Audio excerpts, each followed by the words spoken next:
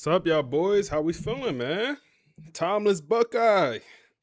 What's up, bro? Jay, D. Lou, L. What's up, man? How y'all boys feeling, man? On this good Tuesday afternoon. We got unfinished business, man.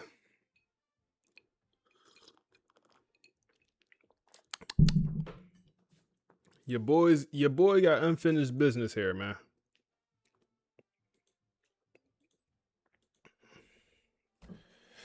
Oh man, how y'all doing? How y'all doing?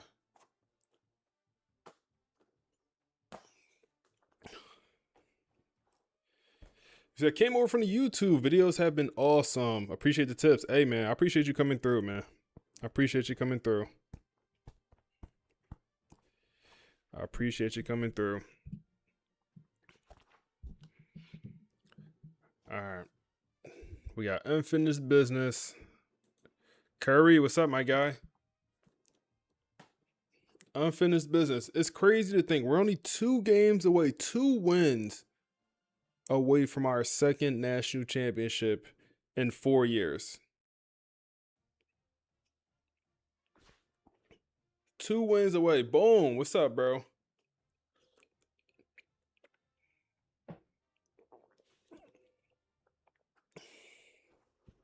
So what's up, bro? Can you show your transfer portal sliders? Yeah, I can show them, but they're default. They're default. I could definitely show them, but I have not changed the transfers settings sliders in this one.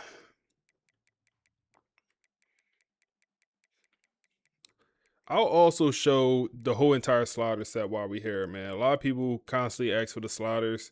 So we haven't made any changes this year at all. I don't think we made any changes to the sliders. XP, default, gameplay. This is where the actual changes have been for the sliders. So the player sliders, I think these are pretty good. The only 2 things I think I would change. I think ball security, I think I would lower it. I feel like we haven't had many fumbles on this season. And obviously, you don't want your team to fumble, but I also want it to be realistic and not having any fumbles or like having 2 fumbles on the whole season. For us, is not realistic. And then also, I feel like the CPU hasn't fumbled against us. So I would lower this. Pass defense, like this one, maybe by 10, but no. And then I will increase interceptions. I feel like we've dropped too many picks. The tackling is pretty bad, but I will leave it the same. If anything, maybe I increase it by 3. For the CPU, I feel like we're in a good spot for the CPU. The only things I would change is I would increase the catching by probably 5. The run blocking being at 100, they need it. And I'll also increase their interceptions by 5 or 10. They drop a little bit too many interceptions, I think. And then it's the rest. Minimum speed threshold on 17.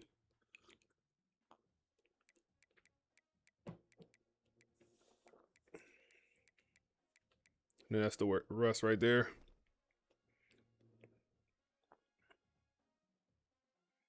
But no, it's not a bad idea to lower the transfer sliders. Like that's not a bad idea at all. Sometimes the portal be so aggressive. Hey, YouTube, where y'all at, man? Nobody comment on the YouTube stream yet. Where y'all boys at? Y'all good on YouTube over there? Y'all boys good on the YouTube, man?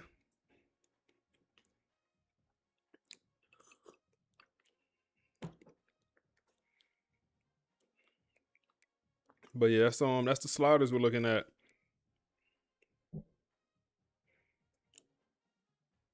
There we go. Not much, man. We good, man. We good. I just want to make sure y'all boys good on the YouTube. You said you've been using Sim Gaming Network sliders. How they been working? How I heard someone told me to give them sliders a try. I have not yet. How they working? They any good?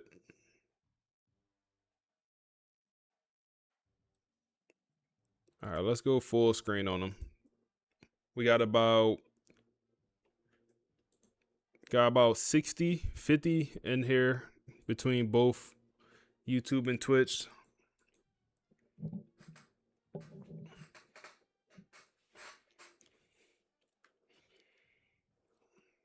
All right, start the YouTube recording up.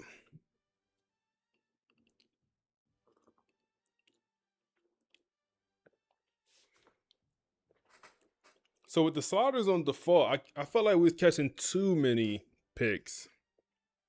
So all's well in the world, young brother. Hey, I appreciate that, man. I hope you're doing good, bro. I hope you're doing good. Man, they going crazy outside. So if y'all hear some commotion, like y'all hear that? I don't know if y'all can hear that, man. We improved the mic setup, so hopefully y'all can't hear that or it's not loud. But Mardi Gras lit. we got a little something to sip on. Nothing crazy. A little homemade margarita. Nothing crazy. All right.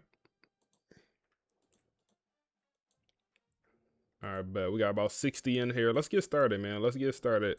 Everyone drop a like on the YouTube stream as y'all get in here.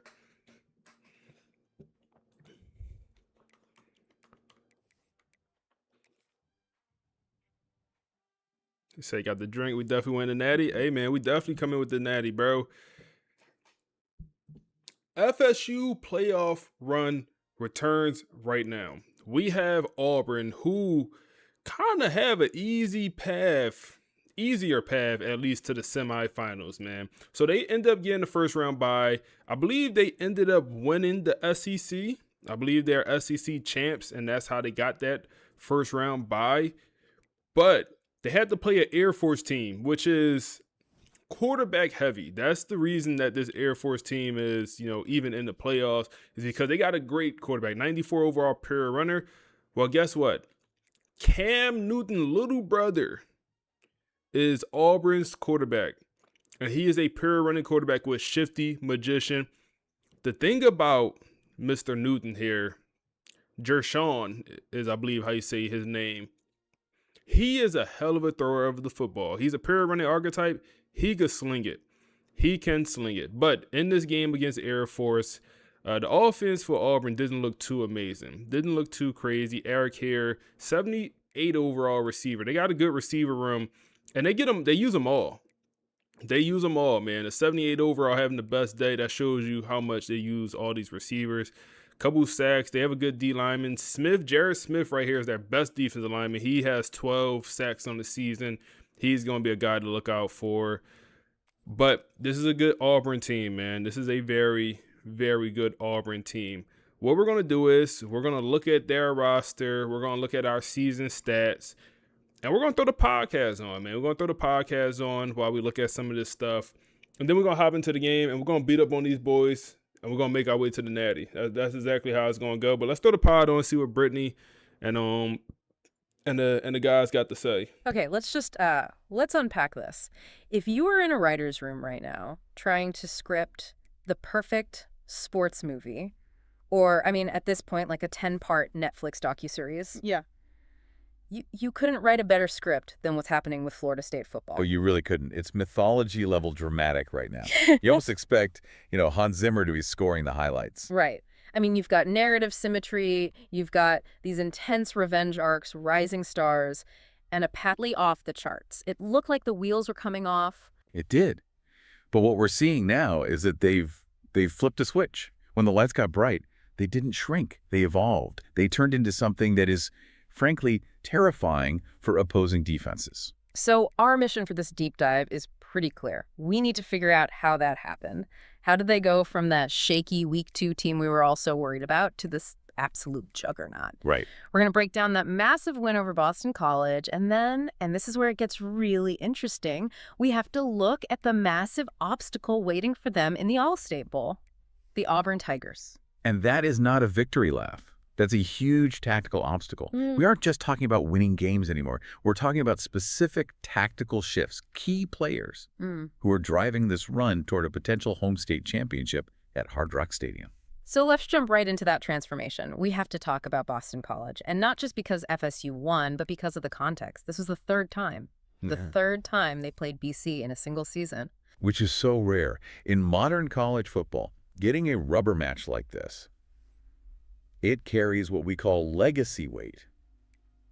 It's not just another game, it's a statement. But hold on, why does playing a team a third time change the dynamic so much? Is it really just about familiarity? It's deeper than that. Think about the psychology of it.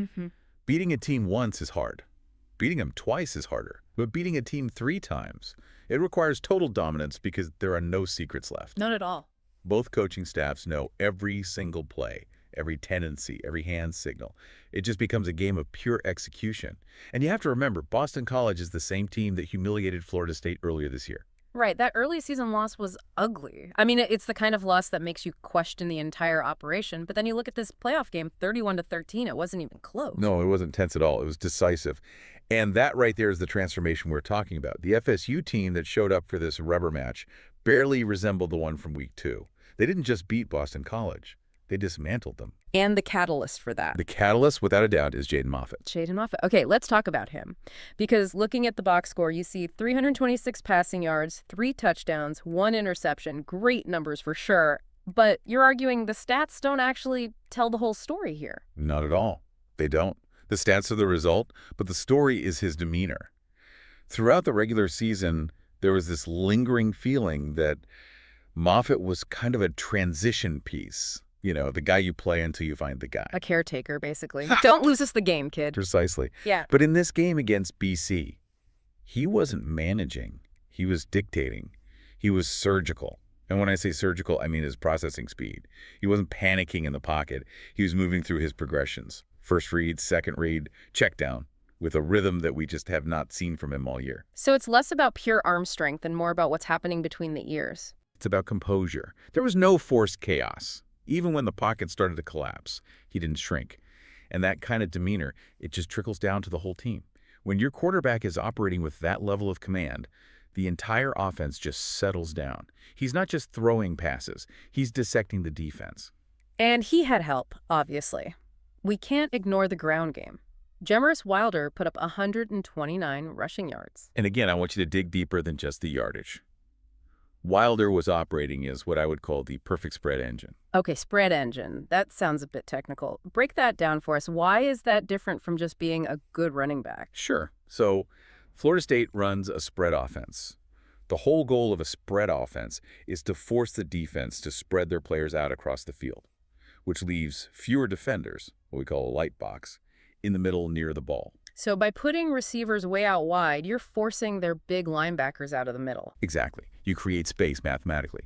Wilder's role as the engine is to punish the defense when they do that.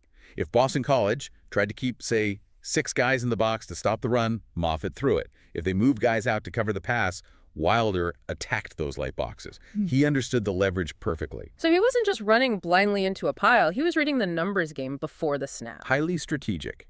It was all about efficiency and clock management. When FSU needed to burn clock, he delivered. When they needed to keep the defense honest, he made them pay. That balance is exactly what wins postseason games. You just can't be one-dimensional. Speaking of dimensions, let's move to what I think is the most fun part of this FSU team right now. The weapons. It feels like they've created an unsolvable equation for defenses. It's the classic pick-your-poison dilemma, and it is an absolute nightmare for defensive coordinators. We're talking about TB12 Ty Burden and Maka Nakamura. In this game against Boston College, both of them went over 100 yards receiving. Both of them in the same game. That is the stat that matters. When you have 2 receivers eclipsing triple digits, you have effectively broken the defense's ability to tilt coverage. Tilting coverage? What does that actually look like on the field? Well, usually a defense will say, okay, we're going to double team their best guy and make the other guys beat us. They'll tilt the safety over the top of their star player. Right, take away the ace. Exactly. But here, who is the ace? If you double burden, Nakamura is going to beat you one-on-one. If you focus your attention on Nakamura, then Burden is running free down the sideline. It just creates this incredible spacing advantage. It's like trying to hold back water with a sieve. You plug one hole and it just pours out of another one. That's a great analogy. And that leads us perfectly into the next segment. Yeah. Because they are going to need every single bit of that offensive firepower. Oh, absolutely. Because the level of difficulty is about to skyrocket. We're moving on to the All-State Bowl, and the opponent is the Auburn Tigers. And let's be very, very clear here. This is not some Cinderella story. Auburn is ranked number 3. They've got a 90 overall rating. They're coming off a gritty 34-27 win over Air Force. This is a fully armed SEC threat. And there is one name looming over this entire matchup, a name that carries a whole lot of history in college football, Jer'Shawn Newton. Cam Newton's younger brother. And from everything I've seen, the apple did not fall far from the tree. No, it did not. He plays exactly like that name implies. We're talking about a guy with, 4,326 passing yards, 33 touchdowns, and a 72% completion rate. That's absurd, 72%. That means 3 out of every 4 passes is a completion. But it's not just the arm, is it? It's the legs. It's the dual threat capability. Yeah. And we need to be really specific about why this scares defensive coaches. It's not just that he runs for yards. It's that he is a play extension nightmare. What does that mean for the guys trying to defend him? It means the play is never over when it's supposed to be over. You can play perfect defense for 4 seconds. You cover every receiver. You collapse the pocket. In a normal world, that's a sack or a throwaway. Right. But with Jer'Shawn Newton, he escapes. He breaks contain. Now, your defensive backs who have been sprinting for 4 seconds have to keep covering. And that's impossible. No one can cover forever. Eventually, someone gets open. Exactly. He doesn't just operate the offense, he destabilizes defenses. Destabilizes. That's a strong word. It's the only word that fits. Think about FSU's defense. What do they thrive on? Discipline, pressure, pocket collapse. They want structure. They want the quarterback to be a statue. Jer'Shawn Newton erases structure. He creates chaos. So this is really a clash of philosophies. FSU's disciplined, surgical approach versus Newton's pure, unadulterated chaos. That is the core tension of this game. The danger for Florida State is massive here. If containment breaks, explosive plays happen instantly. If the blitz misses, and Newton is very good at making blitzes miss, it's a disaster. And it's not like he's doing it alone either. Auburn has what the sources are calling an elite WR room. Speed everywhere. They're built to capitalize on that chaos. When Newton breaks containment and extends the play, those receivers turn into vertical threats immediately. If a defensive back loses focus for half a second, the ball is going over their head for a touchdown. So knowing that, let's look at the matchup board. How does this actually play out on the field? Let's start in the trenches. The key chess piece here is Jared Smith. He's Auburn's edge rusher, and he has 12 sacks on the season. He is a pure disruption force. So it's FSU's protection versus Jared Smith. That's the game within the game. We just praised Moffitt for being so surgical against Boston College. Well, why was he surgical? He was clean? He was clean. He had time to set his feet. If Moffitt stays clean in this game, FSU has a very, very good chance to win. But if Jared Smith generates pressure, if he gets in Moffitt's face, the game tilts heavily toward Auburn. But FSU has to have an advantage somewhere, right? Where do they smell blood? The Auburn secondary. That is the target. Okay, break that down. Why is that the weak point? Remember that quartet we talked about? Moffitt, Burden, Nakamura, and Wilder. You have them operating in space against a defensive back group that has shown a lot of vulnerability this season. They struggle tackling in space. That is nightmare fuel for Auburn. If FSU's offensive line can just hold up against Jared Smith long enough, those receivers are going to feast. So it's a race. Can the rush get there before the receivers get open? That's it, exactly. It's strength versus strength in the trenches and weakness versus strength on the perimeter. I want to look at what Vegas thinks about this, because sometimes the money tells the story better than we can. Yeah, the betting landscape is fascinating here. It's incredibly tight. I see FSU as favored, but barely. It's -2.5. And that mega 2.5 is a very specific number. In betting terms, a field goal is worth 3 points. When a line is less than 3, it tells you Vegas basically thinks these teams are equal on a neutral field. The Vegas 2.5 just gives a slight edge to FSU, probably because of their momentum. And the money line, FSU 140, Auburn +120. So FSU is the favorite, but not by much. What really jumps out to me, though, is the over-under. It's set at 59.5. That feels high. It is high. And crucially, the lean, where the public money is going, is toward the over. That tells you everything you need to know about the expected game script. They are expecting a shootout. Right. You have Newton's explosive potential on one side and FSU's spacing advantage on the other. No one expects a 10-7 defensive struggle here. And looking at the prop signals, they're backing that up. The over-under for Jer'Shawn Newton's total yards is 348.5. That's a massive number. It's huge. It implies he's going to account for nearly 350 yards of offense by himself. Yeah. But look at Moffitt's 287.5 passing yards. and Nakamura is sitting at 96.5 receiving yards. So the bookies are essentially guaranteeing a 100-yard game for Nakamura. Right. They are betting on offense. The narrative isn't which defense makes a stop, it's which offense blinks first. So what does this all mean for the bigger picture? We're focused on this bowl game, but there's obviously more at stake. There is. If we zoom out, the winner of this game advances to face either Pitt or Alabama. But the ultimate prize, the thing that I think is really driving this resurrection narrative for Florida State, is where the road ends. Hard Rock Stadium. Hard Rock Stadium, Yeah. a home state championship. That psychological edge has to be massive. The idea of playing for a national title in your own backyard. It's the ultimate motivator. It adds this layer of destiny to the whole thing. But, and this is a big but, you have to get through Auburn first. You can't look ahead to Miami while Jershon Newton is standing in front of you. It really is the perfect postseason storyline, isn't it? I mean, Florida State solved the Boston College puzzle. They proved they could handle the team that embarrassed them. They fixed their internal issues. But now they have to face Cam Newton's heir. It's a completely different kind of test. The Boston College test was mental. Can we get over the hurdle? The Auburn test is physical and structural. It's structure versus explosion. Can the surgical precision of FSU's resurrected offense contain the destabilizing chaos of a Newton-led team? That is the question. We know FSU has the discipline. We know they have the weapons. But do they have the answer for a player who doesn't seem to follow the normal rules of physics? And that's why we watch, Oh. right? Because on paper, FSU has the edge in the secondary. The math favors them. But on the field, Newton can erase the math in one single play. I love it. Structure versus explosion. That's the tagline for this game. It absolutely is. And honestly, with the way Moffitt is playing and the way that FSU defense has tightened up, Yeah. they are better equipped to handle chaos now than they were at any other point in the season. If this was week 2, Auburn blows them out. No question. But now Yeah. we have a real fight on our hands. It's going to be premium drama, a home state championship waiting on the other side, if they can survive the chaos. It'll be a fun one. I can't wait to see if the spread engine can outpace the chaos agent. All right, that's all we've got for this deep dive. The stage is set. FSU versus Auburn, the resurrection versus the legacy. We'll be watching. Thanks for listening. Hey, man. This is a good Auburn team. Some things to note. So, like I said, they use all their receivers. They use all of them, you know. The 83 overall down here, he's, you know, damn near got the most yardage for him. I think he do. Yeah, he's leading in yardage for him. But even the 79 overall senior got 306 touchdowns. They use all these receivers, which is super interesting. The quarterback, he is super dynamic. I mean, the speed for a pure runner, then also magician, shifty, and then the throw power and the accuracy is legit. We're talking about a guy with 4,300 yards and 33 touchdowns. I mean, and then tight end, they use him as well. No touchdowns, but he can catch the ball. Then our left tackle, 99 overall with the boost. This man gave up 13 sacks in 14 games. What did Will Campbell say?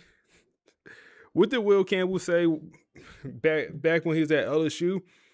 He said, if you give a sack a game, you going to work at Amazon. Ain't nothing wrong with that, though. But you give a sack a game, you going to work at Amazon. Buddy is at 99 overall. He gave up a sack a game. Food, 6'8", 274 pounds, a pure squish. Man, squishy. Those attributes look amazing. The strength is low, but a sack a game is diabolical. I ain't gonna lie, man. I'm not gonna lie. And then you got the right guard who gave up no sacks.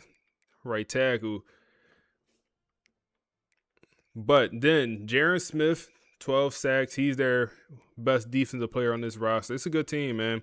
Secondary is the weak point, man. Secondary is definitely the weak point. Hey, man, I appreciate y'all boys. Lance, you said, how do you get the prompts for this? This is fire. I appreciate you. So the prompts, I give the information to chat, and then chat comes out with the prompt. 55 issues. Love a consistent channel. Hey, man, we post every day. Every day. Sometimes twice a day. We here every day, man. But I appreciate y'all boys. We're not in the Natty game yet, man. Win this game, we go to the Natty. Let's work.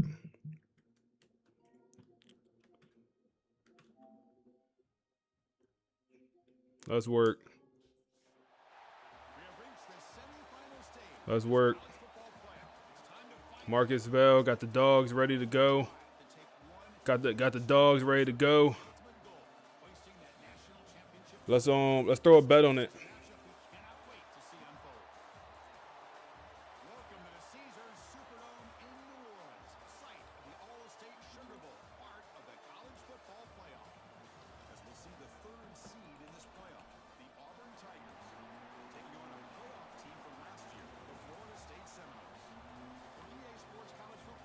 Come on.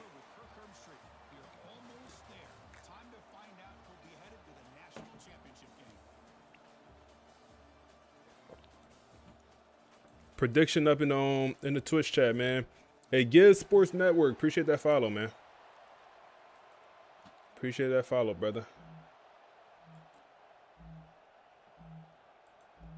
How y'all feeling? How y'all feeling? Y'all throwing that cheese up today? How y'all feeling, man? We'll start with the ball here.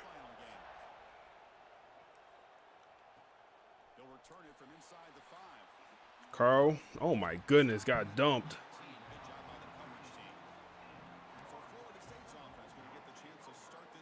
So you watched the first episode of Online Dynasty? Hey man, watch the we dropped one earlier today. Another one will come out not today, it'll come out Thursday.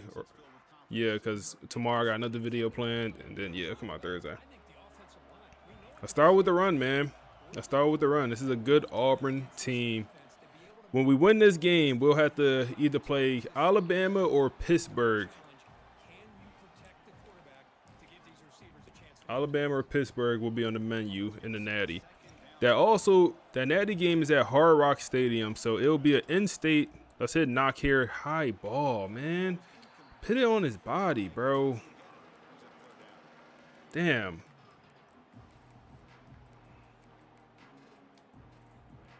But yeah, that game will be in Florida, Miami. So it won't be a home game for us, but it'll be a chance to play in-state. Nakamura's wide open. We put it on him that time. He's going to be down to the 46-yard line. There we go. There we go. Yeah, Pitt always good in the sim. One thing, like, who hasn't been good in the sim that usually is Duke. I don't know if their coach left, and maybe that's why they haven't been doing what they usually do, but Duke has not been too good. Go past here. Nakamura once again wide open. Oh my goodness. Throw the spin move. Wow, that's a good open field tackle, which he looked like it was a D lineman. Okay, them boys on that.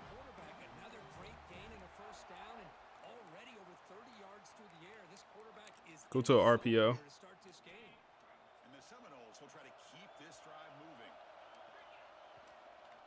Get it to Sylvester, man. The 6'5" freshman. He consistently don't show me enough, bro. Like, he consistently do not show me enough. I hope he takes a major jump during this offseason here, man. Make it 3rd and 2. He needs to take a major jump because we're counting on him to be a guy next year. We're counting on him. We're relying on him to be a guy.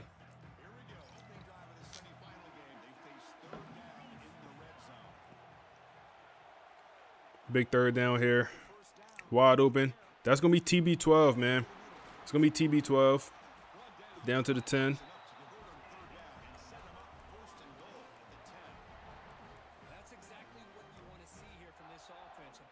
Ooh, we got to run with Ezekiel Ladd. We got to run with Ezekiel Ladd. He picks up 4. Running back room next year is going to be a big question mark, man. I have no idea who's going to be RB1 next year. Not sure if I want to go with the portal. I think I don't. Oh, my goodness. That's going to be a wide open touchdown for the backup tight end. We don't say his name much at all. He caught very few passes his career here at FSU. But, I mean, we'll take it. We'll take it, man. We'll be up 7 here. That was easy work, man. Walked him like a dog.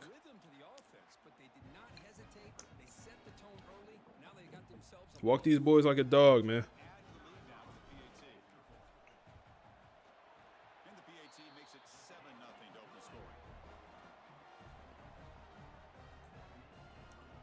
We We got the stream popping midday on a Wednesday. Y'all boys supposed to be at work. Let's work, man.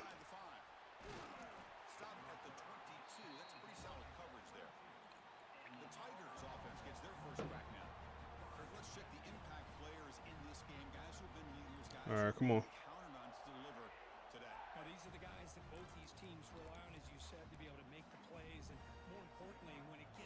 Wellington pick 6 coming. We just upgraded them before this game, man. We just upgraded his awareness and play recognition. Oh, man. Run up the middle, bussing. Big time run. 20 yards for LaShawn. And they going to run to hurry up.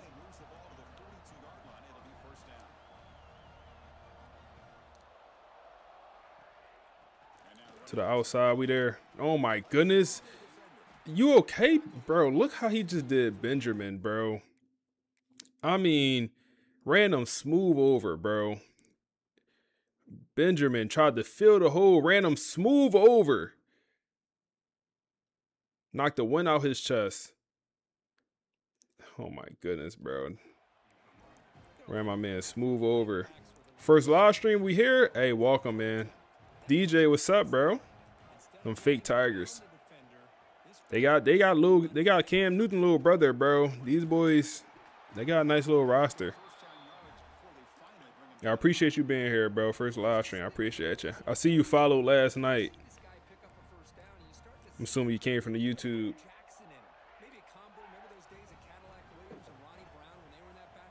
No, he flattened my boy. There we go. There we go. Get him in the backfield. Burt Cleveland. So I kind of looked at my linebacker core a little bit closer because after last performance, definitely wasn't happy. We ended up benching Keyshawn. He's back in the game. He's starting today. But we ended up benching him. So I decided to look closer at my linebacker core. That's good coverage. Oh my goodness. It's an overthrow. And that's going to be Quincy with the dropped interception there, bro. Wow. But yeah, I looked at my linebacker core. Keyshawn, I started middle linebacker. He has no hit power. So like we can never hit stick with him. Pressure! Emmett Garrison takes down, what's his name? Jershawn Newton. Come on, Emmett. That's his 17th sack of the year, man. Wow. Wow, I got to go to the replay. I don't have a choice. I don't have a choice. I live in this replay center because crazy stuff happened, and we got to highlight it, man. We got to highlight it. Nobody else in the nation is doing this, bro. One-on-one, you can't pit on one-on-one. Is that Khalil Mack, bro? Nah, that's different. Nah, that's different. I ain't gonna lie, that's different, bro. That's why he the best D lineman in the nation. Let's see the full speed, bro. Let's see the full speed. Move! Come here. Different. Different. That's different. We'll get it back. That's different.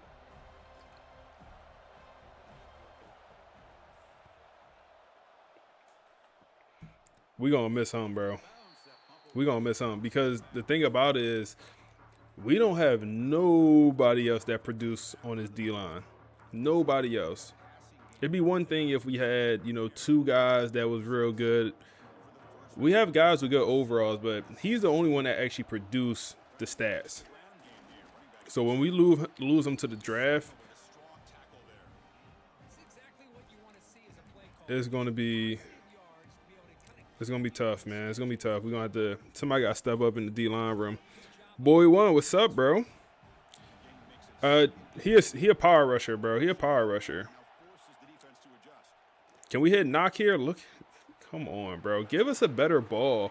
They had a D tackle guarding my man one-on-one, bro. They had a D tackle. Why do the CPU constantly do this? Look at this shit, bro. Like, come on, bro. He shouldn't even be that close. And then it's a high ball incompletion.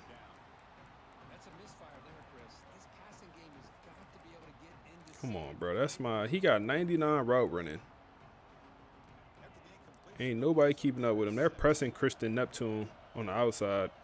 They're pressing Christian Neptune. They're pressing Christian Neptune. They're pressing my dog. And we hit him over the top. Easy money. 14 skunk here at the All-State Bowl. 14 skunk early. You can't press him, man. You can't press him. One thing I said, their defensive back core was weak. From corner all the way to the strong safeties, weak across the board. Across the board. They had one corner with speed, and he's going to be on the right side. So when Christian Neptune getting pressed on the left side, come on. That's bad coaching. We're going to win this game.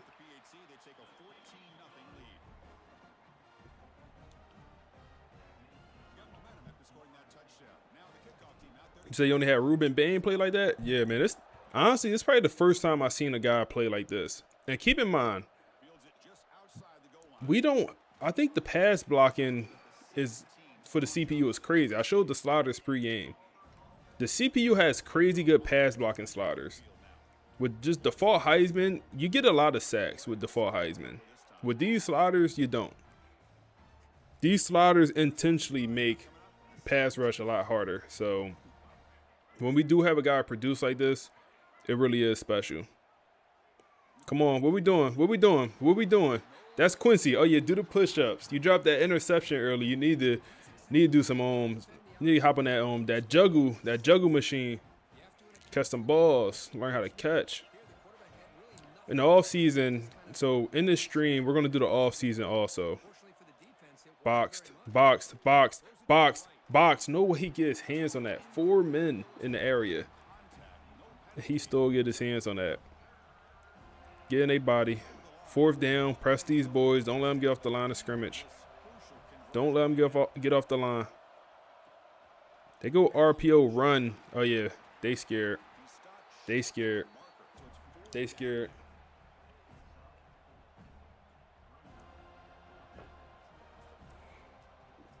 Yeah, the whole team is special, man.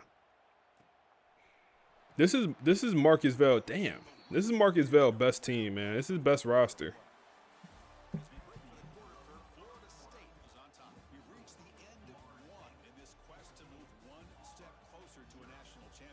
This is best roster by a good margin. Damn, 150 passing yards to their 0.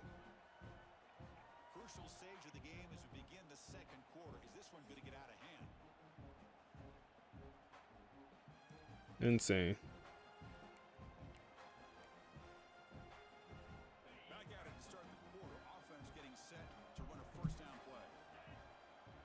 We're running with Zeke Lab, man. Zeke.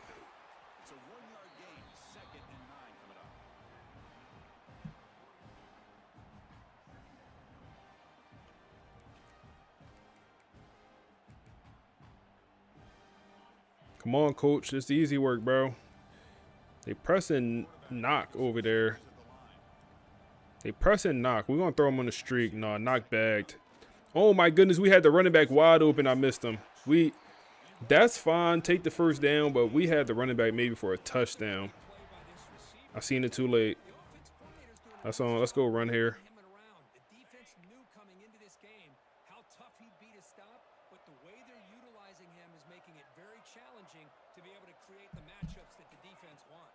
Wilder.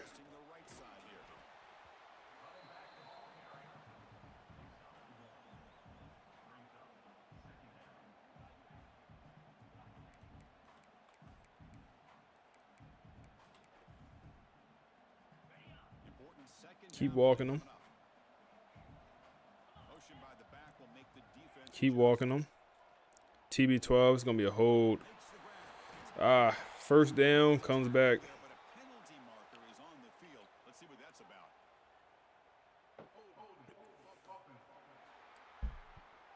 Said, what if Marcus Vale win the Natty, his second Natty, when schools like LSU, Bama, Ohio State start calling? It's a good question, man. We gonna have to deal with that when we get there, but I want, we'll definitely deal with that when we get there, but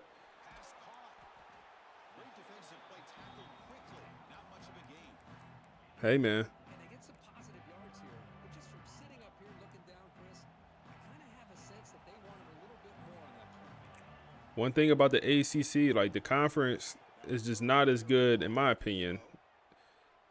Oh, my goodness. Throw it away, throw it away, throw it away, throw it away. We'll punt it, we'll punt it, we'll punt it. Like I said, the thing about the ACC is like,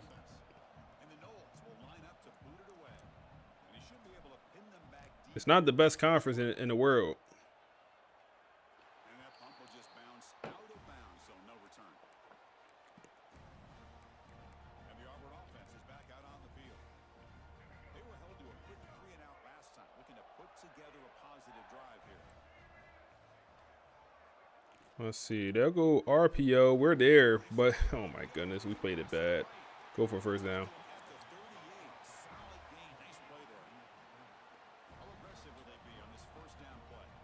Yeah, no, the ACC do, like in dynasties, they do because they have. Oh my goodness, bro! Chill out, Cam. That's not Cam. Chill out, Newton. Chill out, bro. Just broke my man's nose. But yeah, they do have a lot of teams with good playbooks and sim pretty well. They go check down.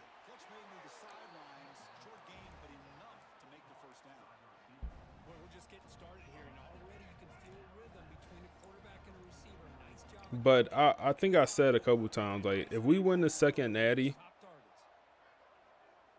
I think that makes sense to damn, bro, they moving this ball on this. Damn, come on, y'all. We win the second Natty. I feel like then I'll feel comfortable moving to something else. I feel like I did what I had to do with FSU, if that makes sense. Come on, man. Get some pressure, y'all. Get some pressure. But at the end of the day, it's up to y'all.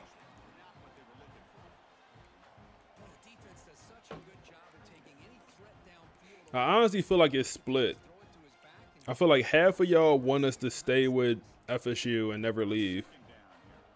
I feel like half of y'all will want to see us take another job if it made sense. He's going to run it here. That's a bad decision. You had a couple things open. But that's what you get with these pure running quarterbacks, man. They oftentimes want to take off. 3rd and 11 here. They're in field goal range. They'll go pass, of course. Pressure on the quarterback. He has to throw it away. That's going to be Danny in the backfield, forcing the throw away.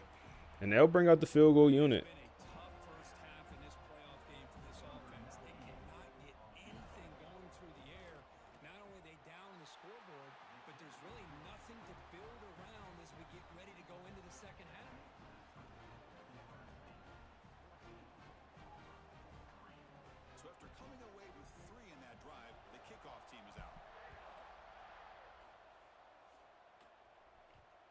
Kickoff will bounce right through the end zone for a touchback. Let me see. Did y'all boys bet on the game? Okay. Some people bet on the game. Okay. Let me see. Who put that cheese up? Thomas Buckeye 13,000. D. Lou 12,000. Bone with 10,000. Pass it here. Wilder. Yep. First down.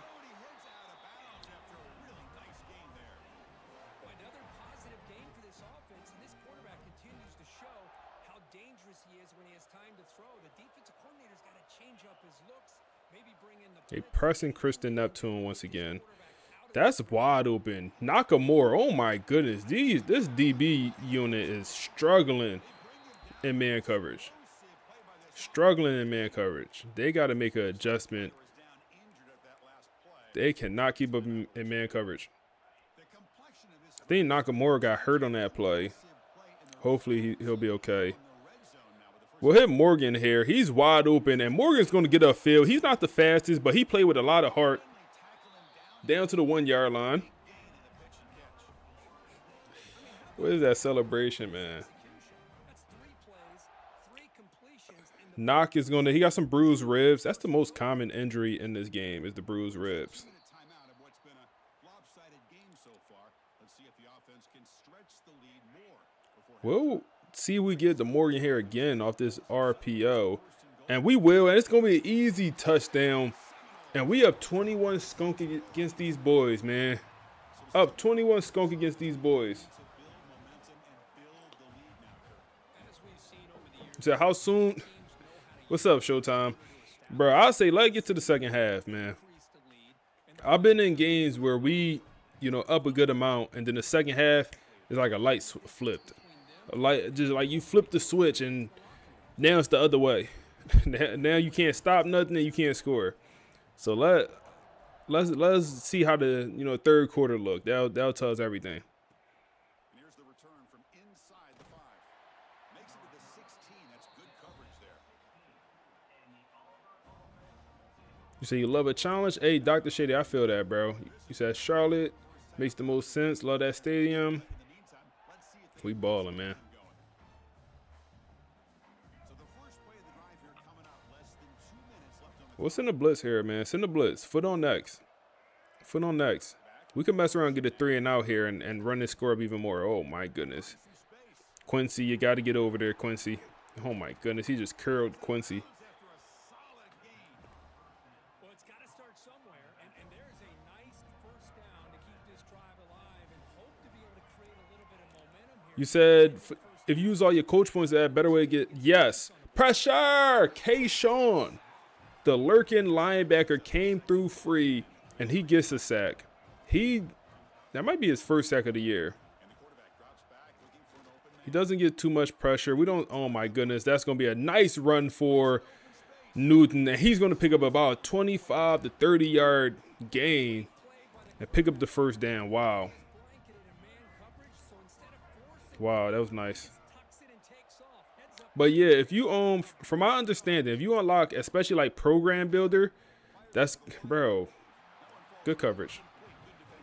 If you unlock program builder and CEO, I believe you're more likely to get good job offers, especially like top jobs, because those schools are looking for, guys with the program builders and CEO. So in this dynasty, when we do win the second national championship, we'll go ahead and unlock CEO. I think we'll end up getting better job offers. And then also, I believe as your coach level up, you also end up getting better offers. So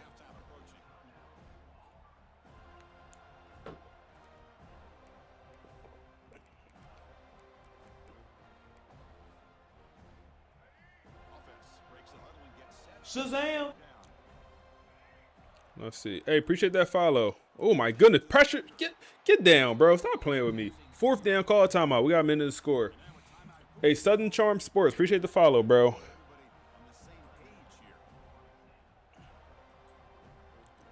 Let's keep working, man. Let's keep working. Let's keep working.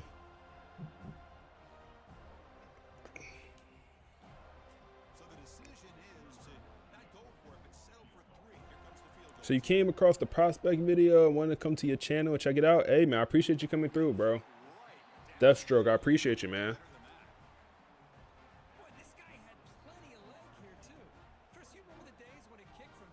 So you always unlock program builder, CEO at the same time. So yeah, we could unlock both right now. Or excuse me, we could unlock program builder, but we haven't just yet. All right, let's see. Can we score here, man? Can we score? Did they miss the field goal? Did they miss the extra point? I totally missed that if they missed the extra point.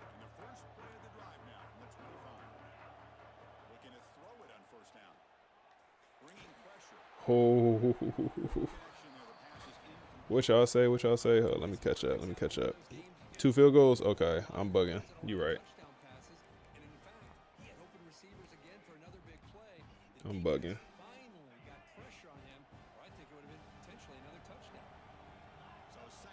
You said went to the Canes. Damn. What can we do here? What can we do here? Can we dot this? Go get it. You got to go get it. You got to go get it, Morgan. I don't know what that D-back is doing, but the D-backs is trash. Back on that ball. 275 for Jaden Moffitt. Back on that ball, man. Back on that ball. These DBs struggling today, bro. They're struggling. We got to take advantage of it, man. And this is how it should be. When you looked at this roster, the one area where I said, hey, I don't know if they got enough talent. Yo, bro. Oh, my goodness, bro.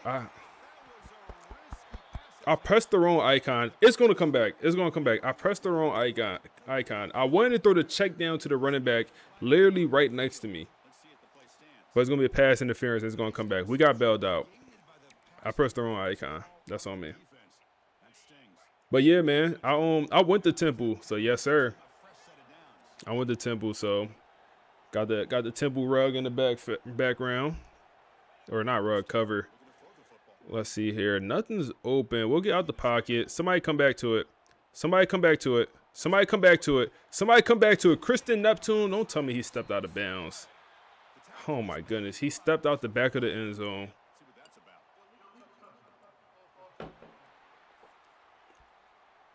Illegal touching. So it looks like the penalty will be accepted by the head coach and the offense will pick up Okay. some yardage there. We're in field goal range, but I don't want that. I don't want that, man. Bills are in the red zone. I don't want that. Let's see. We'll put Neptune in motion here. Quarterback looking to throw it on second down. And we'll hit. Who is that? That's going to be Sylvester. We'll use a timeout. It's going to be Sylvester. And a quick timeout call by the offense after the play. We got probably one more play here. They're pressing Sylvester. Do we give Sylvester a chance to prove himself? Quarterback checks the Bro. defensive look, makes some adjustments. Do we give him a chance here to prove himself? They're going to throw for it on third and Oh my goodness. Instant pressure. They send the all-out blitz. We'll just take our points here. I was going to throw it up to Sylvester. defense will quickly spend a timeout here after the play. So with only a few seconds left in the half, Bring out Wade in the senior year.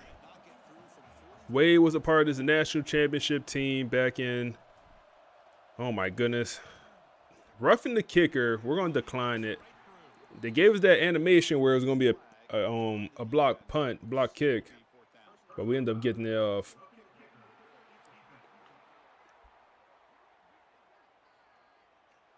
That's going to be halftime, man. That's a great half.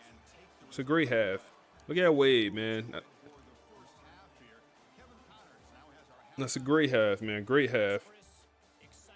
Present. What's up, my guy? How you? How you feeling, man? Kristen Neptune, 95 yards, a touchdown. Balling.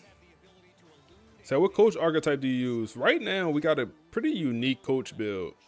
He has summoned tactician. We started off with tactician for this coach. That's what the AI told us to do. So we started off in tactician. We got it for the defense. I think also maybe the quarterback. Maybe the quarterback. Then we went the motivator route. We went the motivator route. We got the tier 3 motivator for a couple positions. And then we went the recruiter route. And I just went the tier 1 ability for recruiter. That's all I got. So we could scout faster. And then that's kind of where, and then we also went the talent developer route most recently. Once we got 2 guys drafted in the first round, we was able to go down that route. And next is CEO. So once we win this Natty, we're going to get CEO going. Oh my goodness, Danny. Danny is going to be a first round draft pick, man. He's not going to be on this roster much longer. He's not. Bro, we got so many guys that's going to get drafted. Look at Jaden in the game over here at right end. The true freshman. That's a dot. Go for the big hit. He don't got no hit power, but he laid the boom there. He got like 71 hit power. But that was a good hit. They're going to run a hurry up. I wonder. It is a run. It is a run. And, oh my goodness, just pick him up and dump him, Danny. Just pick him up and dump him. Just pick him up and dump him, man. Set the tone for the rest of this game.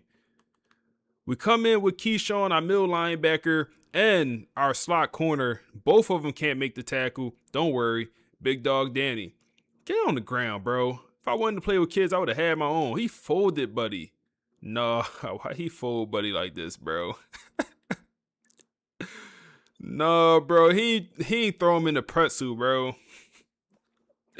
No, he ain't put Buddy in the pretzel, bro. Throwing right into a pretzel.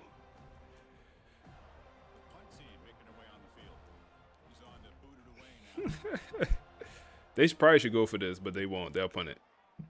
Yeah, it's the first game of the day, bro. First game of the day. No fair catch, looking to return this punt. And the returner brought down by the coverage team. And the Florida State offense heads back onto the field. You said Sac State gonna be your rebuild for 27? I don't know, man. Be honest with you, I'm thinking about Temple. Now, I know I did Temple last year. I'm thinking about going back to Temple, bro. That's kind of where I'm at with it right now. Wow, that's speaking of getting dumped. They get their lick back.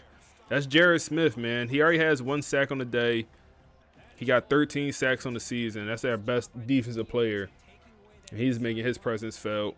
Using their speed as the back tried to bounce out to the outside. There's just no room to run. Christian Neptune, they don't got speed to keep up with Buddy. They don't got speed to keep up with Christian. And it's going to be sad to see Christian go. He's the only receiver on this roster with like actually elite speed. So when he graduates after this year, it's gonna be pretty sad to see him go, bro. We're not gonna have no speed in the receiver room. Damn, they on the running game. They front seven is pretty good, so it makes sense. They on the running game, but they passing defense is garbage. Guess what? We'll keep passing it then, man. We'll keep passing it. TB12. TB12. Easy money, TB. Easy money. We'll keep passing it then. They on that running game. What playbook we using? So we hired last offseason. We fired our offensive coordinator and we brought in Auburn's offense coordinator. Oh, wow. I completely missed that part of the storyline, man. That's on me. Wilder is going to be hurt once again. He has been struggling to stay healthy this second half of the year, man. Struggling to stay healthy. But I missed a whole portion of the storyline. Last offseason, we fired our offensive coordinator, and we ended up stealing Auburn's OC. So we actually use Auburn playbook. Spread book here is what we use. That's open. Nakamura, wide open. Down to the 12. Bruised ribs, man. That everyone just ribs just so soft. Everyone ribs. So what's your first purchase in CEO? Yeah, the recruiting points run. The one where you could wow, that is good catch. Good catch. That was some type of pass interference or something. But yeah, I'm gonna get the one where like every 10 hours, like I forget how they word it, but every 10 hours, like hold more weight in recruiting. I'm gonna get that one. Nakamura. That ball was so high, bro. I mean, what we doing?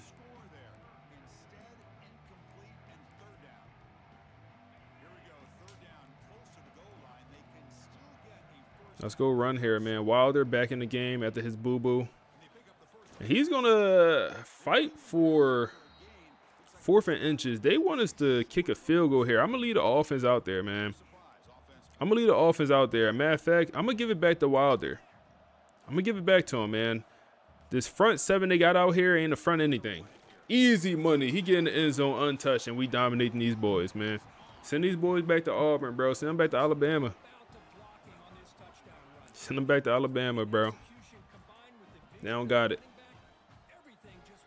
They don't got it, man. Revenge game for the OC. Facts.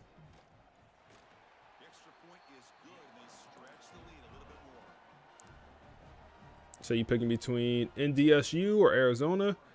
Yeah. I said I think I want to right now, if you ask me, I would take Temple.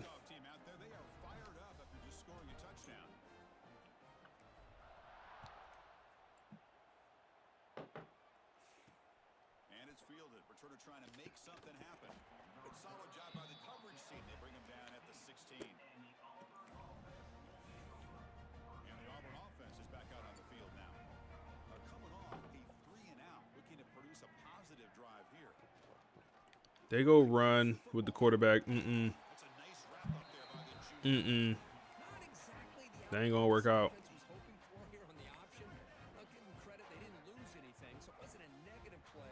So Auburn, bro, they barely beat Air Force. They barely beat Air Force. I understand Air Force got, bro. He just collapsed my man's. Yo, who is 8-7? He just made 2 people fall on this on my team. 2 people he made fall.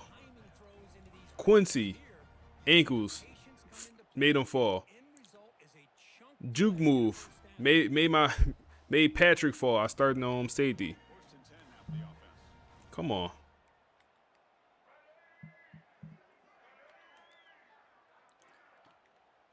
Play action. Good. Burt Cleveland, man. Burt Cleveland. I think he has the highest hit power on this roster at 88. So Burt is like a true thumping linebacker.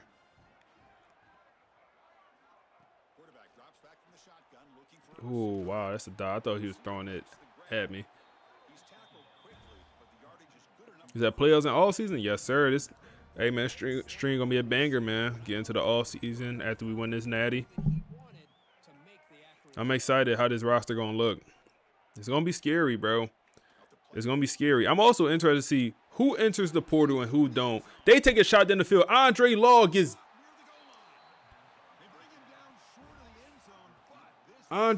gets banged on. Bro, what was that throwing motion, bro? That looked like how I would throw the football right now. Yo, is that, I don't know. To me, that looked like, that don't look like a real quarterback throwing motion. That's how I would throw the ball right now if you ask me to throw it as far as I can. It was a dot, though. It was a dot. And he stayed in the pocket, just deliver a dot. Andre Law, he got to work on his speed in this offseason, man. Got to work on the speed, out of position, down to the 1-yard line. Said the Russell Wilson moonball. Yeah, no, that was crazy. They're going to go tush push here. Cam Newton, little brother here at quarterback, man. Cam Newton always was good at, jumping over the pile at this goal line. And they don't give it to Cam, or not Cam. Newton is his name. They don't give it to him. I think that was the wrong decision. Tackle for loss.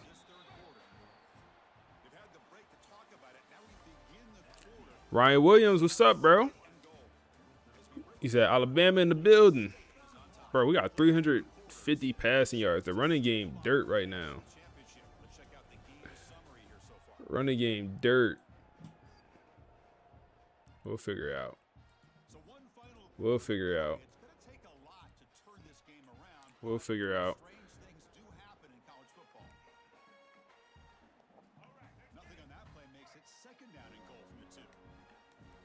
Do they go back to the run? They do. We there. That's both our linebackers, Burt Cleveland and Keyshawn. Both of them. You're not getting through both of them, bro. No way, no how. I feel like they should run it with the quarterback a little bit more than what they've been doing. Might be a run here also. From the 3-yard line, they do go past. It's bagged. He's going to take off. And I went for the hit stick, and we missed. We missed, man. We missed. I'm assuming it won't go for 2. It'll be 31-13 here.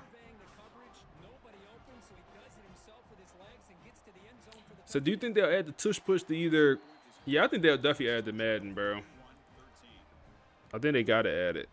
It didn't get banned. Like, I think they got to add it. It makes sense.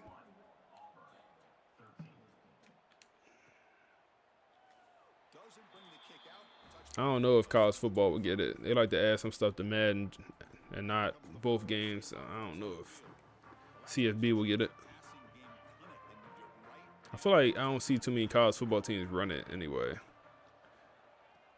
Morgan. I can't wait till Morgan gets some more speed in the offseason. Morgan, I want Morgan to take a huge jump this offseason. I think that's going to be one of the only guys like I actually position change to change his archetype. I don't want to do that to too many guys. Damn. I don't want to do that to too many guys that change their archetype, but Morgan, it makes sense. Because his overall, I think his overall should be way higher than what they say he is. So, I think he's stuck in the wrong archetype, if that makes sense. TB. Down, make it 3rd and 1.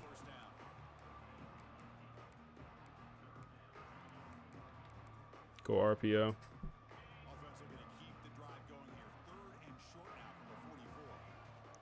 We'll get TB here again, and he's gonna work. Pick another 1st down.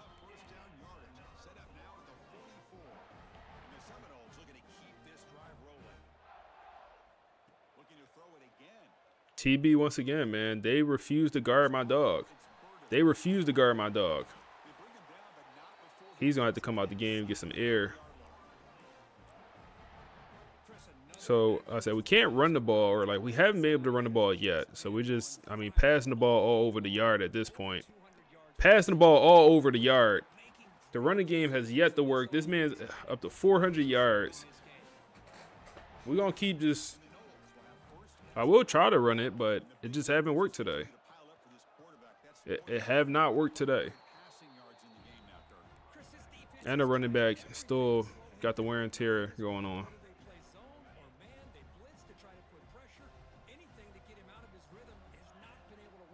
Let's see here. Get off that, man. Pick up 1. Okay.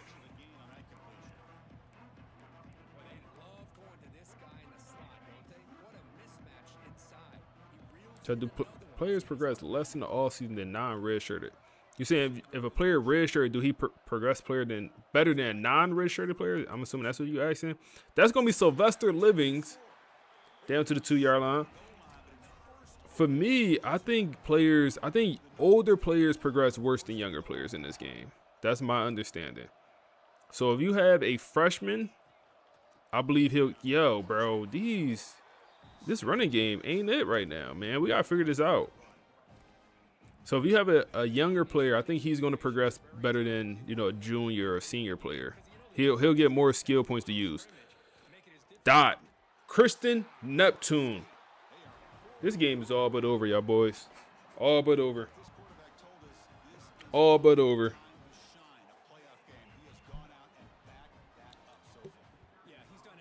That's my understanding. I have not done the testing on the red shirt progression versus non-red shirt. I have not done that testing.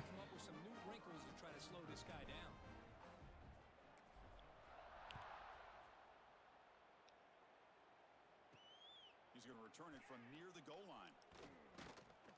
Tackled at the 22. Good job by the. So that start warming up the bus. I think we need to get the backups in the game, y'all boys.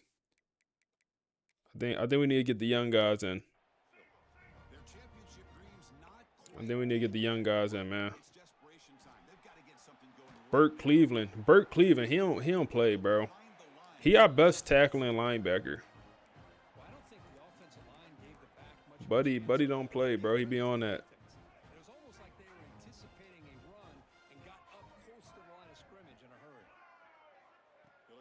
Got the young guys in the game.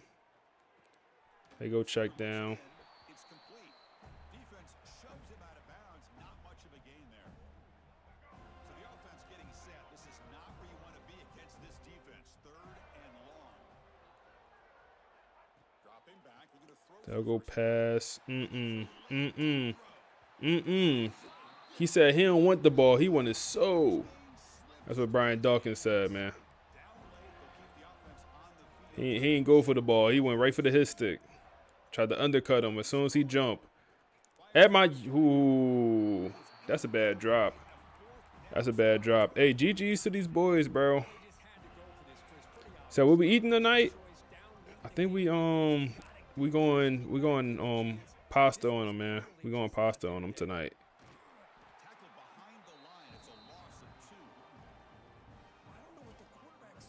Going pasta on him tonight, man. Got the backup quarterback in the game. Running back, and it's a tackle for a loss.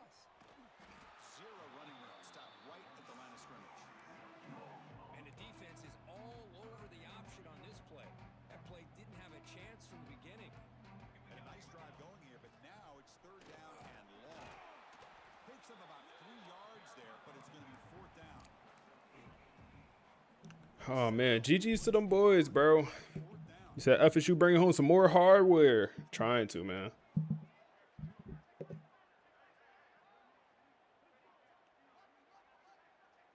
You said, what you know about players earn money experience coins during the season? You need one more coin for a running back to unlock Shifty. From my understanding, like if you reach like a goal, an in-season goal or in-game goal, you get extra XP. So like for the players, I don't think you could see it. But I think you could see in Road to Glory. And I think that translates right over to Dynasty. For example, each coach, they have an in-game goal. Bro, why is the backup quarterback out there acting like he QB1? So, for example, a goal could be for a quarterback, throw for 300 yards. And then if you throw for that, you get extra XP. Or throw for 3 touchdowns, you get extra XP with that. So I think it'd be like in-game goals, season goals, and you get extra XP from doing that. That's the way I believe it works.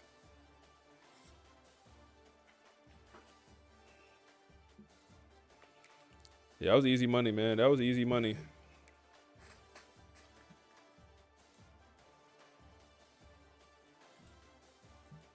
Oh, our listeners got something to share. Let's hear it. So in this playoff game versus Auburn, we completely dominate these boys. We win 38-13. Quarterback Jaden Moffitt goes for 426 yards, 81 completion percentage with 4 touchdowns. Our running game was absolutely non-existent, but wide receiver Christian.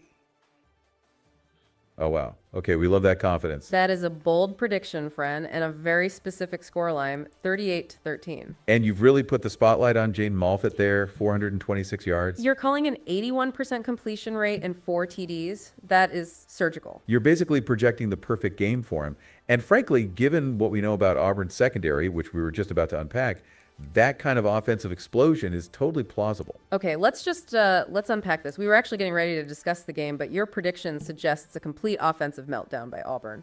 Right, if Malfit throws for 426, that tells me 2 things happen. 1, their offensive line held up against Jared Smith. And 2, Auburn's secondary, the known weakness, just got completely exposed by Burden and Nakamura. Exactly. You're saying the picture poison scenario we mentioned earlier was completely unsolvable for Auburn. And you mentioned the running game was non-existent. That's interesting. It implies that Jershawn Newton, the dual threat QB, was completely shut down. No scrambles, no play extensions. Which means FSU's disciplined defense absolutely won the clash of philosophies, structure over chaos. If that score holds, it's not just a win, it's a declaration. It means FSU has reached peak form. It also means the betting line we were about to discuss, FSU negative 2.5 and the OU 59.5, was way off. Oh, massively off. At 38-13. They had us at what, 2.5 point favorites? So what's your backup quarterback overall? I think like a 78. And we pulled number 5 Alabama in the national championship, man. Number 5 Alabama. Wow.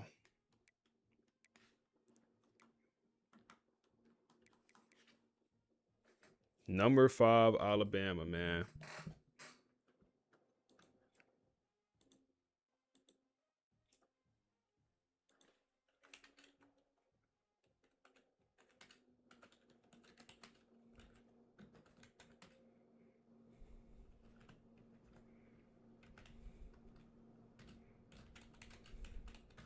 Wow. They played a close game also.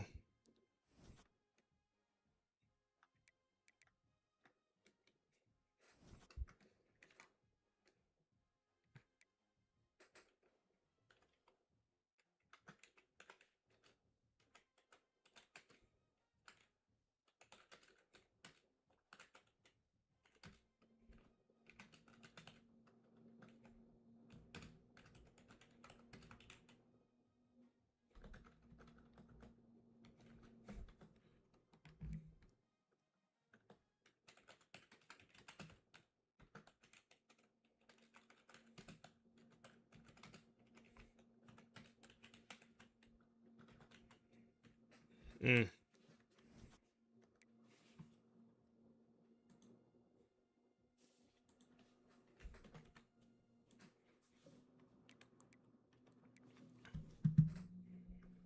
Mm.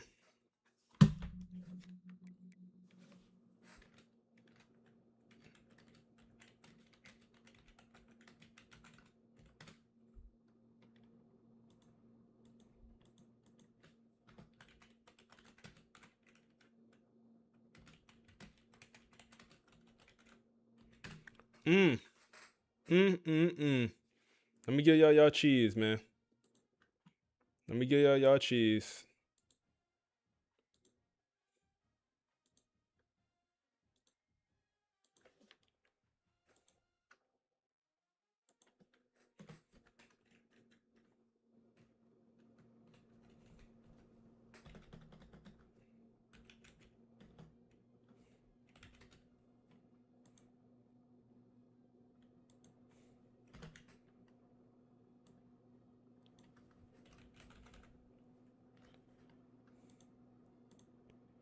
Mm.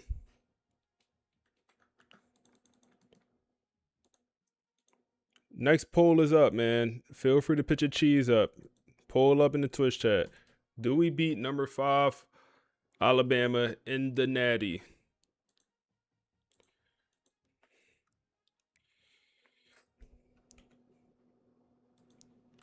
Let's see. How did Alabama do?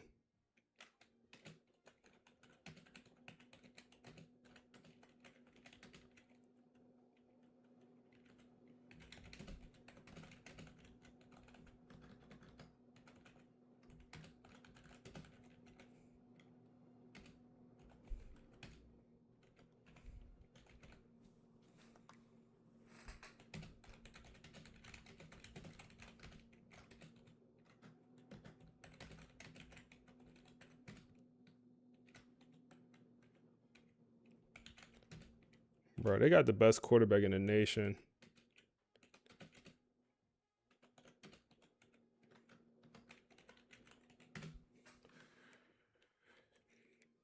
They won with the running game, though.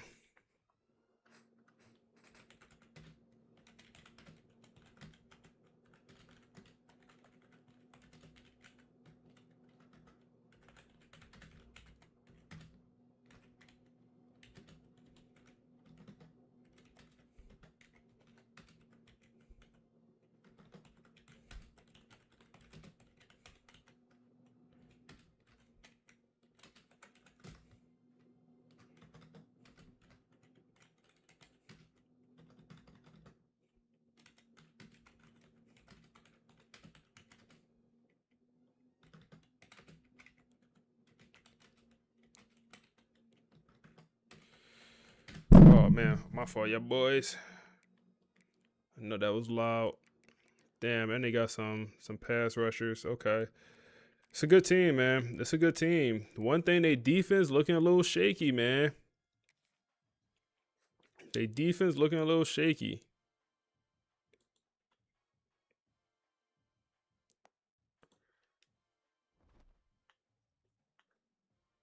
Oh my goodness, y'all bet a lot of cheese. Hold up, let's get the YouTube chat involved, man.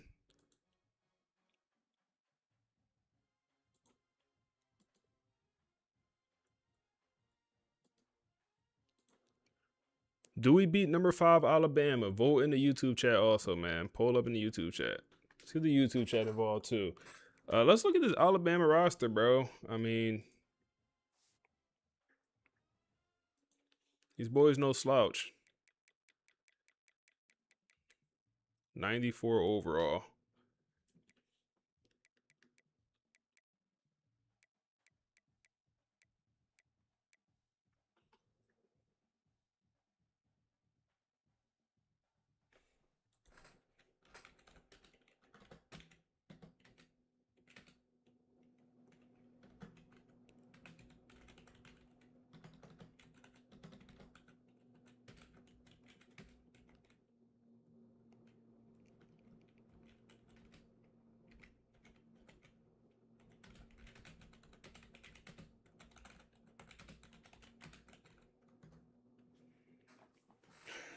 Oh, man. Oh, man. Oh, man. Everyone's saying yes, yes, yes. So, their quarterback, I mean,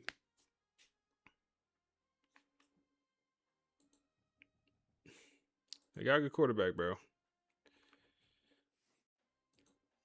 Dual threat guy here. The accuracy, the deep accuracy, the only issue.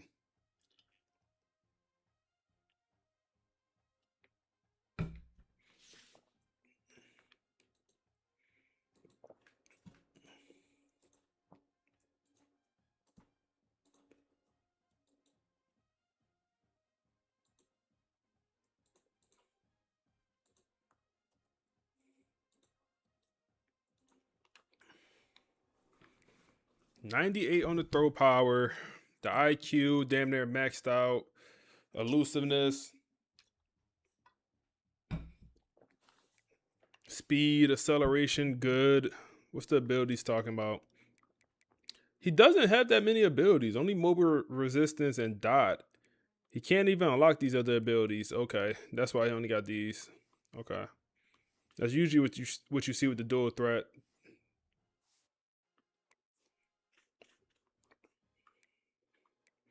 Running back room, man. This is the maybe the guy to be on alert. The running back situation, like the quarterback.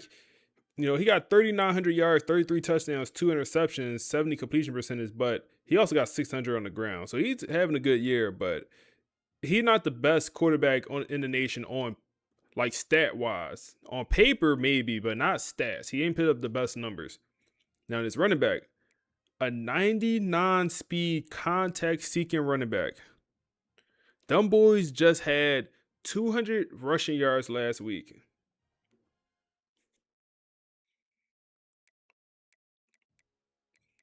.95 carrying, break tackle, truck, stiff arm, and he's from Florida. How we missed this guy, man? How we missed this guy? Did he transfer here or he always been here? 4-star kid. First year starting. Sometimes you miss on some recruits, man. Damn. I am damn. That's a bad miss. He's gonna be. I don't know if he'll get drafted this year. If not, come home, bro. If you want to play one more year, college football, come home. Come home, bro. We got something for you.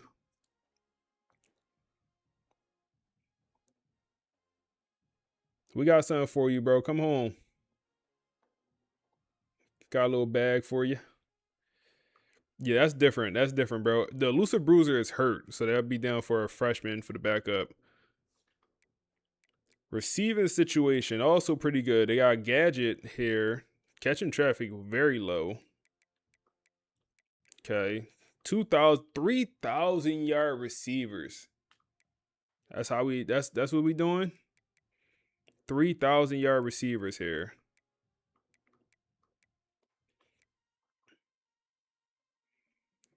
Good tight end with 600 yards. Pure possession guy. Great speed. Good catching. Dog at tight end also. This roster is good.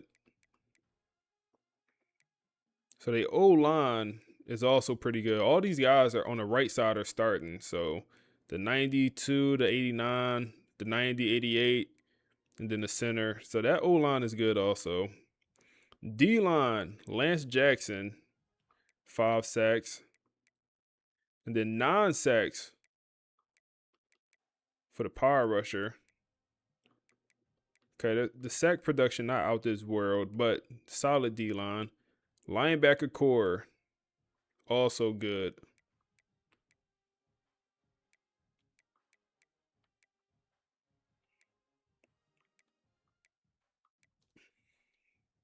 Corner situation, fast.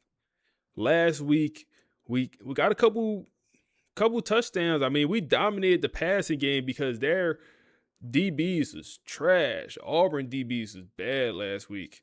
It's a different story this week, man. It's a different story this week. Bump and run, boundary, they do it all. They do it all. fast corners, safety situation, box specialist with some speed on them, and then a hybrid, 4 interceptions for Buddy. Oh my goodness, all the corners got picks, 5, 3, and 4 interceptions for the corners. Oh yeah, the secondary on that. Okay, it's a different week, man. It's a different week.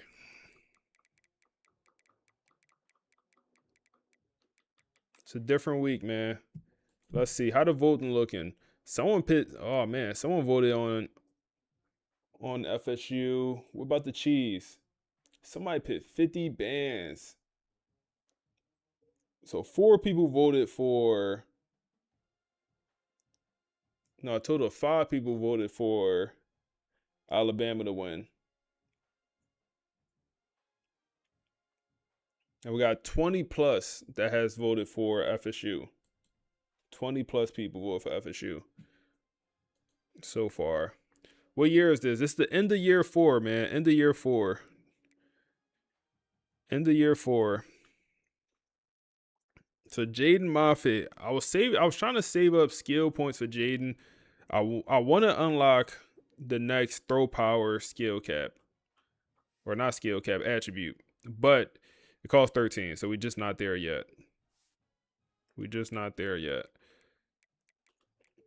Rest of the roster here, man. Damn, he about to be season wear and tear cooking them, bro. Cooking them bad. Season wear and tear baked him. That's why he keep getting hurt, bro. He baked. He got hurt like the last 5 games. He came out with wear and tear injuries. He baked. Morgan needs to take a big jump this offseason. Never seen it that low. Hey man, you didn't see our running back last year, or not last year, the year before last year. When we had a running back, Joe Jackson, transferred over. He literally, that's the year we won the Natty. So he literally could not play his last 2 games because his season wear and tear ran out. He was done. His season wear and tear literally ran out, Joe Jackson, if y'all remember that national championship year. So we had to use our backup running back for the last 2 playoff games. So at least this running back gonna make it to the end. Just one last look at the roster here before we do what we got to do. Danny Sullivan didn't produce like I think he could have, but I mean, best player on roster. Emmett Garrison, actually the best defensive player on roster, like production-wise. Talent-wise is Danny, but attribute-wise, or stat-wise, is Emmett Garrison. Defensive player, best D-lineman in the nation. Burt Cleveland, like I said, he's our best tackling linebacker. He got the hit power and tackle. Not very fast or athletic, but he does have the best tackling. Keyshawn, tackling solid, but the hit power, bad, man. He got wrap up. Also, Cleveland got the hammer, blow up, aftershock. Dom, we moved Dom to a backup. He don't have the best hit power or tackling, but he plays pretty strong. And I don't know if it's because he weigh more, but he plays very strong. Then it's the cornerback situation, man. Dallas Golden, Benjamin Westerman, Andre Laws, our third corner here. He's the one that got snagged on. Can we upgrade him here? Make him a little bit better?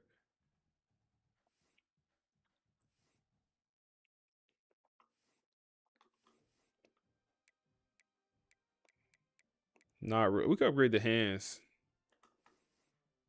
We'll save it for the offseason. Then Patrick, I don't think Patrick will start next year, man. He's maxed out. He got the star development trait, but you look at his attributes, he's done. He's a done bun. He's a done bun. And then this is the safety room, man. Frederick Valentin, the star safety, first team All-American. But let's see what Brittany and the boys from the podcast got to say about this national championship game. Okay, let's just take a second to breathe. Right. Seriously, take a beat. I want everyone to just, look at where we are right now. It's a huge moment. It is, because if you have been tracking this Florida State season, if you've been on this roller coaster, you know we aren't just talking about a team that won a football game. No, this is something else. We have officially entered what I like to call full national title movie territory. It really does feel cinematic, doesn't it? The whole narrative arc, Yeah. it's almost too perfect. Oh, totally. If you wrote this in a script, people would say it's too on the nose. They absolutely would. And I'm looking at the stack of papers we have here on the desk. We got a lot to get through. We do. We've got deep dive, post-game analysis, individual player grading sheets, which are fascinating, by the way, and the fresh lines from Vegas that just dropped. And they all tell one very specific, very intense story. FSU has just come off this insane playoff semifinal against Auburn, and now they are staring down the barrel of what our sources are calling the ultimate final boss, Alabama. Alabama. The Crimson Tide. And that phrasing in the notes, final boss, it doesn't feel like hyperbole this time, does it? No, it feels earned. It feels accurate. It's actually the only way to describe them. Right. We are going to get into the numbers on Alabama later in this deep dive, and honestly, they're staggering. But the mission here isn't just to recap a scoreboard. Anyone can do that on their phone. Exactly. We need to understand how Florida State changed the entire country's perception of them in one night. Yeah. And the big question is that momentum actually enough to stop a quarterback who is, statistically, almost perfect? That is the whole thing right there. So you might be catching up on the headlines. Maybe you just saw the final score against Auburn and thought, wow, good for FSU, they rolled. Yeah, a nice simple win. But we're going to explain why this specific matchup, FSU versus Alabama, is being priced by the odds makers as a true heavyweight fight. This isn't a David versus Goliath story anymore. No, it's King Kong versus Godzilla. Exactly. Let's start with that semifinal against Auburn, because looking at these grading sheets, the language they use is emphatic. This was not just a win. No. The source material is pretty brutal, actually. It says FSU didn't just beat Auburn, they, quote, erased them. Erased. That's a heavy word. It is. That implies they didn't just score more points. They removed Auburn from the field entirely. It is a heavy word, but you have to look at the context. The final score was 38-13. Okay. And sometimes you see a score like that and you think, all right, maybe a couple of late turnovers blew it open. A fake blowout, yeah. Right, or a special teams touchdown skewed the numbers.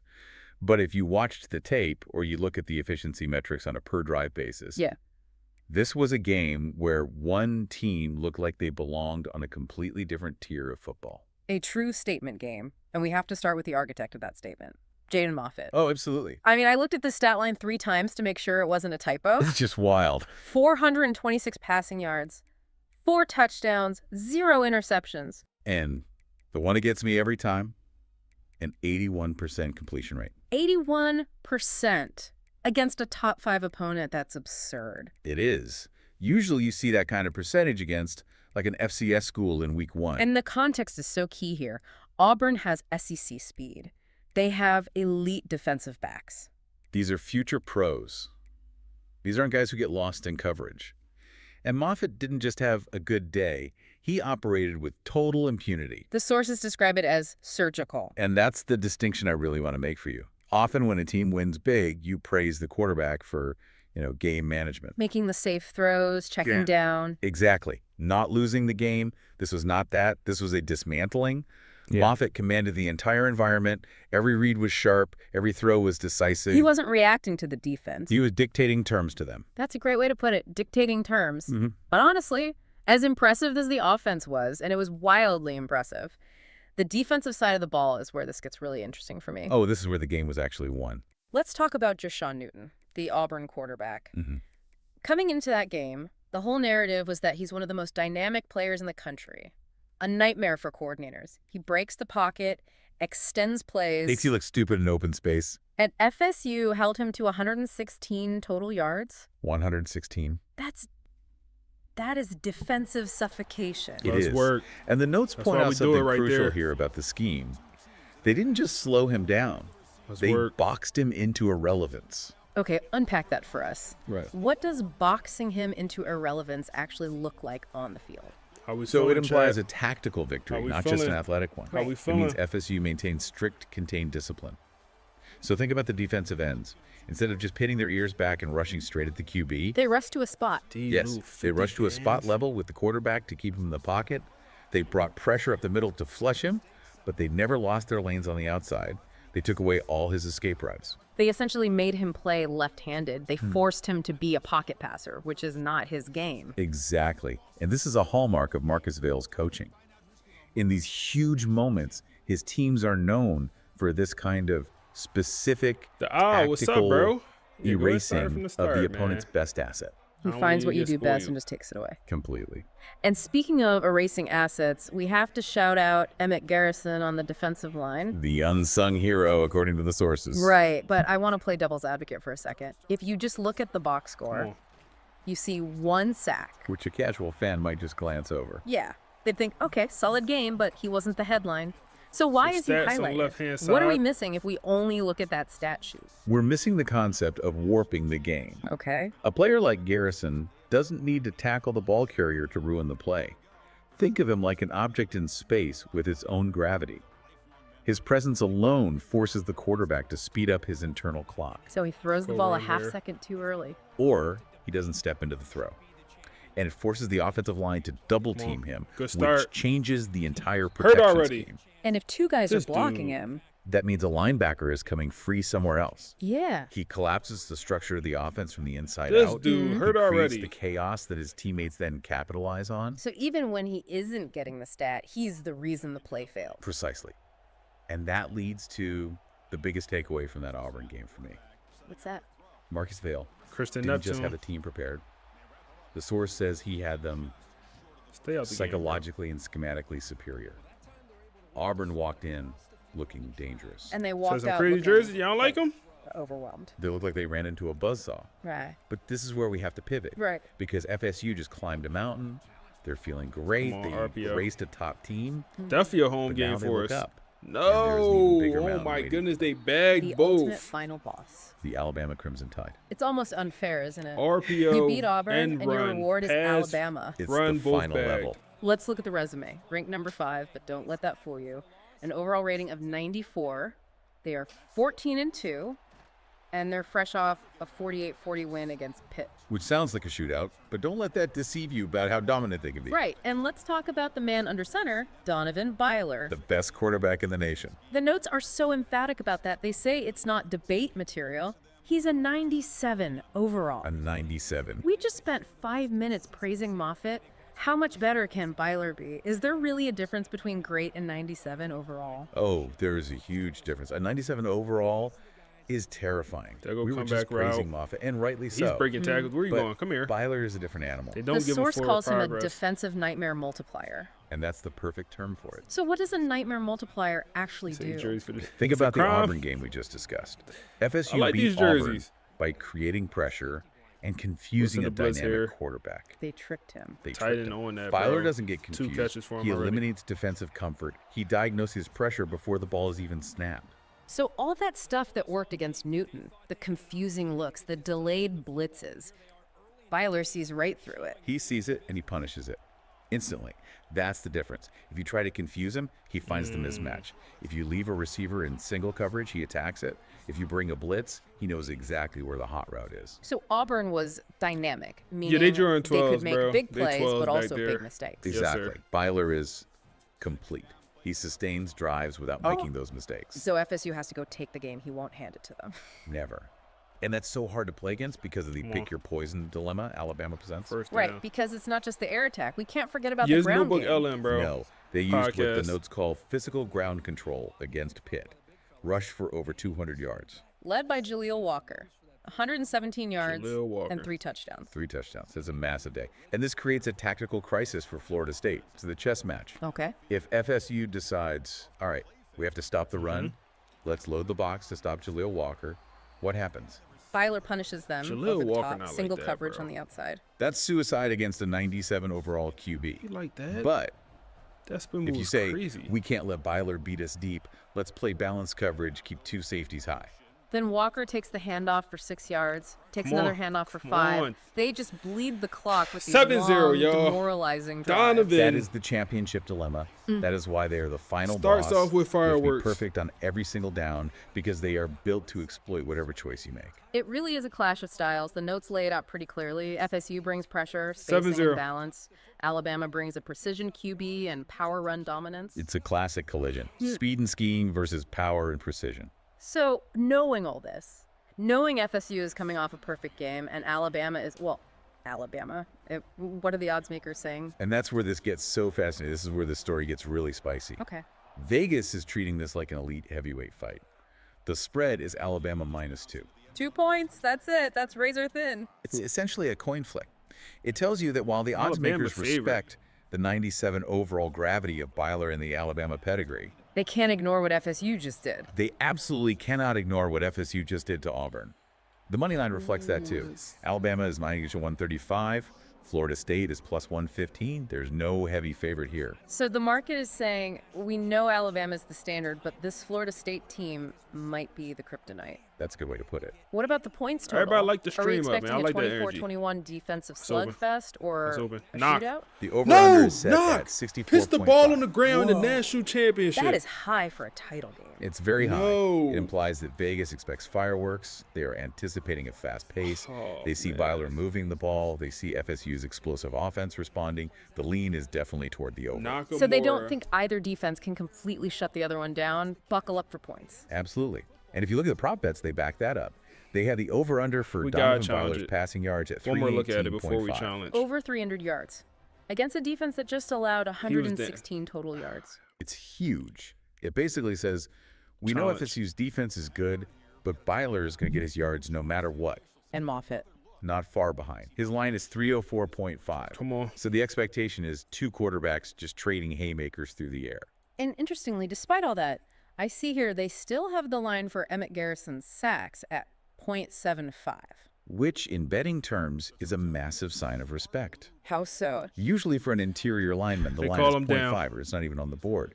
They Setting call it him at down. a Come fractional on. number closer to 1 like that means they think he's going to be a factor, They call even him against down. a QB who gets the ball out that fast. That feels like the X factor to me. If Garrison hits that over. Backup FSU running probably back in the wins. game, It's first very down. correlated, yes. It's just incredible to think about the narrative arc here. FSU kicked the door down against Auburn. They announced their arrival, but now they have to prove it against a team that is built to punish every single mistake. And that's the so what for you, the listener. You are about Come to on. watch a clash Zeke between Ladd. a defense that just played a perfect game and an offense led by a complete quarterback. Something has to give. It has to. You can't have an immovable object and an unstoppable force forever. Keep working. And with the over-under at Keep working. 64.5, it sounds like the giving is goodness. going to happen in the form Oh of my points on the goodness, board. that's on It me. does. And I want to leave everyone with Ah. this thought because it's something the sources hint at. We are calling this perfect final boss material. Right. Just throw it away. But in a Nothing's game there. Throw it projected to away. go over 60 points, Throw it away. the real question might not be who has the better quarterback. We know both are elite. We know Byler's a 97 and Moffitt is playing like a 99. You know the offense is going to show up. The real question is, Plenty of time which in the defense pocket. blinks Forced first? it.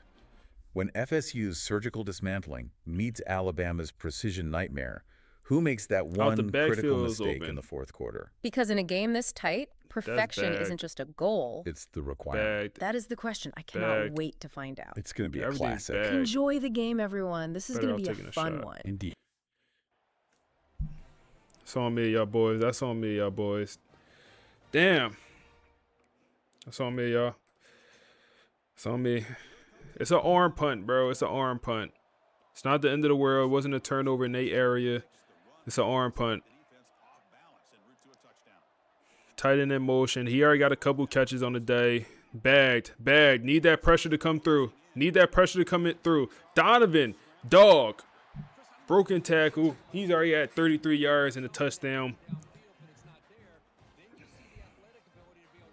Said, no, if you want that podcast right there, you got to use Notebook LM. They go RPO. Come up and make a tackle. That's Frederick Valentin. First team All-American. In the conversation for the Jim Thorpe Award, he comes up to the line of scrimmage and does what a hybrid safety need to do. Send the boys here, man. Get up in their chest. Come press these boys. Get in their chest. They go pass here, send pressure. Come on, D-line. That's going to be Danny Sullivan. Just getting the hands up. Just getting the hands up, man. No. Did he? Yeah, sure. He got the hands up. We'll get it we'll get it back on the punt. Damn, that interception, it don't hurt us too much.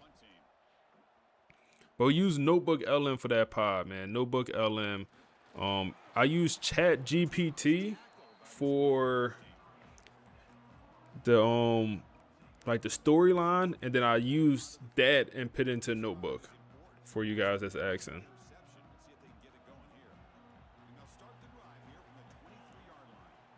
Down to our backup running backs, man. RB1 is going to be out for this game.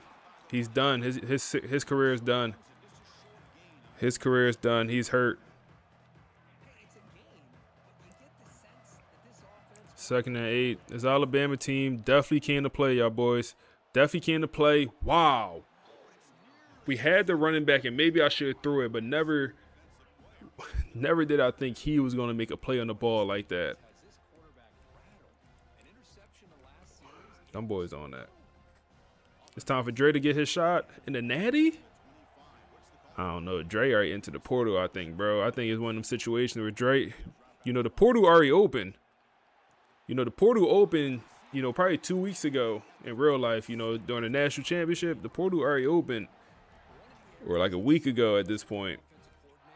If we're going off the real life schedule. It's a big first down right there. We'll stay in the 5, or we'll go to the 5 wide here. We'll hit knock. We'll hit knock. Got a blocker or two. Down to the 8. That's going to be the end of the first quarter, man. It's going to be the end of the first. Offense looking shaky at best, man.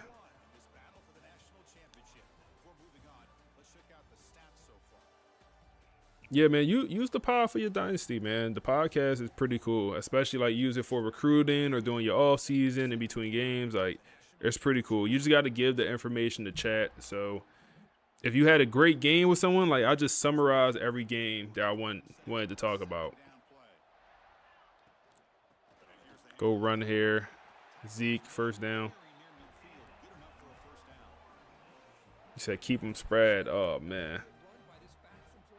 Oh, man, you remember that? Go back to the pass here. Morgan's wide open. Also had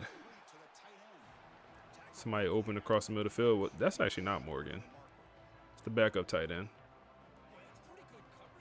You think RB1 gets drafted? I think so, man. If he got anything left in the tank, man.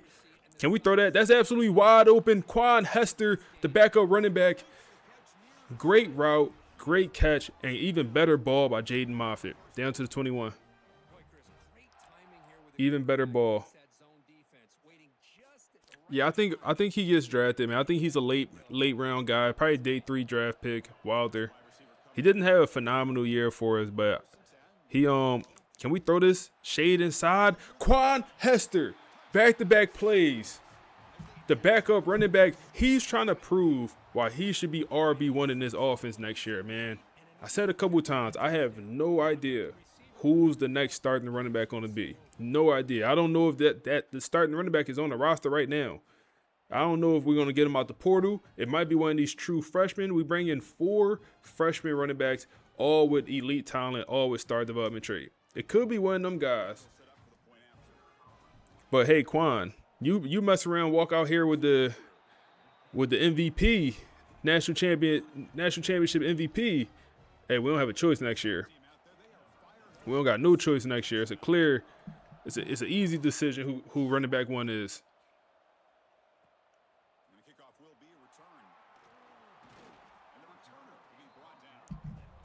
Keep working.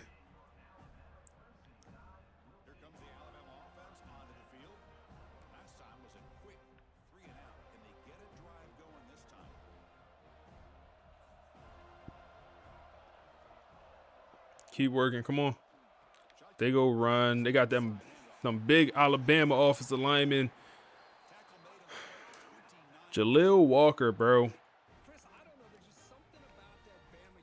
Only his second run attempt. He got a few pass receptions, I believe. They throw RPO. Broken tackle. Get him down. Pick up 7. They go 4 receivers here. We'll go with the blitz. Let's get out of this. Let's get out of this. Go with this. Let's pinch the D line. They will run it with Jaleel, and guess who is Johnny on the spot, aka Emmett Garrison. The best D lineman in the nation, certified first-round draft pick in this upcoming draft. 3rd and 5. We're gonna go cover 2. We're gonna shade underneath. And they will go pass. Bunch of curl routes on the field. They go check down. Oh, my goodness. We had a chance at a pick 6. That's going to be Andre Law, the sophomore corner, with the drop pick. He needs to work on his hands, man. In the offseason, we know what we got to work on, man. We know we got to work on with this secondary. We really focused on, like, their skills when it comes to, like, coverage, man coverage, making some of them faster. But we didn't focus on, like, the abilities for them to catch picks, you know, or even the hands. We know we got to work on the offseason, man, with this secondary.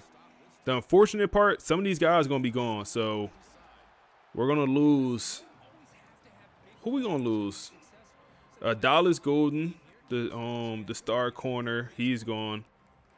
We're also going to lose. We might lose both our starting strong safeties. It's a question mark if they return. They're both true juniors. They've both been playing since their freshman year. And they both could go pro. They're both about 90 overall. So if we lose both of them, that safety room is going to be in trouble. Because Patrick, the starting free safety, I showed y'all before the game, he's not super talented. Like, he's kind of at his full potential. So if we lose both the strong safeties, we're going to be in some trouble. Big 3rd and 6 here. Neptune goes in motion. That's going to be wide open. That's going to be TB12 making a big play on 3rd down when we need it most. That's what you do, TB. That's why we pay you the big bucks. Speaking of turnover, this whole entire receiver room is going to look different next year, man. Going to lose our top 2 receivers. Oh, yeah, that's a good run. That's a good run. That's a good run. Ezekiel Ladd, the contact-seeking running back. He's not very fast, but he plays with a lot of heart. Plays with a lot of heart. That's going to be a nice little first down for him.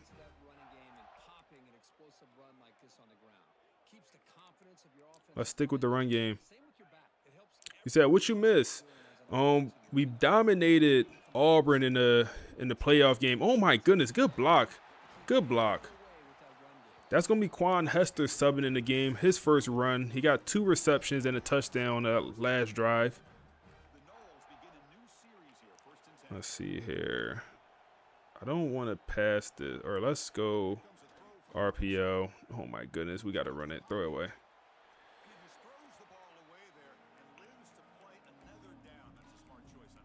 You said Hester got your vote for RB1? Yeah, the way it's looking, it's going to be a combination of Hester and Ezekiel Ladd, man. That's the way it's kind of looking right now.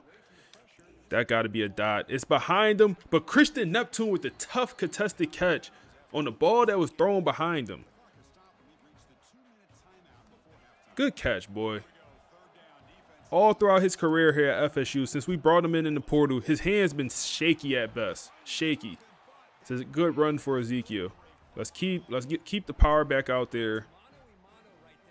Keep the power back out there. And hey, Ezekiel, sometimes guess what? You just gotta, oh my goodness, down to the 1-yard line.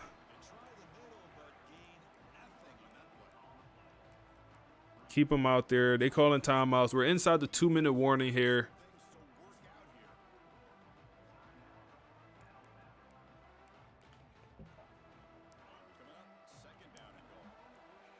You said we had the sub setting at keep fresh. We changed it. Ezekiel down to the 1. We had it at keep fresh. We changed it back to grind it out because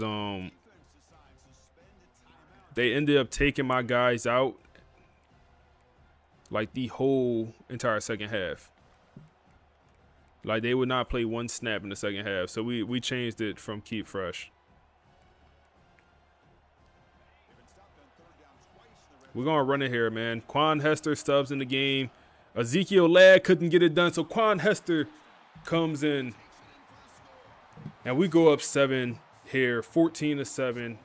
They'll have plenty of time with one timeout to respond back. Championship pressure curve.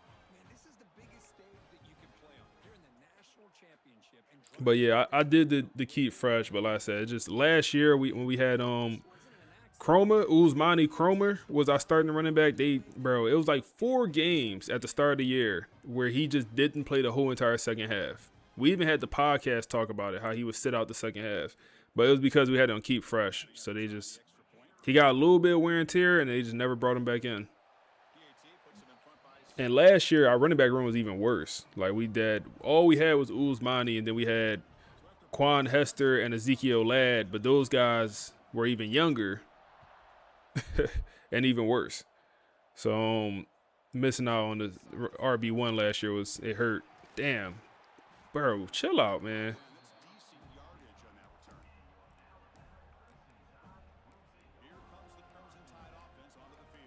So maybe next year I'll change it back. We'll see, because next year we'll really have probably a running back by committee type situation. I wouldn't be surprised if we have 4 running backs carry the ball in one game next year. The way the team looking, that's got to be an open field tackle by Keyshawn, and he's not fast enough. He's not fast enough. offense does a really nice job of timing up this screen pass, using the defense's aggression against them here. You said LSU getting the bag and jet ready for Vale right now. Hey, man, one thing we probably should do a better job of is getting a gauge of how the league looks. We don't, outside of the playoff teams, we don't look at the top 25 enough. We don't look to see what teams is doing good, doing bad. We don't have a pulse of the rest of the league here. The sure hands, it's Matthews. And he'll head out of bounds, but not before picking up enough for a first down. Now, the receiver does all the work here. Man, that is easy living for this quarterback. Really good footwork by the receiver, gets the separation, and at that point, it's just pitch and catch for the quarterback. All right, come on. We're gonna keep trying to blitz these boys, man. Keep sending the boys after them. They go check down. That tight end having a pretty good day so far.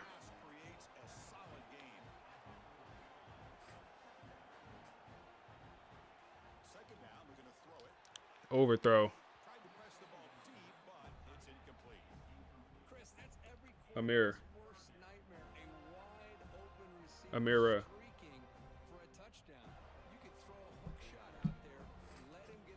All right, let's work. Had to send a voice message to one of my homies. 3rd and 2 here.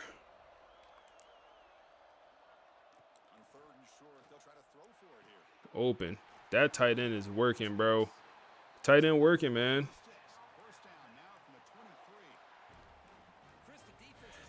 Okay.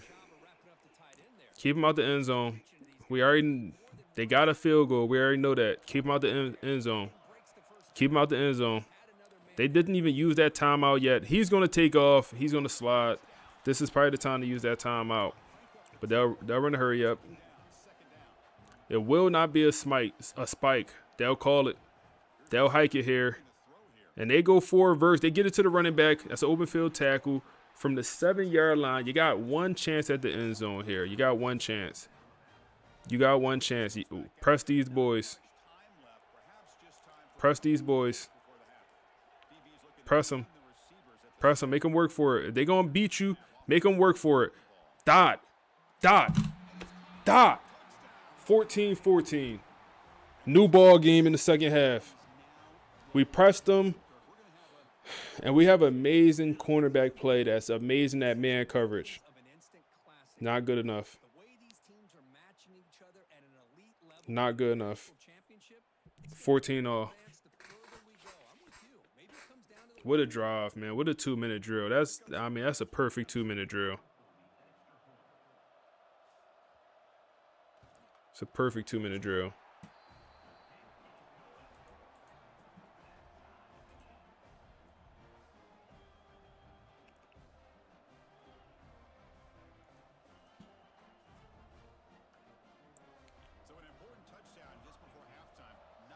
155,000 channel points on the line.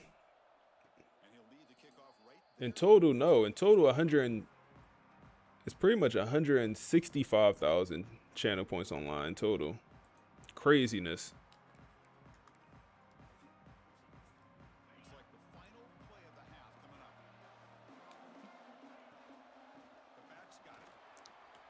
Ezekiel, how we feeling, Ezekiel?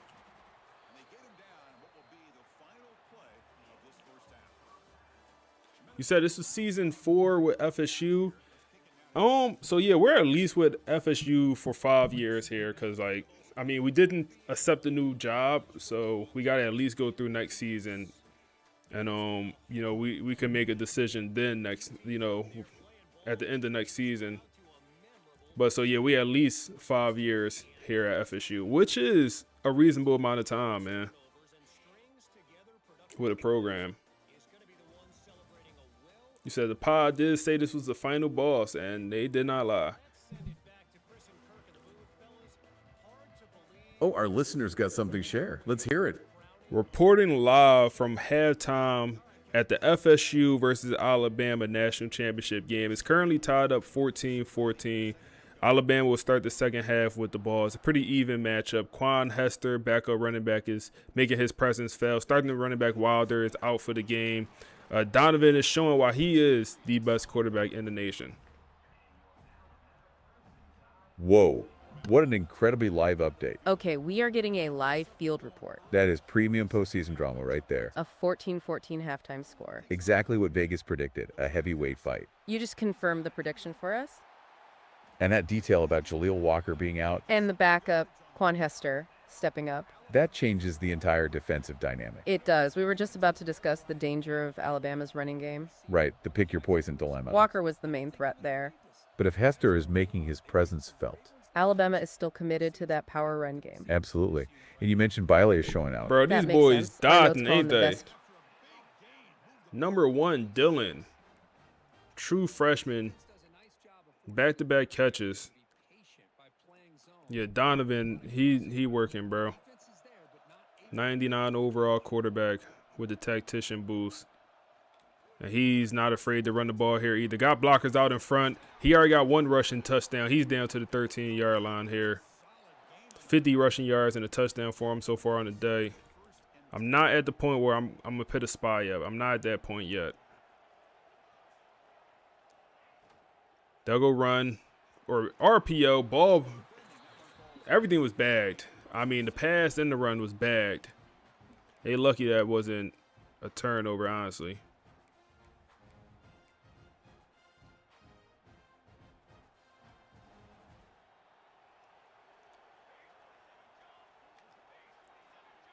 Second and 10. They go run with Jaleel.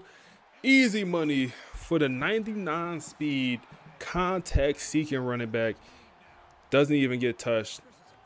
And we are down 21-14 here, man. They start the second half with an excellent drive.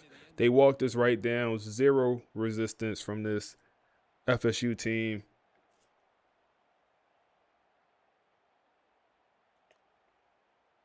So they'll try to add to the lead now with a PAT. Almost blocked the kick there.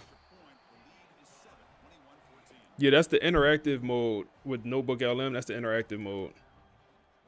Got momentum after scoring that touchdown. Now the kickoff team out there to kick it away. I like to use it here and there. 25, no return attempted there. And the Seminoles offense comes back on the field.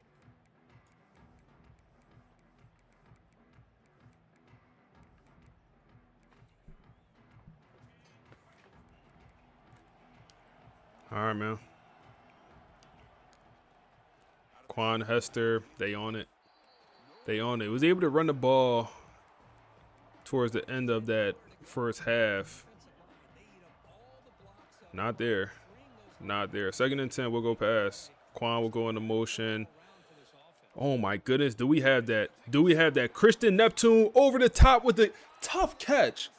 Second tough catch for Christian Neptune, man. He's coming to play in this Natty game, man. He's coming to play. He made that tough catch earlier in the red zone where the ball was behind him, 2 defenders on him, and he had to reach behind like this with the defender right here, and you got to reach like this to catch it. That's different. That's different. That's open. Get Neptune involved. Little 9-yard pickup. Throw Hester in motion. We're going to throw it to him, man. We need some blocking from the receivers. Hester in motion. Get it to him. And we got a block. Quan Hester just a little bit. Just not quite fast enough. Even though he is probably the fastest running back on roster. So he do have that going for him.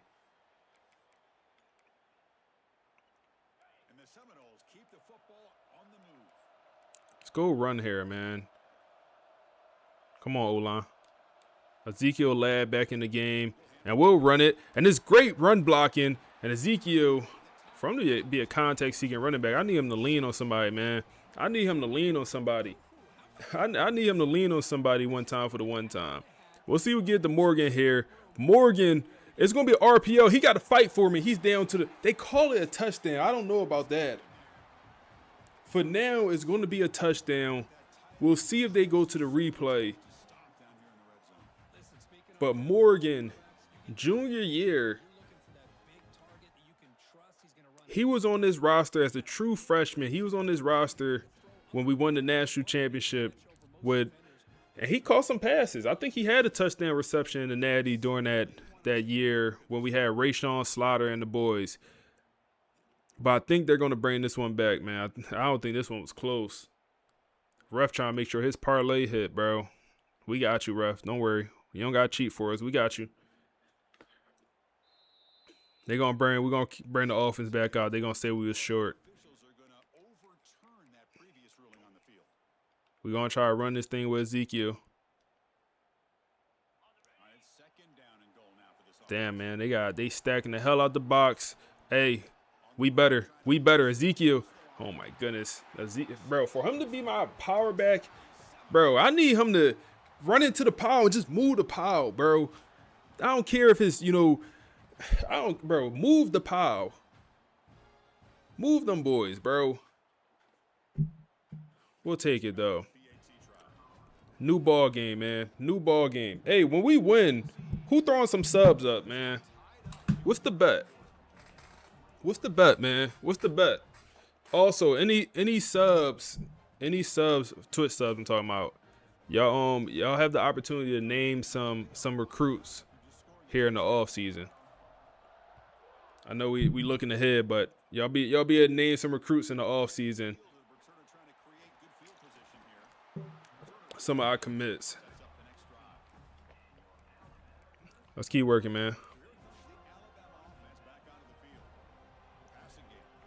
You said we came a long way, about to get that CEO. Yes, sir, man. Everyone keep asking, why you saving? Come on, high ball, and he still catch it, bro.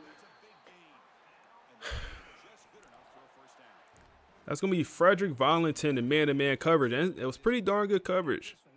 It's pretty good coverage, man.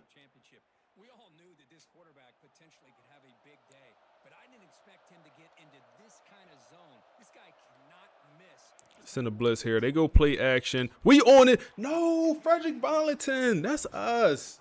Come on, that's us, baby. Come on, Frederick. First team All-American. We expect you to, we demand you to make those plays, bro.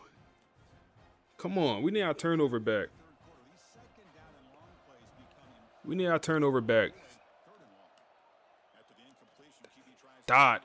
One hand. Just put the palm up. That's all you need. Just put the palm up. Catch it full speed. Come on, bro. Who he feeling like, bro? He could have jumped and called it, but why do that? One-on-one coverage. Who that's playing 10 yards off? Andre Law. He dropped the interception earlier. Stiff hips. Get out the break, man. Come on. Flip them hips. Come on. And Buddy just...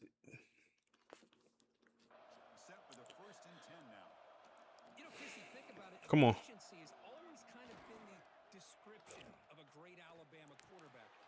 They catching everything, ain't they?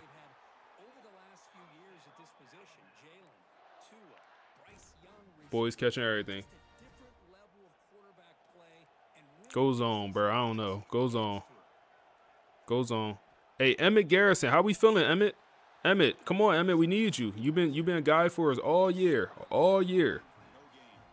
Quincy with the tackle at the line. We need our star players to play like stars, bro. Emmett Garrison. We need a sack, bro. It's the perfect time. Push him out of field goal range. They go run. We got pancaked. It's going to be 3rd and 4.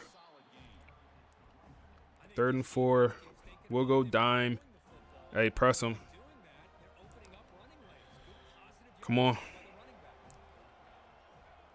Man coverage. Make them work for every inch. Every inch they get, make them work for it. Overthrow. We'll take it. That needs to be intercepted, but we take it.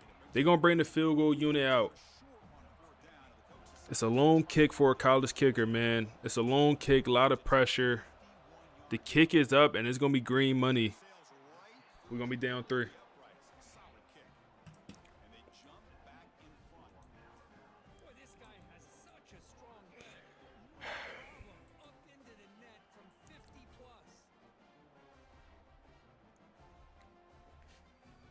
You said Mike Hawk? Just remind me of the offseason, bro.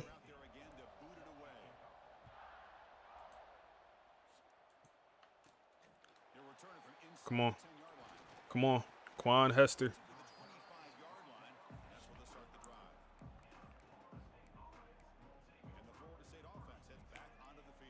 All right, we'll try to get this RPO to Christian, and we'll get it to him.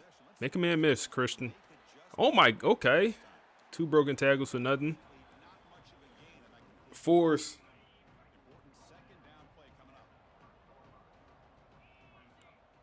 Four's up, man. Four's up, man. Force. Come on. Come on, man. 1 natty. I don't want to say anyone could do that, but 1 natty could be a fluke. 2 natty. Oh, yeah, you one of them ones. 2 natties, you one of them ones. Come on, Marcus Vale. How you want to be remembered? How you want to be remembered?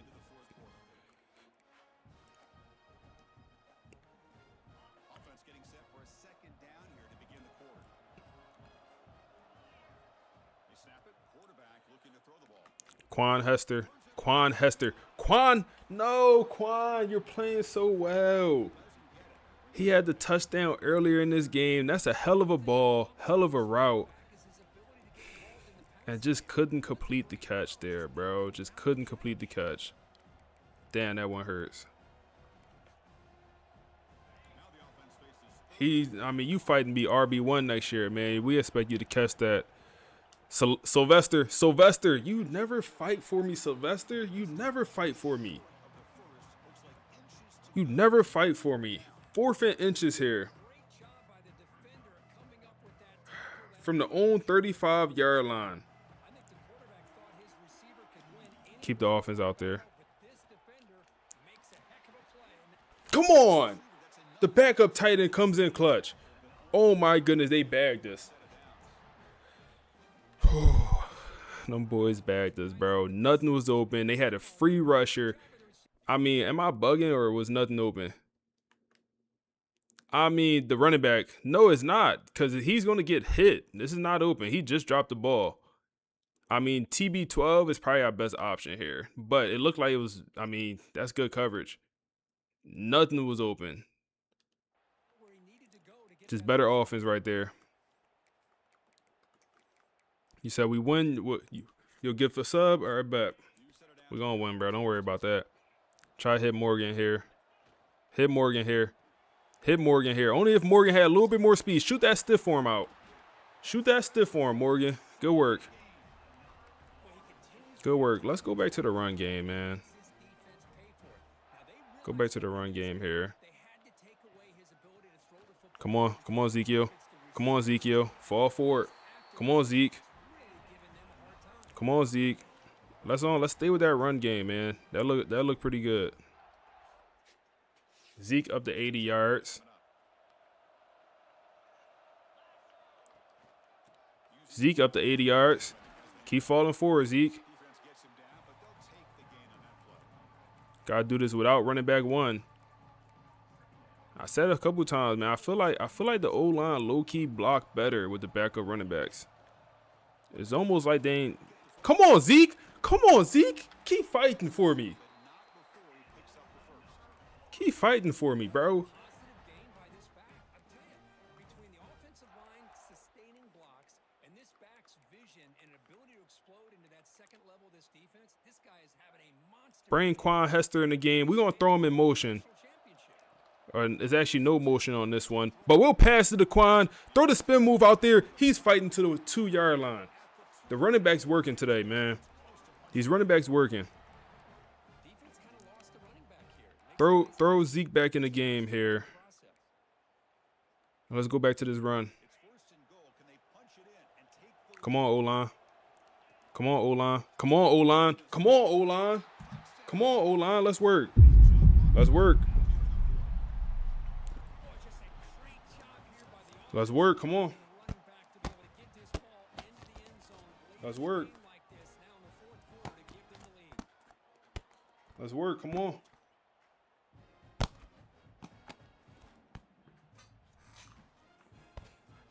I don't think we need to bring in a transfer running back, y'all. One more year of progression for these guys. They might be all right. I don't think we need a transfer running back. What the defense talking about? What the defense talking about, man? What the defense talking about?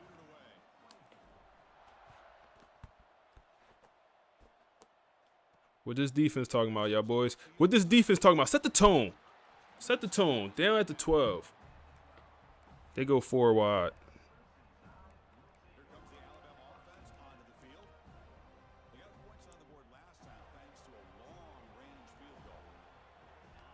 Pinch the D-line. RPO, we there. We there. We there. Good tackle. Keyshawn, your tackling been shaky. But good work there, boy. Good work.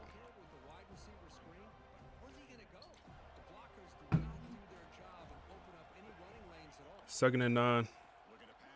Send pressure off the edge, and it comes through free. Ian.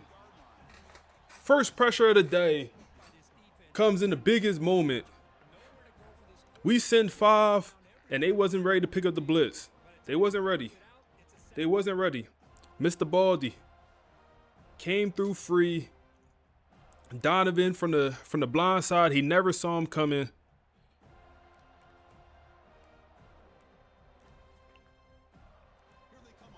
We'll go man coverage here, man. We'll go man coverage. 3rd and 14. I don't know what they're going to do. They could run it. They do go run. And guess who it is? Donovan, or no, Danny Sullivan. Tackle in the backfield, and we will get this ball back with a chance to run the clock out.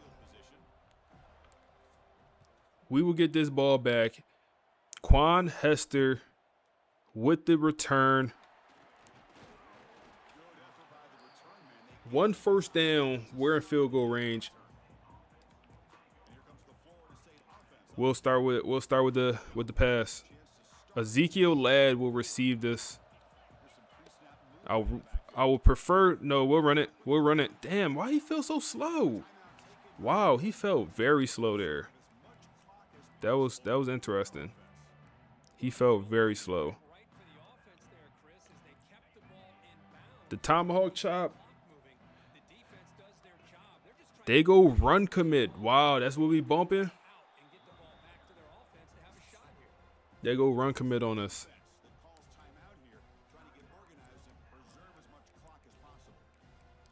Wear and tear. I mean, the wear and tear hasn't popped up for the backups yet.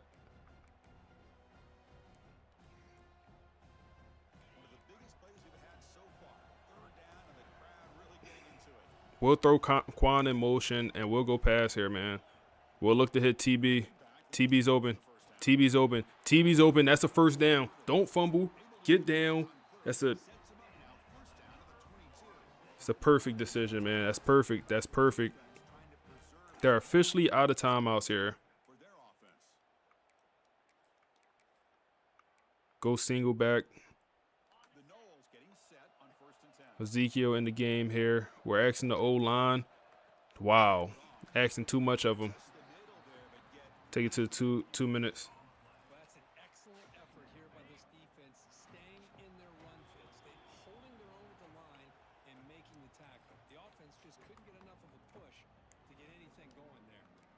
Go pistol.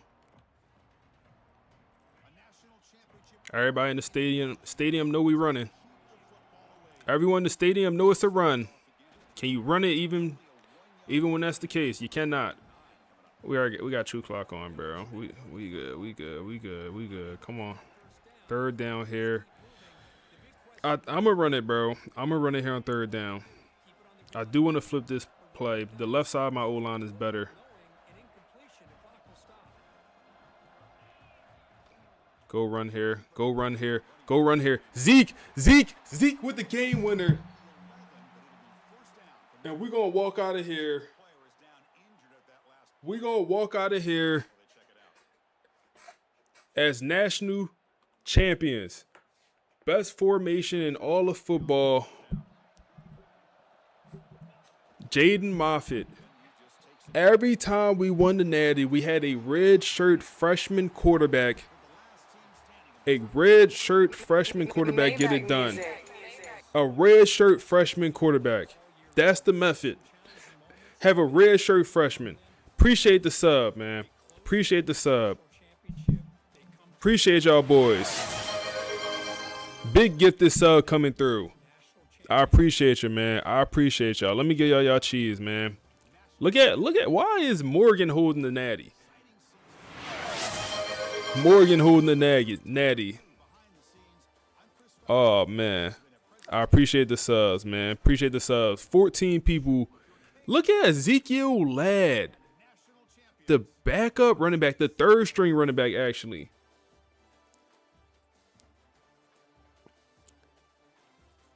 The third string running back coming through not only to have an impact on the game, but to win player of the game.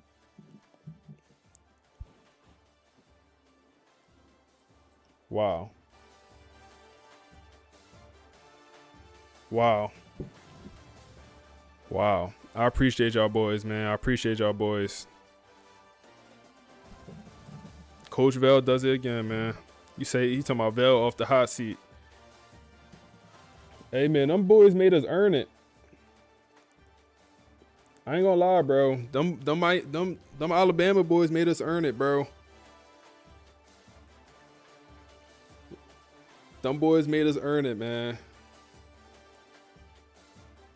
I'm excited for the offseason. Them boys made us earn it, bro, for sure. We put up 7 there in the fourth to come back. We entered that fourth quarter losing. Defense pitched the shutout. And that sack, man. That sack on second down by Ian. That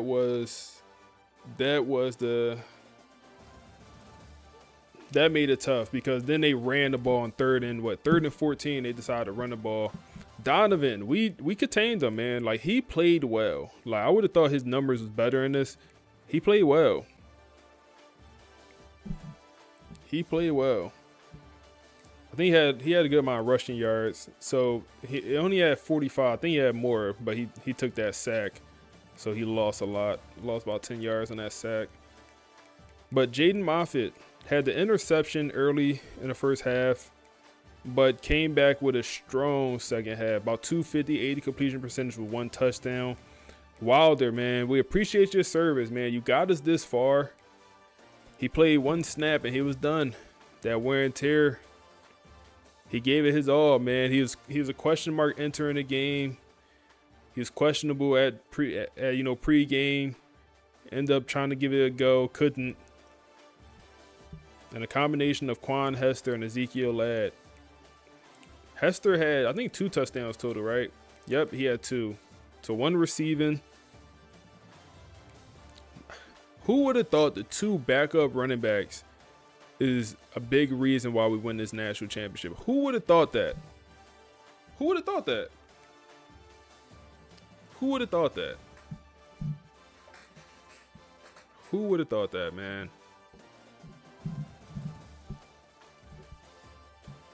Who would have thought that?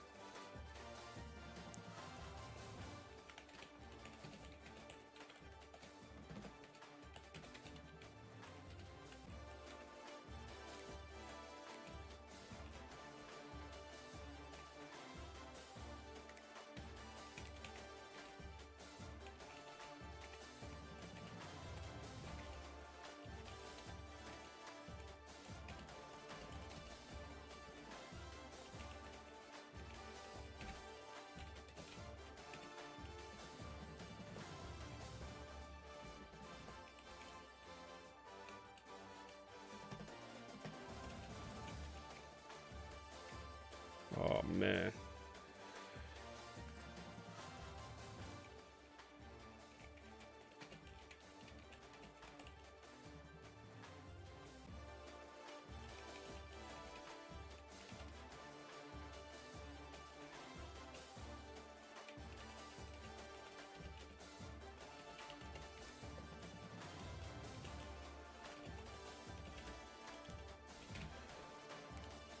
Oh, man.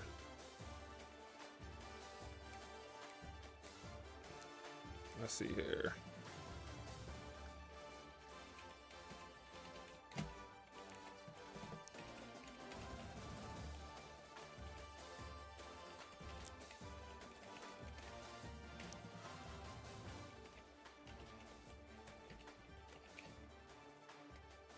Ezekiel Ladd.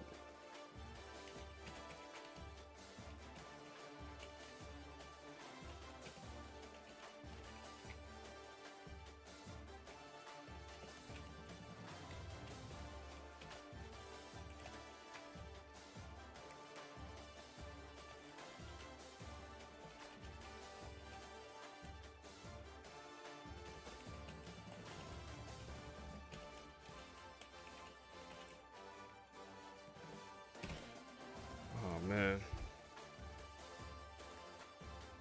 any bold predictions for the off season, y'all boys? You said it was a fun season. Yeah, no, that season was fun. Any bold predictions for the off season? Anyone y'all think on transfer?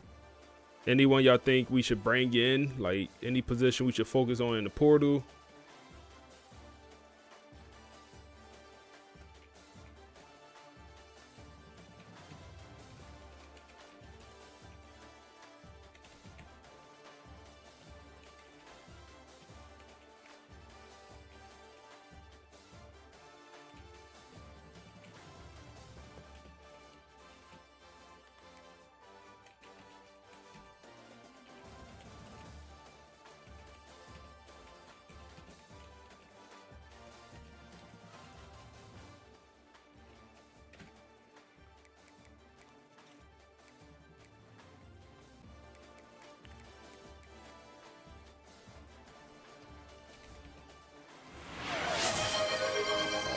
Somebody just showed love.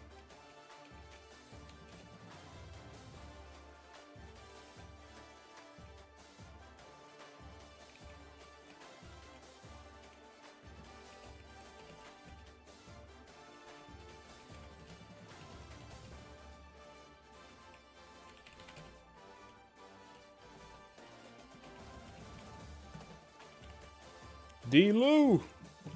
With the one gifted sub, I appreciate you, man. I appreciate everyone that's here, man. Everyone that showed love during the season.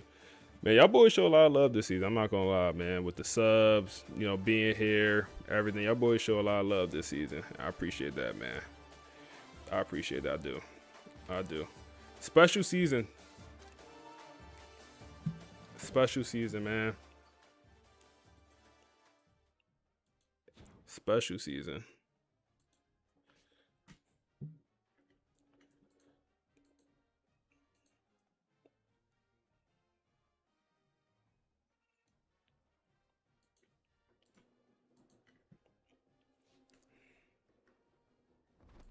We're finally CEOs, man.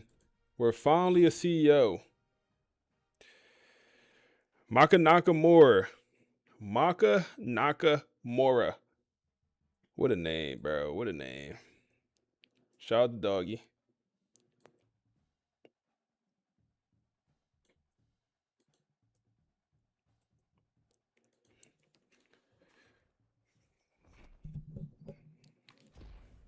Who else?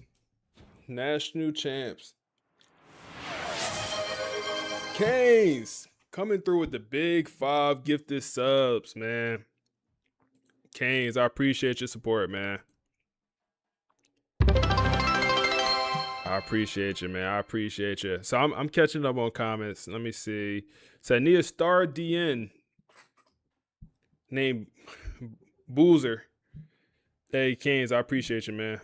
If you got gifted sub, man, make sure y'all say thank you. Hey, man, yeah, bold predictions, man. Bold predictions. I like that.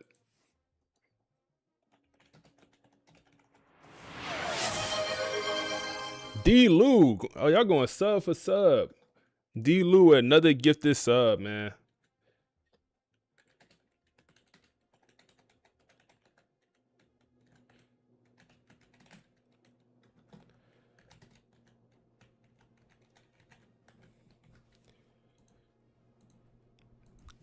D. Lou. Y'all boys going sub for sub.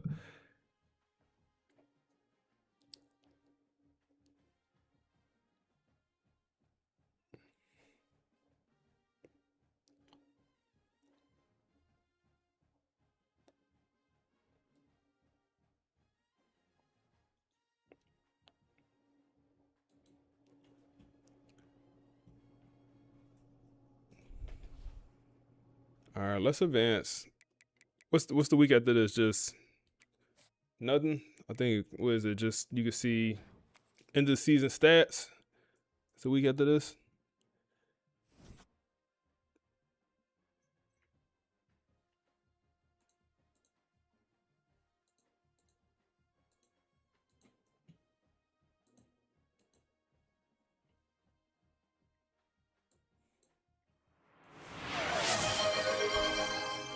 Curry with the 5 gifted subs, man. Y'all boys going sub for sub. Oh man. Oh man. Curry, I appreciate you, man. Oh man. If y'all watching on YouTube, man, come over to the Twitch, man. Tap into the Twitch. You might be able to watch ad free. Somebody gonna gift you a sub. And if you need to gift this sub, let me know, man. I might just gift you a sub, man. I'm feeling good. Oh man.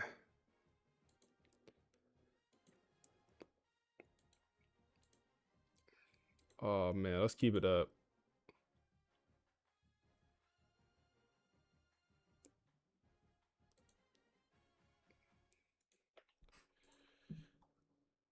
All right, let's see. We number 1 team in the nation. The man right. I get this up, man. W's. I appreciate you, bro. Frederick Valentin. Let's see. What's the best linebacker build?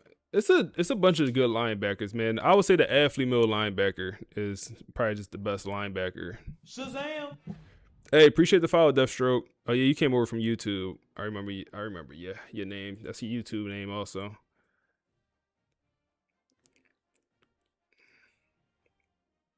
You said strong safety. Strong safety is kind of what y'all saying we need.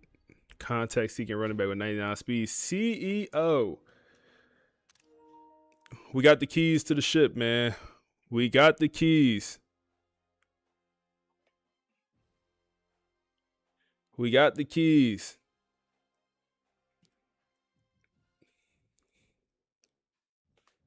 You said put a thumper at safety? Yeah, so I back up free safety as a thumper. I think he'll be a starter, especially if we lose both the guys that I think we're gonna lose. He's gonna be a starter. He's like 240. He got good speed. He'll end up being a starter. You said J Mac. You said checking in from work. Hope all is well, man. All is great, man. All is great. You said just getting in. What you miss? We won another natty, bro. We won another natty. We'll take one more look at it because it was a special run, man. Like this one. So it's funny. Both the national championship runs I feel like was pretty entertaining, pretty good, man.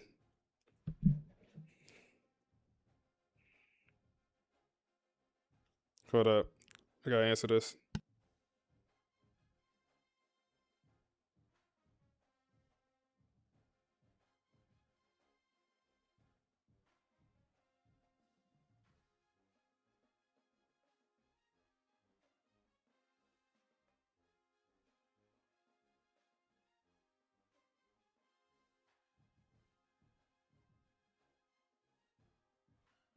Shazam!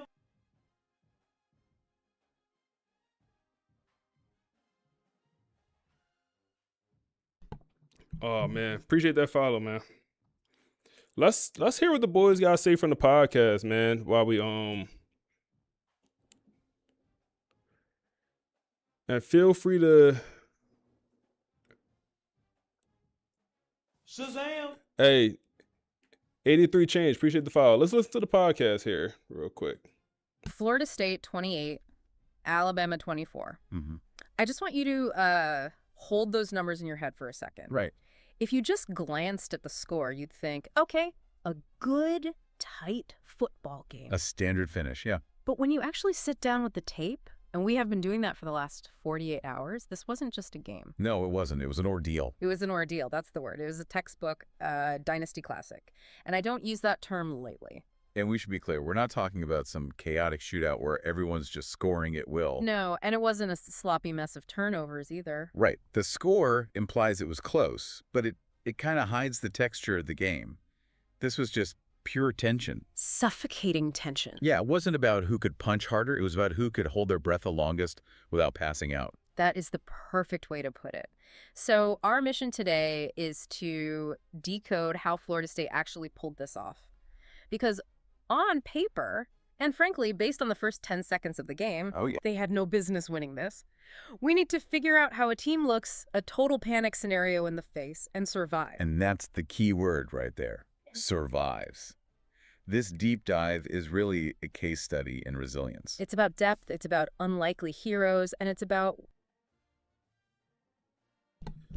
We'll continue the pod. I want to get into these stats first. I just want to talk through this. So Jaden Moffitt, first year starting ever, man. He transferred over from LSU. You know, he's from Louisiana. He didn't play at all at LSU. Transfer over, kind of a shaky start, up and down year. The accuracy was off and on throughout this season. But one thing you never questioned about Jaden was his heart, man. You never questioned that.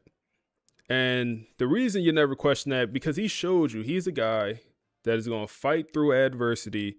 And let me show you what adversity looked like, man. So, let's see. Sort by this. During this, I believe it was the Georgia game, he got hurt, banged up, threw 2 interceptions. He fought through that game and was a big part of us winning it. Yes, he had the 2 interceptions, but he fought during that game, banged up. Great year for the red shirt freshman, man. Had some big time games. Oh, man, Curry with another gift this I appreciate you, big dog. Great content. Good content. I appreciate you, man. Jaden Moffitt. Can't say enough about the young lion, man. He's a guy that you know next year is going to be his last year. So, yeah, we don't currently have no idea who the next quarterback would be, but yeah, he's a guy that you know is gone. Wilder, I mean, come look at the wear and tear. Oh, reset. Damn, the wear and tear reset. It probably was at 0, but it reset. 788 yards, 6.1 a carry, 5 touchdowns. Solid year. You know, he transferred over from Tennessee. The thing about Jamarcus Wilder, he experienced injuries his whole entire career.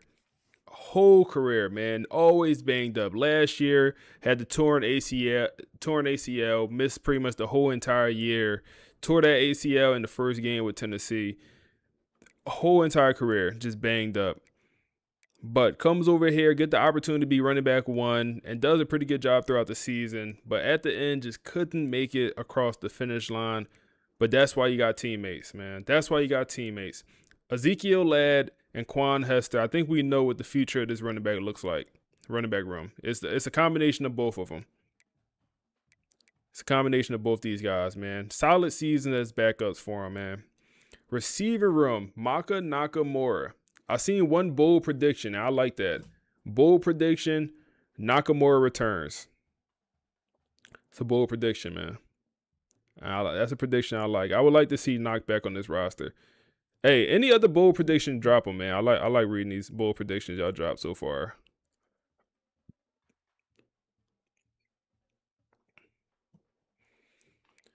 Then Todd Burton, TB12.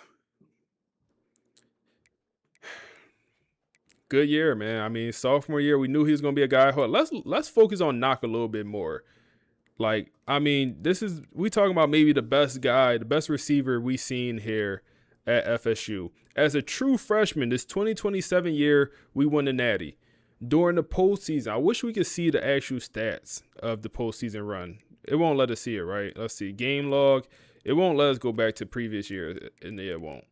That's unfortunate because during the playoff run, that's when he got all these yardage.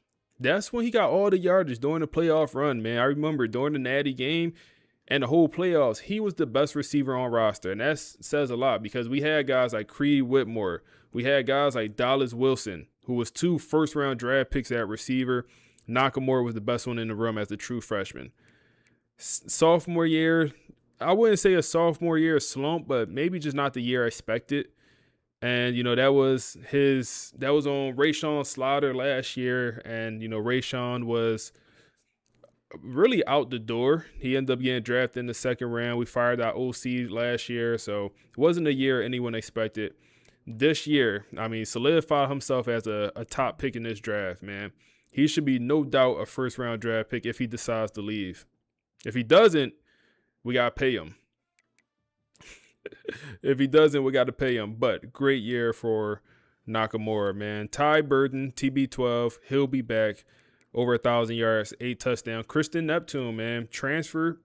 We brought him in last season, and he came in day one and was a guy for us, man. Day one on this roster. Put up 1,000 yards last year. Came over from USF. Had 11 touchdowns, 900 yards for them. Came over, threw up 1,000 yards. Unexpected, too. When I brought him in, I'm like, hey, we need speed. The receiver room is good, but they're not fast. Christian Neptune, that was his element. Be fast. And he did more than that, man, especially in that national championship game. Like, he had maybe only 2 catches. No, he had 5 catches with 71 yards in this game. But he had some tough catches, man. Some tough catches. Also balled out against Auburn. Christian Neptune was a guy in this offense, man. Morgan, he'll be back. 9 touchdowns, 55 yards. Pretty good year for him. And Wilder actually had a pretty good year in receiving numbers, man. 443 touchdowns. So that'll put him over 1,000 total yards for the season. Now, Sylvester Livings. Hey, the Iron Man. Appreciate the follow. Sylvester Livings, man. True freshman, 5-star. I question if he will be a guy, man. Like, production-wise, he got the similar build as TB12, but I don't know if he got the same heart.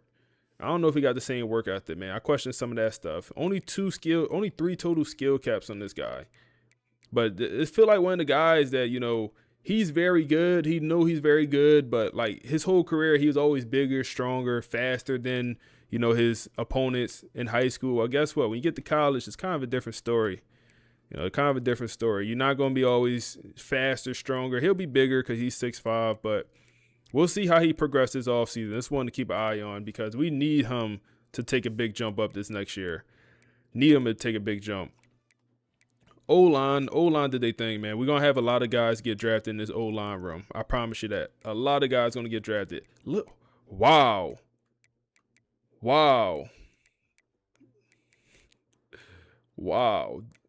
That is great. How many sacks did he take? Is that all the sacks he took on the year? Only 12 sacks. Wow. That is actually very good. Man. That's very good. The defense.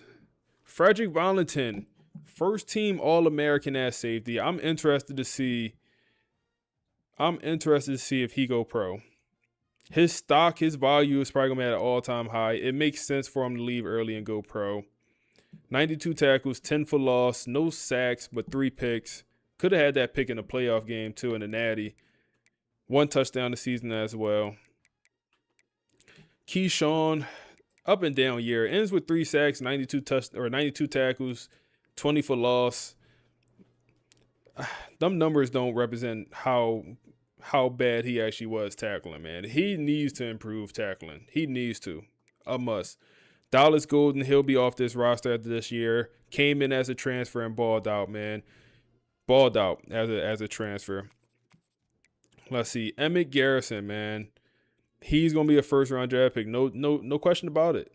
17.5 sacks. 26 tackles for loss. He's going to be a guy.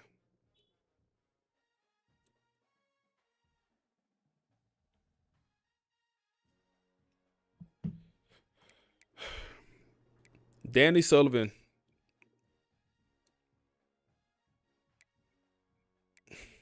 I mean, he's gone. Maybe he's gone. He's a 97 overall. Didn't produce, didn't have the year he wanted, but hell of a player on paper. Just didn't produce quite enough. One big concern, or maybe a few big concerns for this year or for next year. Where are we going to get this pressure from? A big reason our defense was so good is because guys like Emmett Garrison, just get pressure. We lose all three. I'm assuming we're going to lose all three of these guys to the NFL. Ian, he might return. He may. We'll see. But if we lose all three, we truly have to find pressure. And maybe it's Elijah Fields. Hopefully it is. Hopefully he takes a big jump up. Interception numbers, better this year than last. Last year, interception numbers was horrible. Better this year. Still not perfect. Still need an increase. Still need to teach these boys how to catch, man. Now, with that being said, players leaving screen is always a scary one.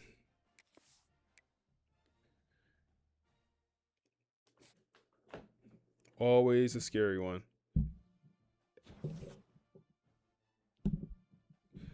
You said, I know you count on these running backs. I think we're good. I think we're good on running back. I know the 5 stars will leave, but they ain't play. You said you could export draft classes to Madden, Garrison would be a beast. Yeah, bro. They need to add that. You said a 4-star true freshman D tackle might be good enough to start. I think his name Spears? I think Spear sound like that.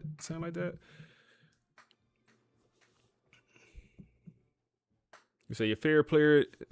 Who y'all favorite players so far, man, in the series? Especially y'all guys that been watching since season 1. Who been y'all favorite player so far?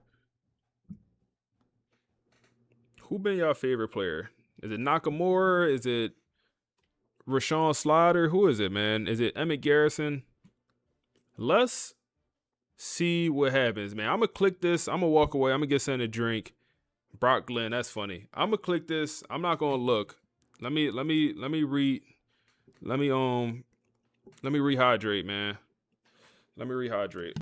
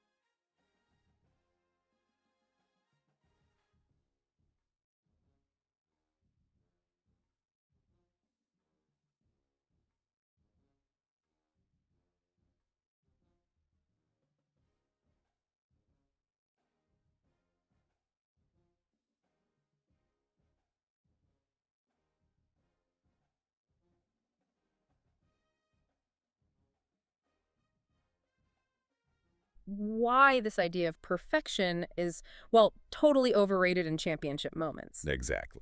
Okay, so let's set the stage. Before we get into all the chaos, let's talk about the standoff.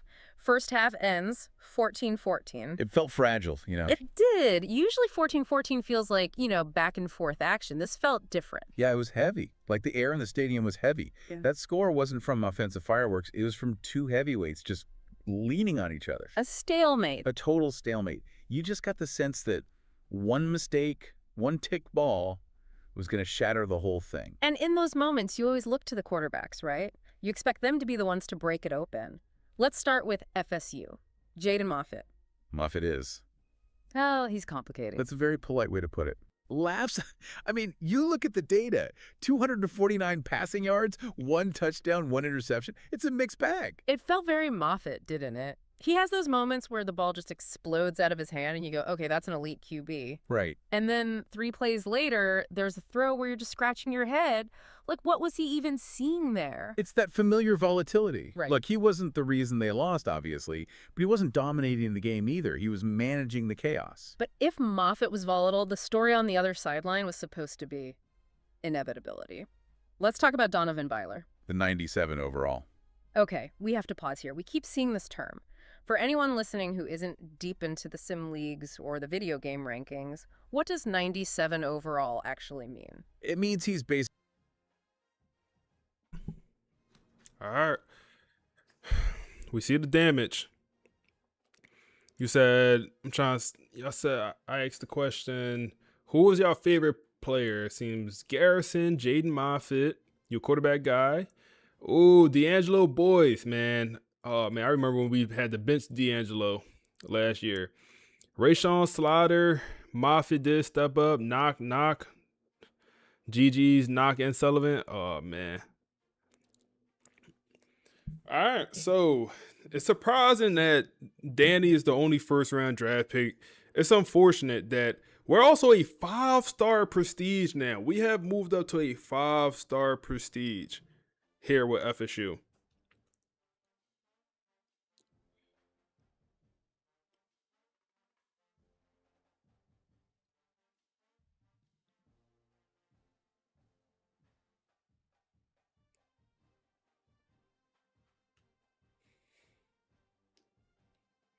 Oh, man.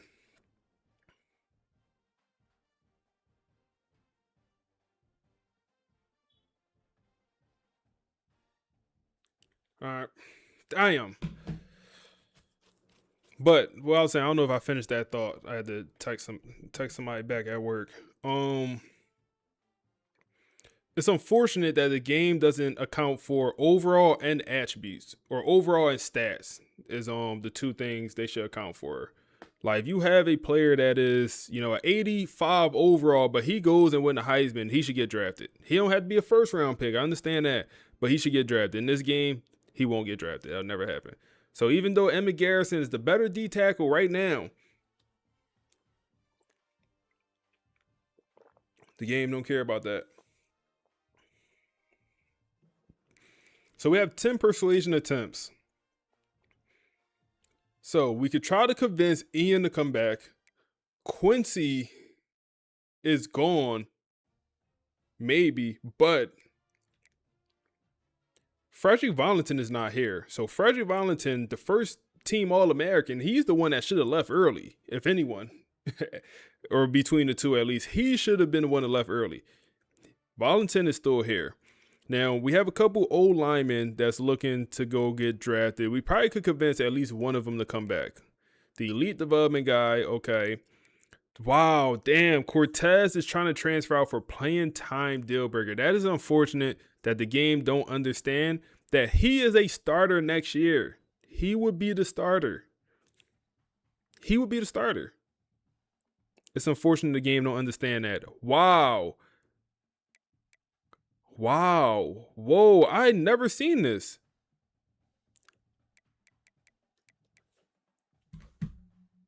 What? Am I tripping? Buddy want to transfer out to get closer to home. He's already in state. Since when the playing? Since when the end? Whoa, what is that about? Nah, what is that about, bro? What is that about? What is that about, bro? I haven't seen that one before, bro. I ain't gonna lie, I haven't seen that before. Like, yo, he's an in-state kid. He been a starter for us, so we lose. All right, bro. All right. Carl, the 5-star edge setting D-tag or edge rusher is looking to transfer. That's unfortunate. The 5-star former running back, he's an athlete, so be honest with you, if he would have returned, I would have moved him to a different position. He's an athlete. He could play other positions. He could play defense. He wants to enter the portal for playing time. We're going to let him walk. We're not even going to try to bring him back. Backup quarterback wants to enter. Derek, fine. We won't even try to get him to come back. Then we get some linebackers. Iverson, 4-star freshman. He might have been a 5-star, bro. We could look. 5-star freshman.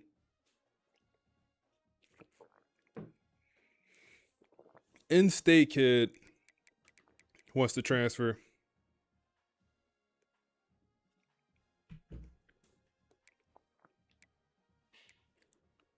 Juan Brown, also a 5-star linebacker, also transferring. Damn.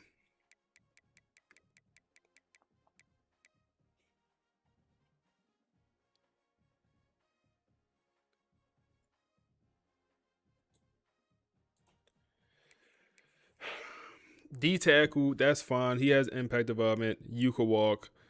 John, 5-star running back, also is looking to transfer. We'll let him walk. He's not going to have a role on this team. He wants to play. He won't play here. Then the quarterback, he's normal development. That's fine. But then Corbin also wants to transfer. Pocket passer. We'll let him walk also. We're going to be down to no quarterbacks, but one right here is what it's looking like. All right, we have 10 persuasion attempts. What we could do is we have a couple options. We have a couple options here. We could go ahead and buy CEO.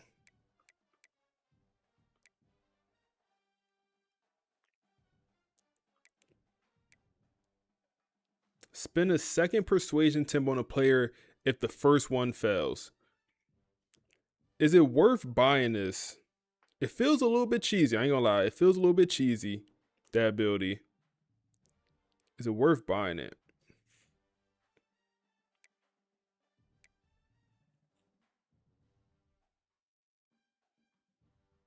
I think it's 2 abilities I want to buy. I think I want to buy lasting impressions and then gains. Like, I want to be able to increase development traits. So that's the 2 I want. Second chance is one I'm considering here.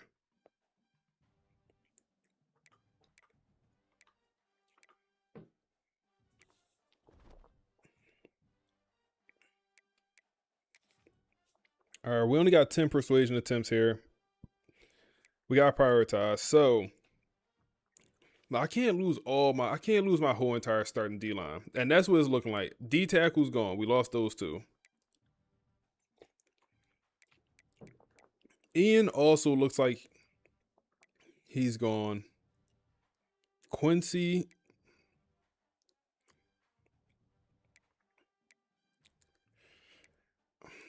I wanna look at my roster. All right, let's just start with the medium guys. Ian comes back. We returned 1 starter on the D-line so far. Quincy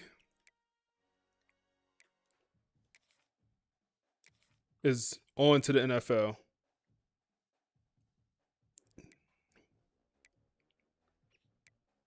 Elite development Moss. He returns.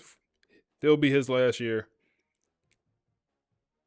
Bryce returns. Okay. That works.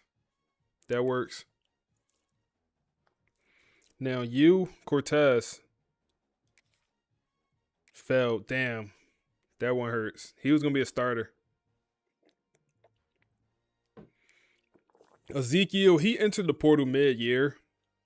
So he been in the portal. Clark, this one doesn't make sense, and this one will hurt if we lose him.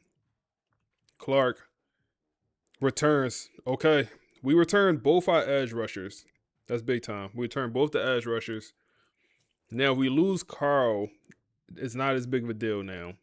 Carl. Wow. Wow. We return. Wow. Okay. 3 more attempts here. We definitely got to go for the 5-star linebacker. Iverson. Damn. Okay. 2 more here. Go for the other 5-star linebacker, Brown. Lost both the 5 stars. One more here.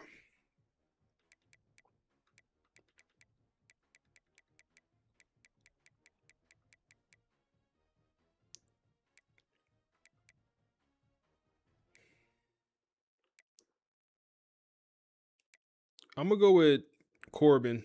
We need a quarterback on the roster. Corbin returns, okay? He's not going to be a starter, but just we was going to be down with one quarterback on his roster. We was going to be down to one quarterback. So, a few things I want to make sure I'm doing here. So I want to make sure I have talent developer for the D-line, which I think we already have, receivers, D-line, secondary. So far, receivers, D-line, secondary.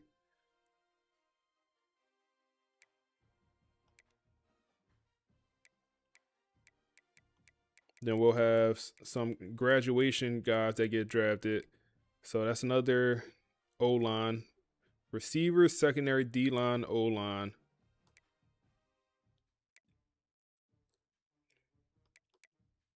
Okay. And running back. Receivers, O-line, D-line, running back. I want to make sure I got talent developer. So running back, definitely need that because we need that boost. Receivers, need that boost for the receivers. Okay. Linebackers, we don't have a linebacker in draft. All right, that's perfect.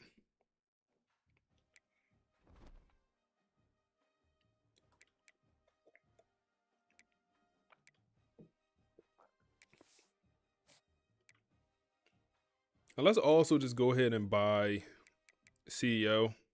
Let's crack that CEO open. And let's get this. And let's get this. This is the two we want. Let's get it now. Let's get it now. There we go. Recruiting should be a little bit easier. And also, hopefully, some guys go up in development trade in this offseason.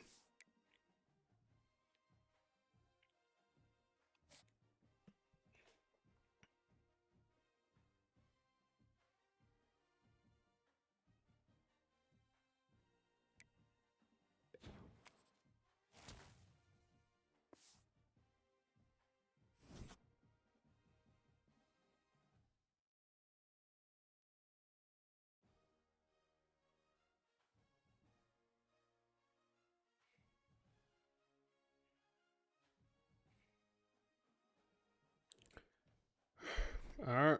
I'm very interested to see what this portal gonna look like, man.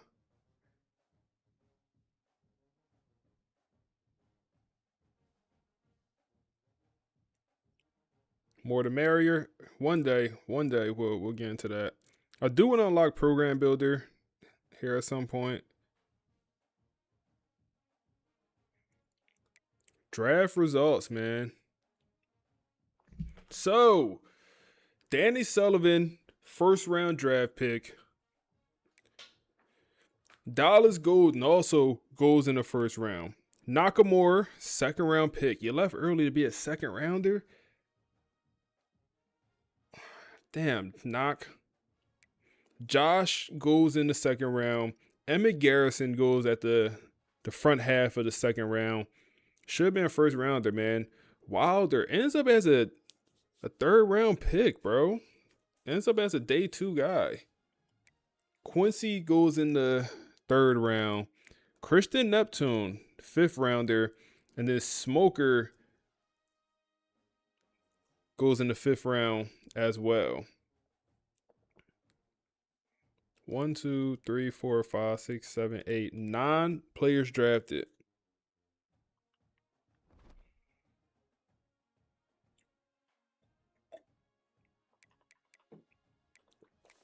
See how the roster looks now. So, 2 quarter. I hate that they keep these guys here. Like you went to 9 to 5 it. Like you not even here no more. I hate that they keep them on the roster. So we're down to 2 quarterbacks. Corbin and Jaden Moffitt. Running back situation. Ian, Quan Hester, D'Angelo, I'm surprised D'Angelo didn't transfer or any of these two down here. I'm kind of surprised they didn't transfer.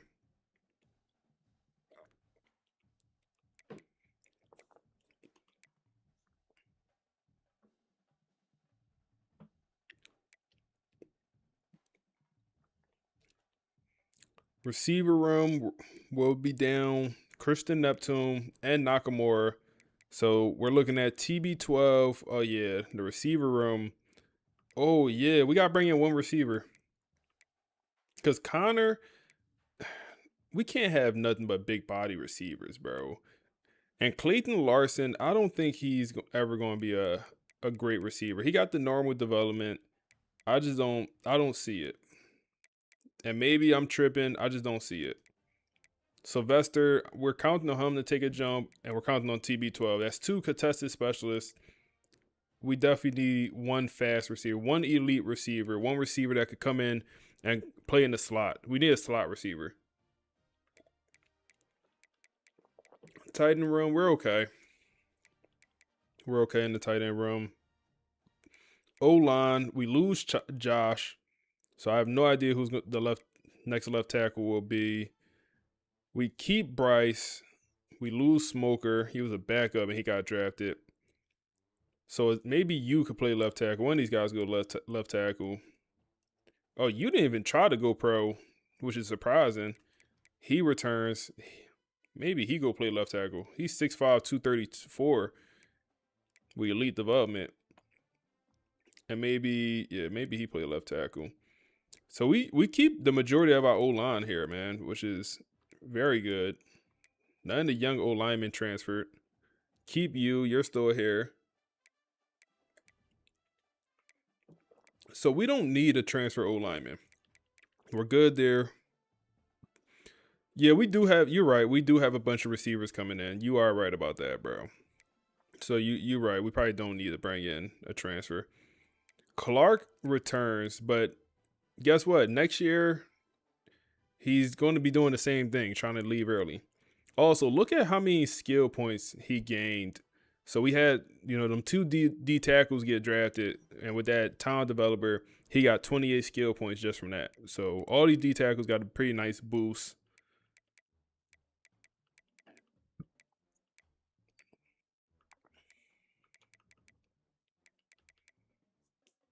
So we returned both the edge rushers. Jaden didn't transfer. That was big time. I wanted to keep him. He'll be on the field this year one way or another with the elite development. D tackle room, reset. So we down to Elijah, and that's it.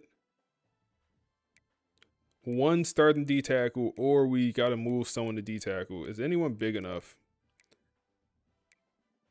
This Dave is the biggest guy we have. And he's an athlete. Great speed, great strength. Block shedding 66. He can't play no D tackle. If Carl weighed 275 instead of 225, he go play D tackle.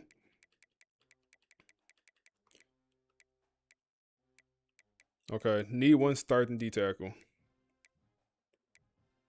We only brought in one high school D tackle too.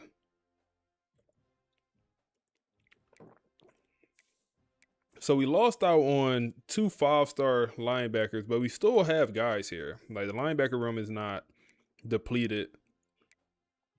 Probably need maybe one middle linebacker. I don't think we brought in many transfer or high school linebackers, so we might need one transfer here just to make sure we got enough guys in the room. Corner, we lose Dallas, but we return Benjamin. We don't have, we didn't bring in a high school corner last year.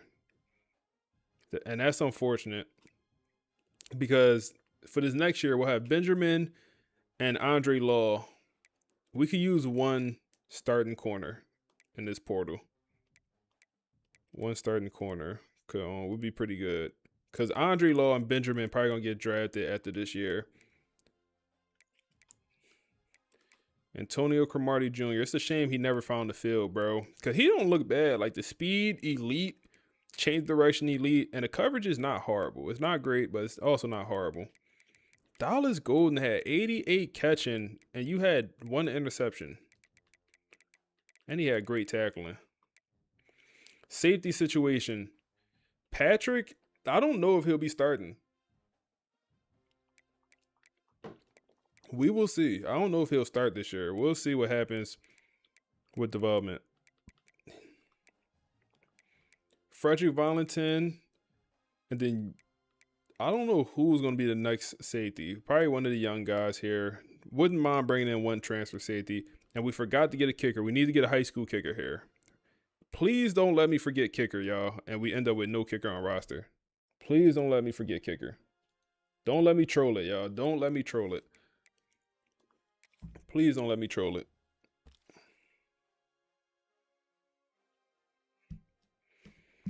All right, so got the 4 running back commits.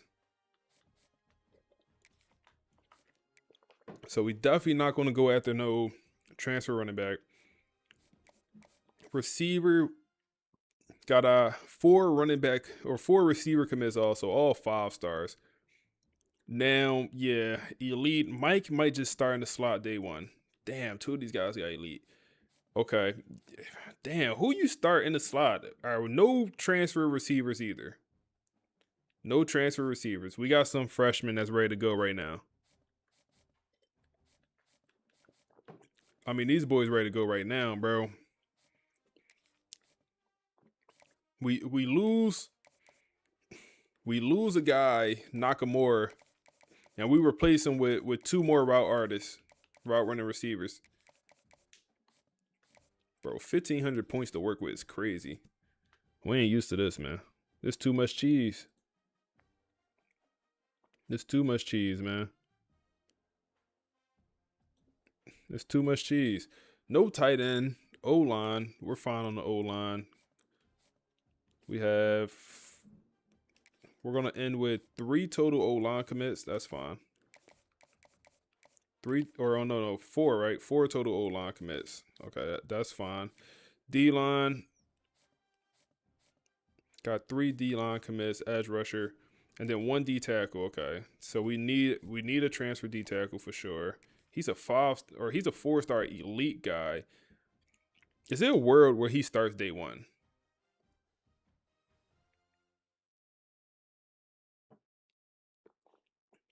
You say you got a spreadsheet that'll help you organize this in the office? Hey, share it with me, man. Share it with me.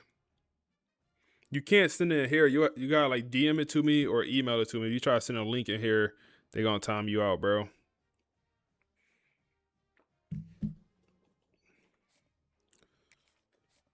All right, we need this linebacker.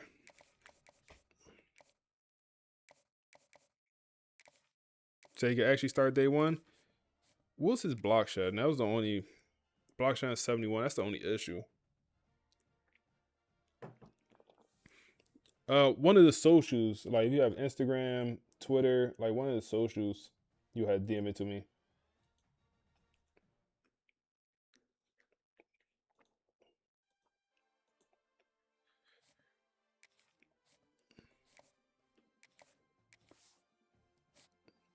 All right. Athlete thumping middle linebacker. We need that. We definitely need. Okay, that's perfect. We don't need to bring in a transfer linebacker then. We're good. Ricky. If we get Ricky, this be perfect.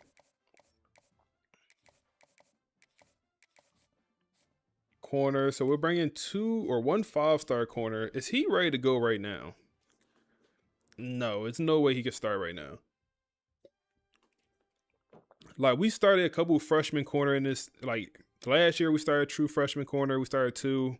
The year before we started D'Angelo Boyce as a true freshman. I don't think he's ready to go as a true freshman. Like, those coverages is just a little bit too low in my opinion. Like 72 man, 71 zone. What we doing with that? Same with, yeah, nah. I don't think them boys ready to go.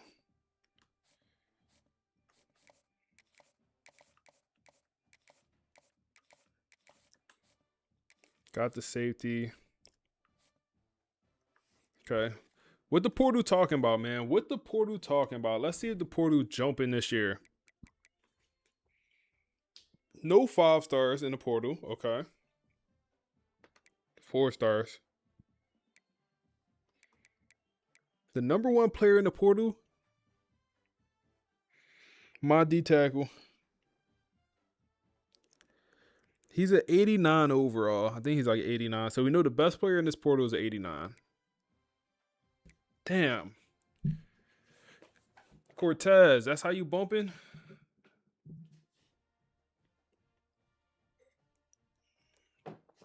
Damn, bro. I was hoping we might be able to bring him back. Because playing time was his deal breaker. That's why he transferred. Hey, guess what, buddy? You would start. You would start. But he don't care. Damn, Florida receiver here. Gadget, he's very good, but we're not his top anything. We could still buddy from Alabama. Dylan, he went crazy on us, man. 1,300 yards. He went crazy on us in a natty. Yeah, Cortez need that cheese, bro. Cortez going for the cheese. I know we said we wasn't going to bring in a receiver.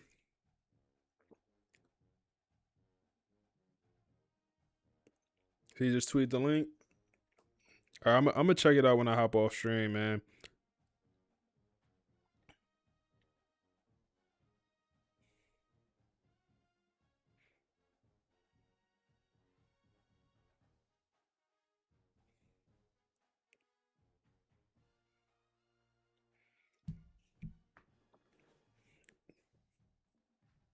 Like, I mean, this would be a great slot receiver, bro. Why did he transfer? I wish you could see the reason. He want to get closer to home. He's from Florida. We got to at least add him. He want to get closer to home, and then he want to go to Clemson. Ezekiel, where you going to end up going, Ezekiel? Clemson, Alabama.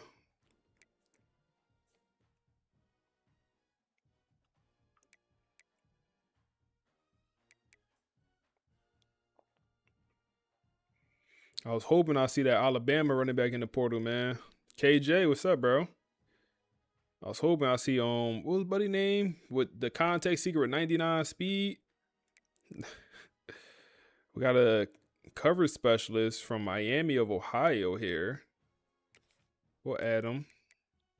Boston College linebacker. Who? No, this not, bro. I remember the one Boston College middle linebacker. We said, hey, if you hit the portal, we want you. His name was Dwayne, though. He was a middle linebacker lurker. He had 3 interceptions on us. In 3 games, he had 3 interceptions at middle linebacker. John here is also pretty good from what I remember, though, because they had a very good linebacker core across the board. But we not really too interested in linebacker. We got all our starting linebackers returning. We could bring in a kid from Connecticut, formerly at Colorado. Don't really need running back too much. You got more receivers here. 2 Jacksonville, Florida kids. I'm not super interested. Running backs. I think we're good at running back, bro. I think we're going to overlook running back.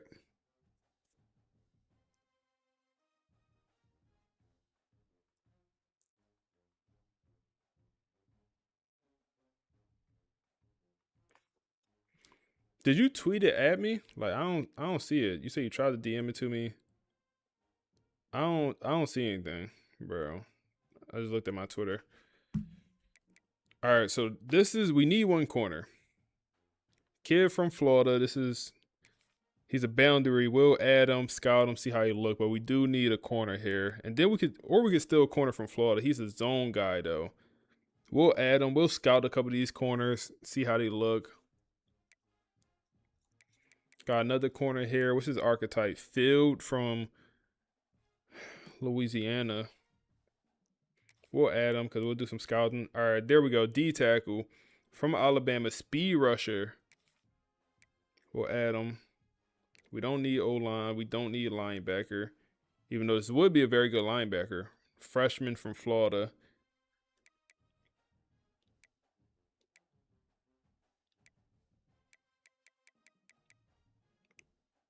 Zone corner. Not the linebacker.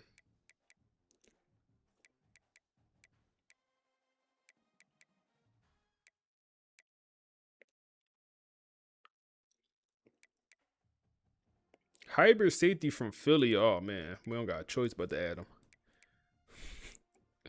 We don't got a choice, man. We don't got a choice but to add him. I'll scout him, see how he look. All right, we run out of roster spots here. That's fine. Bump and run kid with 2 interceptions at North Texas. We could add him, see how he looks.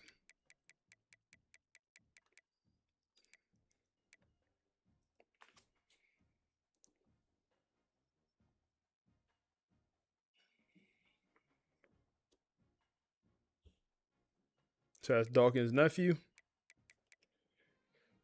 Old lineman, don't need old line, don't need linebacker. D tackle, pure power, only 1 sack. All right, that's it for the 4 stars, man.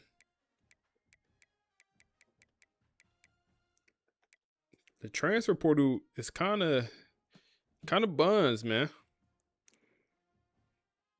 Kind of buns this year.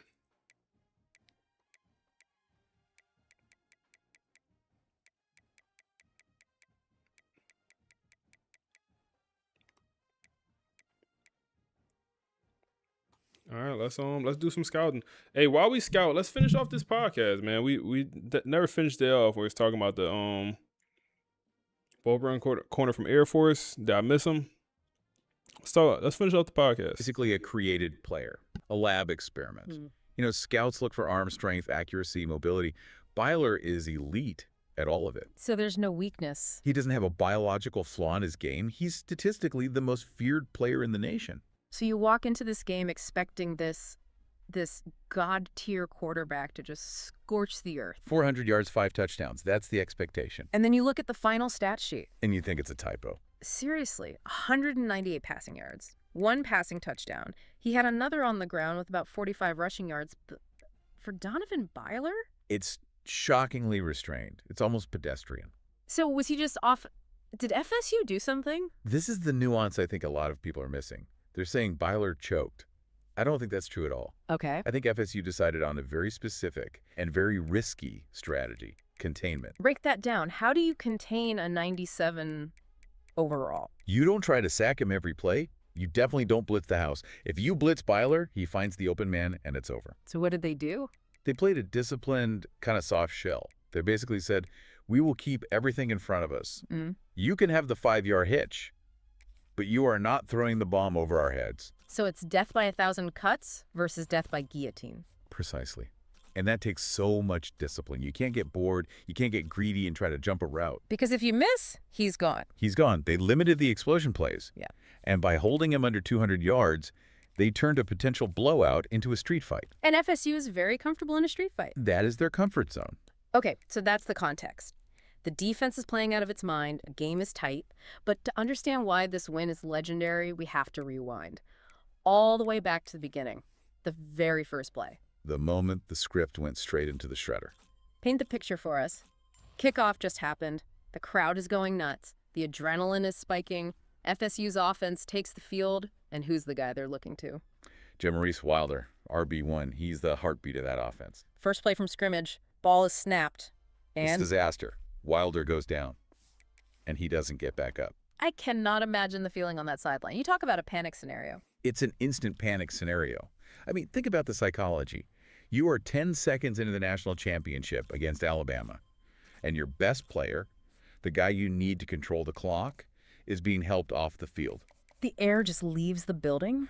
It's not just losing the talent, it's losing the entire plan. Your offensive coordinator is looking at his call sheet, and half of it is now useless. Most teams just fold right there, don't they? Oh, absolutely.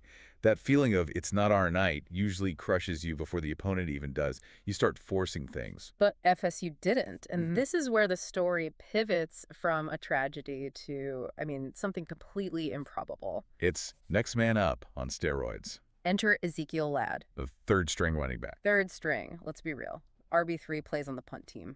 Maybe get to carry when you're up by 40. Yeah, he is not supposed to be taking handoffs in the first quarter against the Crimson Tide. And yet he didn't just fill in. He became the engine. Look at these numbers. 106 rushing yards and 2 touchdowns. Against that defense. That's the crazy part. He just ran with this urgent, angry energy. He was different than Wilder. And he was named player of the game. Think about that. The third string running back is the MVP of the national championship. Yeah. That is championship-altering production. That is dynasty lore.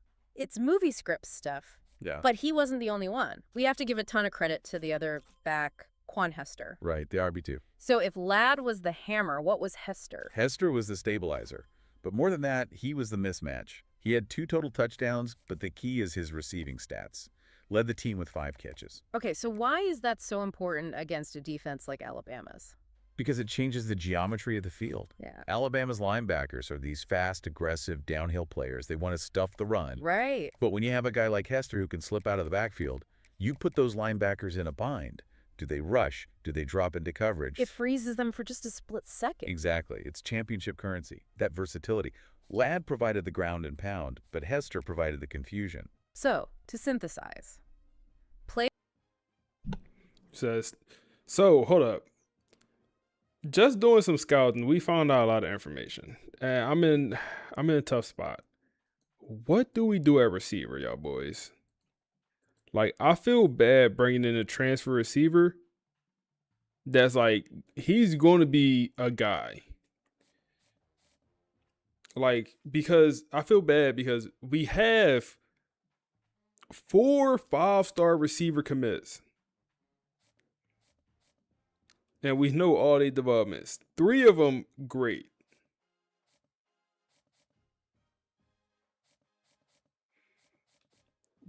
John Clapp, he's not going to play receiver. He's either going to play tight end or corner. But then Dylan, we just played Dylan in the national championship, and he balled out, man. He wore number 1 for Alabama. Elite development. He would be perfect in the slot. So, do we go? What's playing? That's the AI podcast, man. Notebook LM is what we use for it. Notebook LM, y'all boys. Mitch and Beats. But it's like, y'all get what I'm saying, man. Like, let me know your thoughts, man. Let me know your thoughts. Like, I just feel bad bringing in. We literally have 3 5-star gym receivers coming in, and then we go get Dylan, who is like, now the receiver room is locked down. Dylan's gonna come in as a sophomore. He might be a junior. He'll be a sophomore. Okay, he's a freshman right now, redshirt freshman. So he'll be a redshirt junior next year, I think. Damn, that's tough. That's tough. That's a tough decision, man. It's a tough decision. This the speed rushing D tackle, we'll go after him. Good finesse moves on him. J.R. Goodwin. This could be a guy, man. He'll be a senior. The block shedding pretty low. Formation subs. Yeah. Say you're rock with the 5 stars coming in. That's what I'm thinking, bro.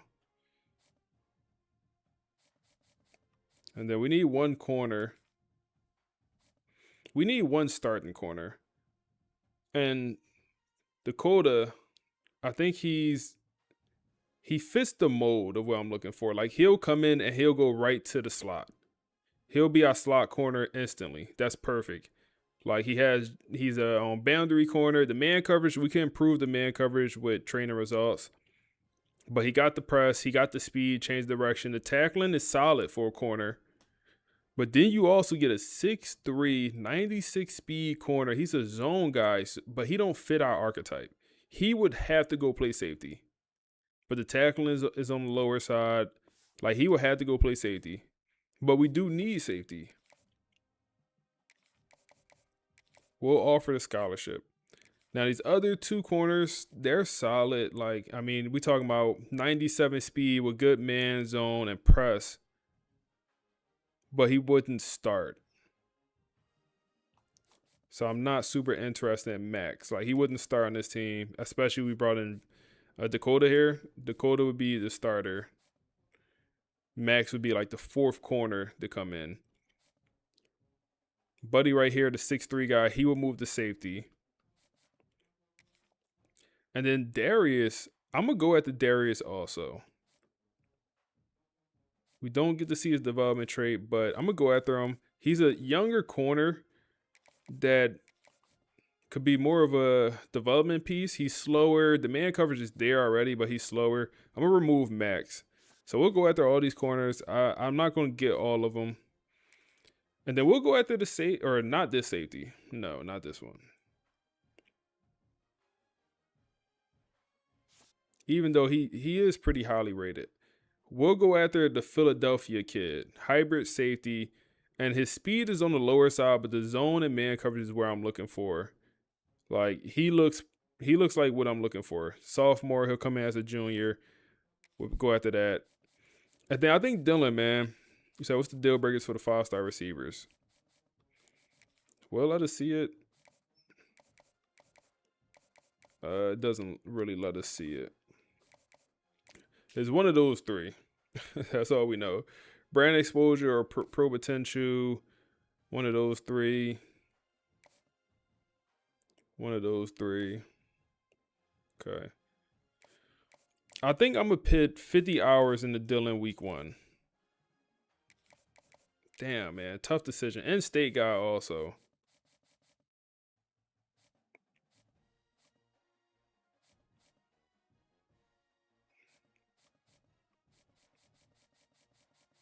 So how many transfers we going after here? 1, 2, 3, 4, 5, 6, 7. 7 transfers. I'm fine with that. We could even add one more. I want to get a quarterback. A backup quarterback. Because I think Jaden Moffitt is definitely going to go pro after this year. So I think adding a backup quarterback, young transfer quarterback, could be pretty beneficial just to have 4 quarterbacks on roster.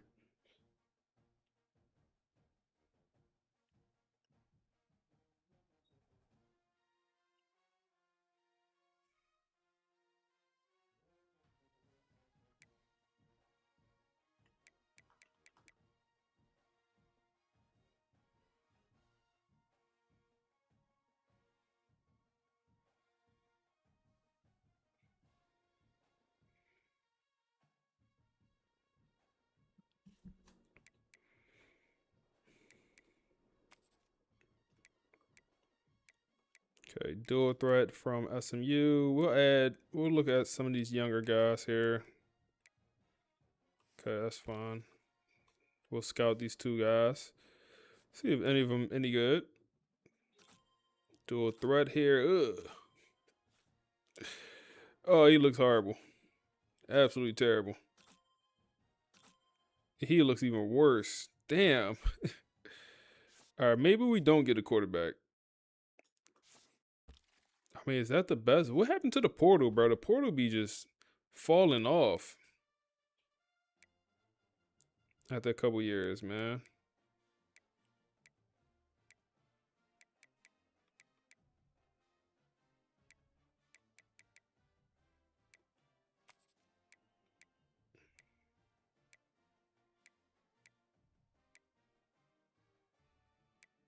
Any gadget receivers? We could look. If there's like a freshman gadget receiver, we could move the quarterback. We could do that. It's a sophomore gadget.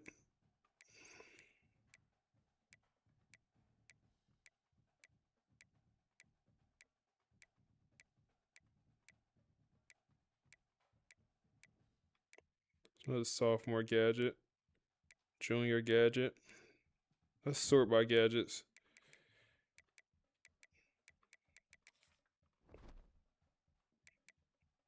Okay, sophomore, junior. Florida kid right here. Freshman, he's a 2-star. Yikes. Let's go with the sophomore, man.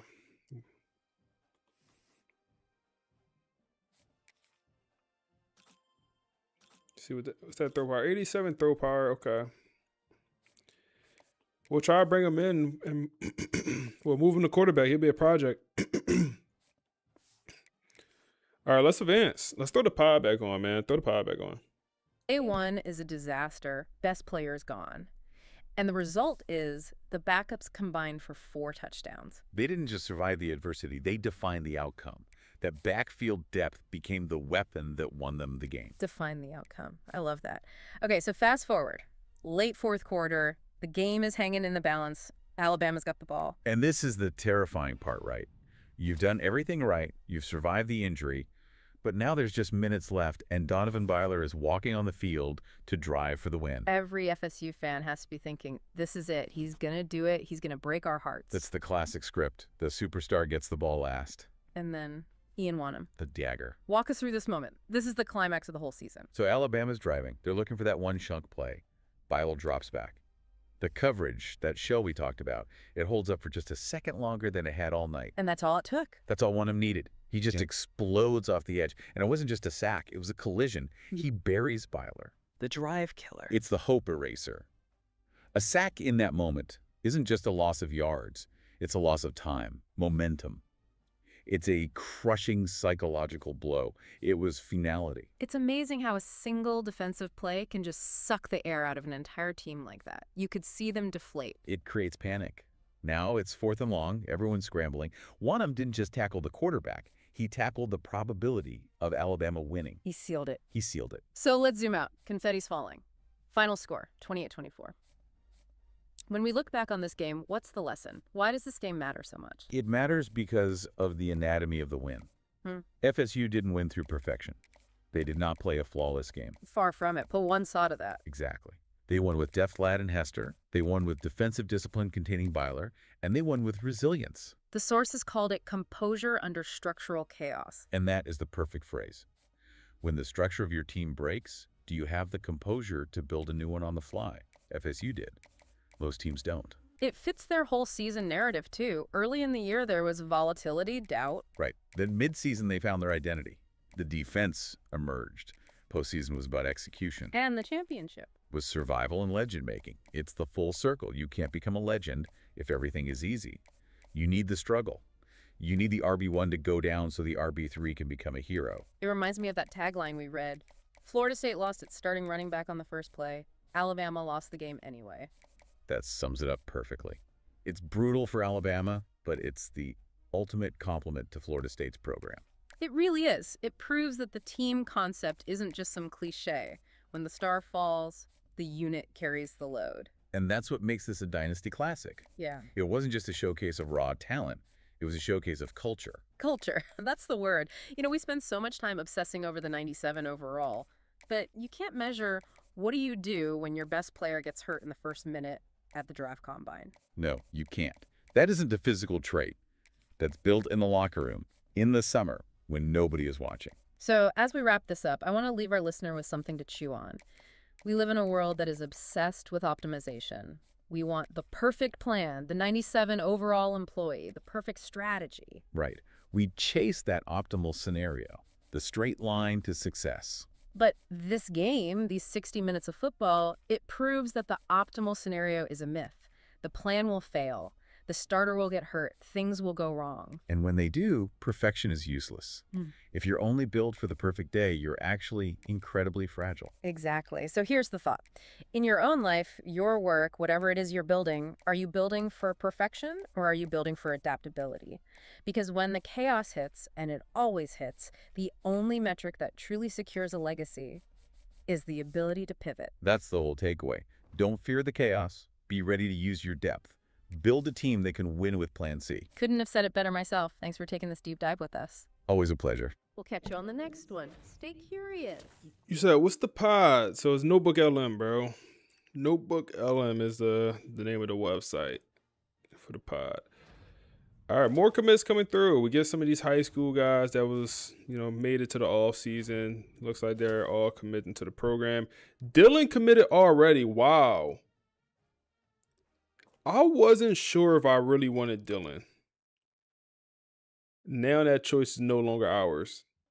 I was going to decide after this week. I was going to decide after this week. I put him on a visit. I mean, he committed. Whoa, hold up. We could look to see how much he jumped up. But wow, I mean, I just wasn't expecting him to commit that fast. That coachability, bro. Jalen commits also. That coachability and CEO, it must be really, really going crazy because he wasn't close to committing, no? Like, I mean, look how far he jumped, bro. Look how far he jumped. Bro, I was thinking about pulling the Scally, bro. Yeah, he wanted to come here, bro. Damn. He wanted to play with Jaden Mafia. He wanted to play with Jaden Mafia, man. All right, so damn, that's gonna be this receiver room gonna be competitive, bro. Who plays? I don't know. All I know is Sylvester Livings. He better come ready this offseason, bro. Ooh, my fault, y'all. Sylvester better come ready this offseason. That's the 5-star receiver that's currently on the roster. He'll be a sophomore. He better come ready to go this upcoming year. So one of these receivers will move to tight end for sure. I think that's easy. We'll move one of them to tight end. So the D tackle, wow. You say, yeah, Notebook app is great. Yeah, that Notebook be going crazy. Wow, hold up. This coachability going crazy too. Damn. We dominating recruitments here, man. We gonna get everybody. Oh yeah.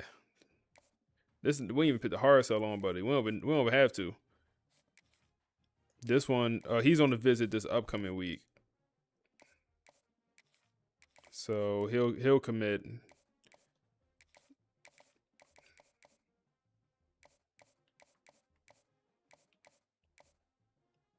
Let's just keep the 50 on. He's gonna commit regardless.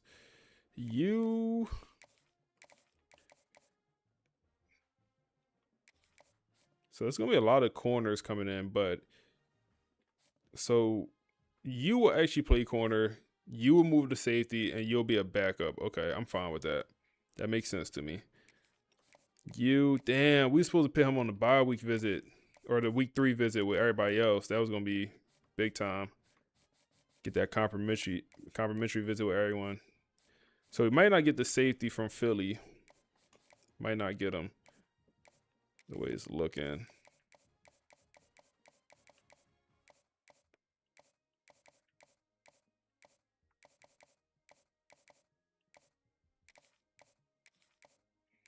You said don't. Yeah, we got a kicker and punter added. I appreciate you, man.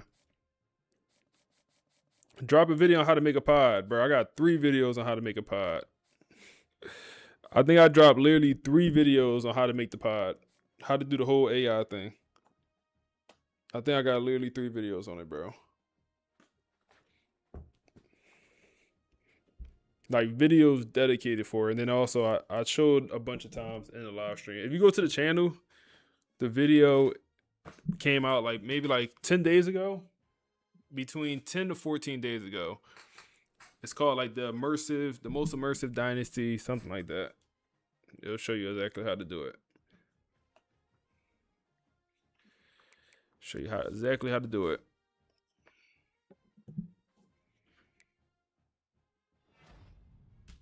Yeah, we upgrade our coach, bro. More commits, man. More commits. I can't believe we bring in a receiver that had 1,300 yards.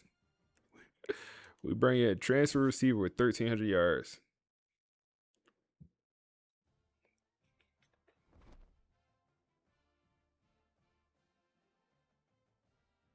You say you hired 2 people. Yeah, Brittany, man.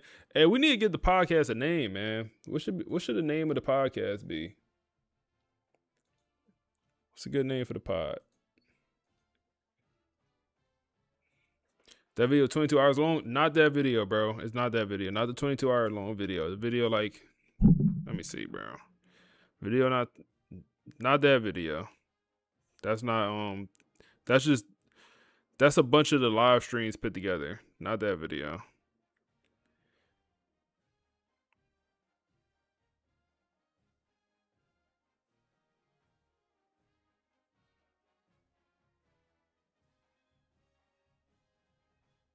How to create the most realistic dynasty is the title of the video.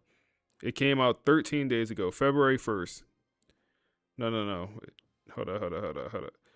It came out 2 weeks ago, February 1st. How to create the most realistic dynasty is the name of it. And then, yeah, February 1st. 15-minute video.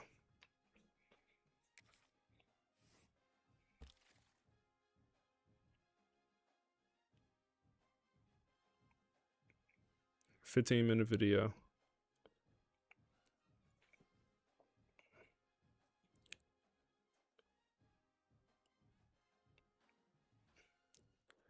The Vale report. The deep dive of Florida State.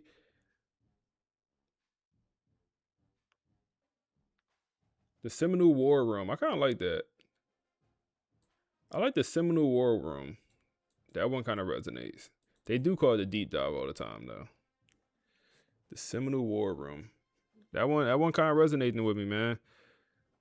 Any more recruits here? Everyone. Okay, so you is the last one. Gamer.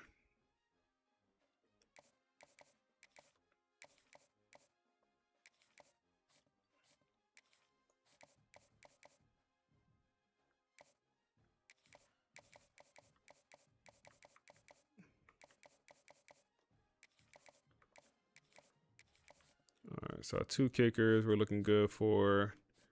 All right, we're looking good, man. We are looking good. Do I really need this gadget receiver, y'all? How many transfers we had? 1, 2, 3, 4, 5, 6, 7, 8, 7. 1, 2, 3, 4, 5, 6, 7. 7 transfers is that's kind of what we're looking for. That's what we're looking for here, man. That's what we're looking for. About 7 transfers.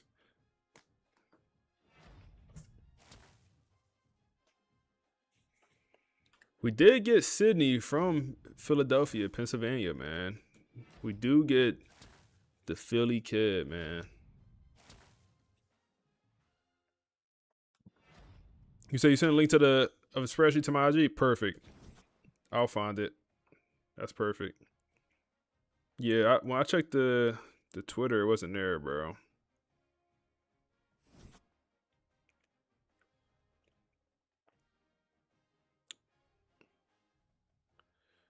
So I'm looking at it now. It for some reason it didn't come as a link. Oh no, it is. Okay, I'll look at it later. But it's there. It's there.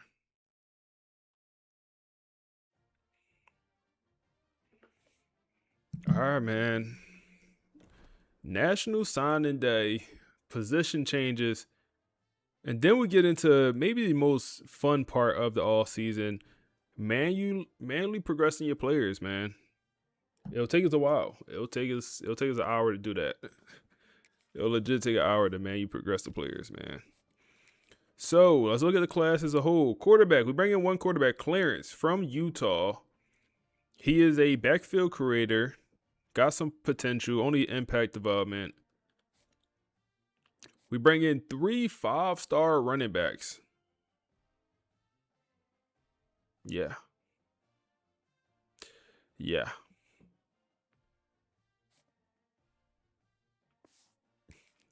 Yeah.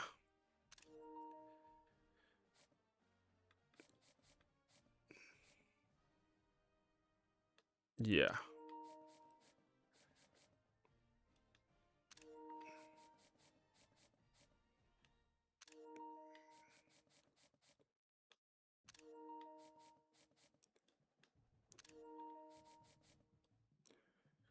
Oh, man. Oh, my fault, y'all boys.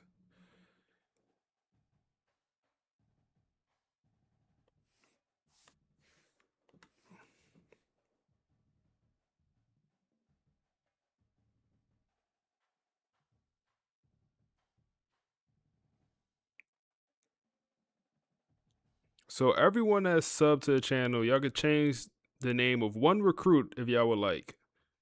So if y'all have a name or position of a recruit, let me know now so we can make it work.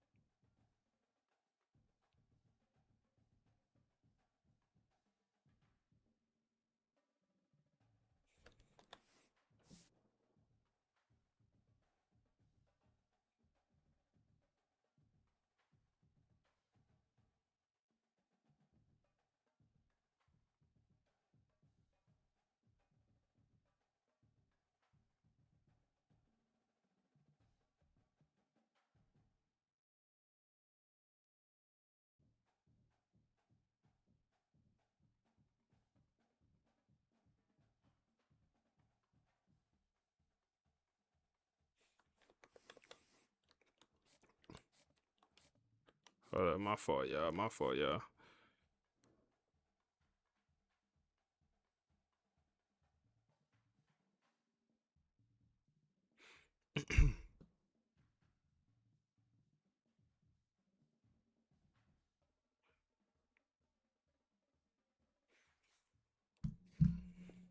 All right, let's see. Let's go position by position here. Tony.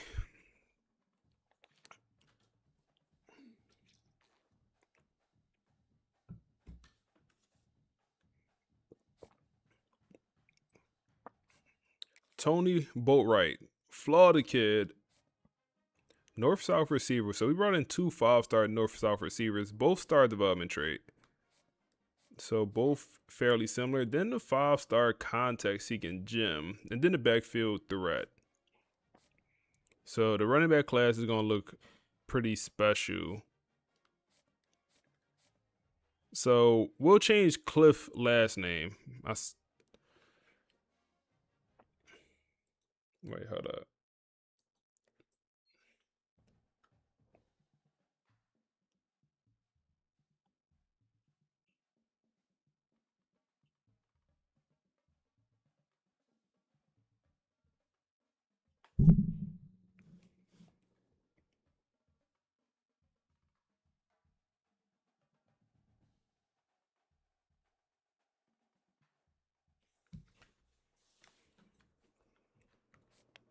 Anyone from the DMV in this class? I think we have one DMV kid.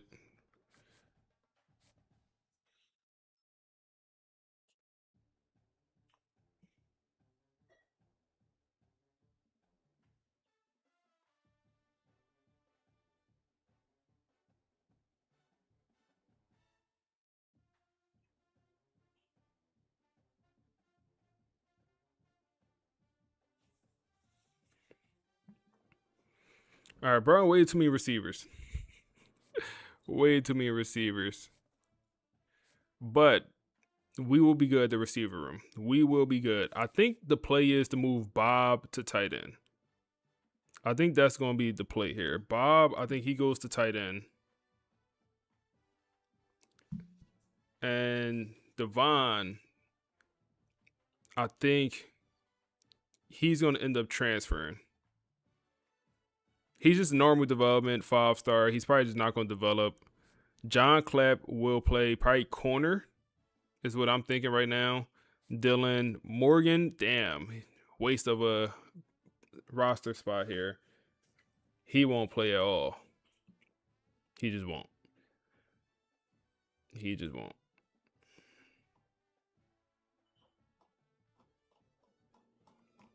He just won't end up playing.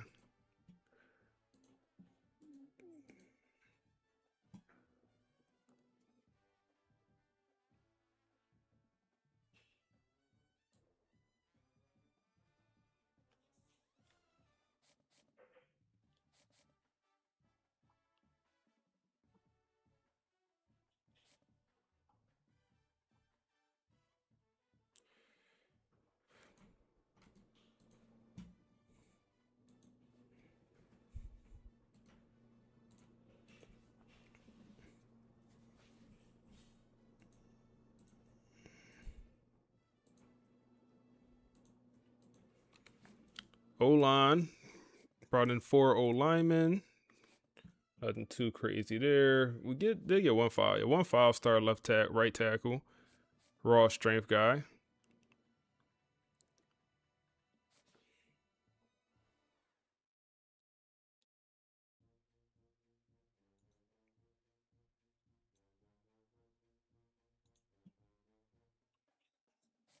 Geo. I'll be interested to see how this team looks. RJ Goodwin comes in with the star development. So hopefully we get that block shedding. Now, that's the only issue with Doggy is on the block shedding on the lower side. Yeah, everybody subscribe down there. Yeah, man. We got them get the subs. Man. Appreciate y'all boys. Yeah, hold on. He got 97 straight from the high school. No, he a transfer, bro. He a transfer. He gonna be a senior. Doggy right here. He gonna be a senior. Okay. Impact. Damn. Jalen normal. Damn. Okay. Morgan. Damn. Only normal development for Morgan. That sucks. The 5-star star. Normal. Wow. Both the 4-star corners we get. Normal. Both. That's a waste. Star for Dakota. Okay, star. He's probably going to play safety. And then impact for Darius. Impact, we already knew that. And then impact for Sydney Story. Someone also named my kicker, man. We need a kicker name. The punter don't really matter. Definitely need a name for the kicker.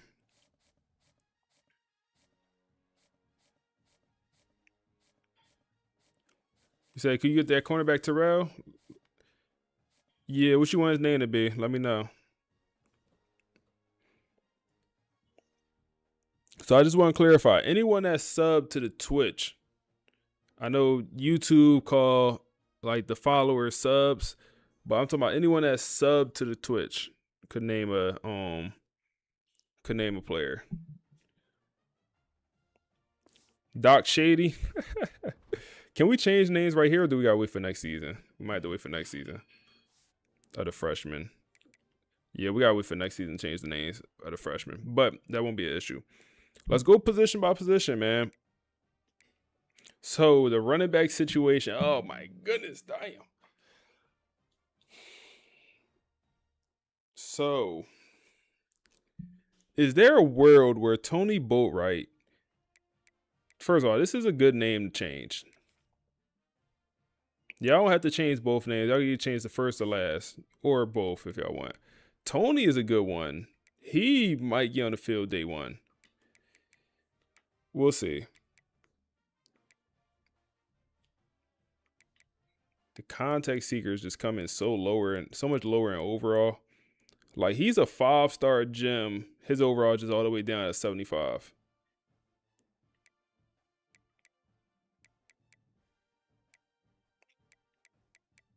Receiver room, pretty darn good. Where's the transfer kid? Morgan. We'll move him. We got to change our playbook. Then they'll let us move him.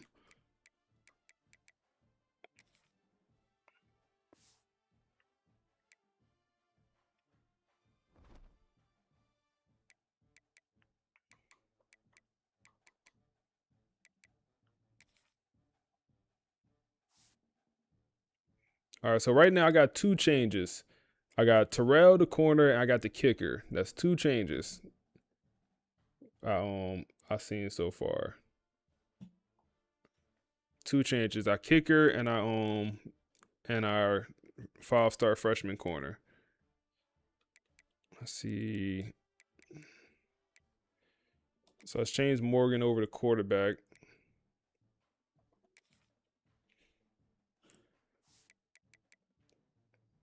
So the receiver room, TB12, the receiver room looks very different without Nakamura. Very different. But we have Dylan here, he should be a guy. What's his skill caps looking like? Only elusiveness. That's it. Only elusiveness. He's going to be pretty darn good.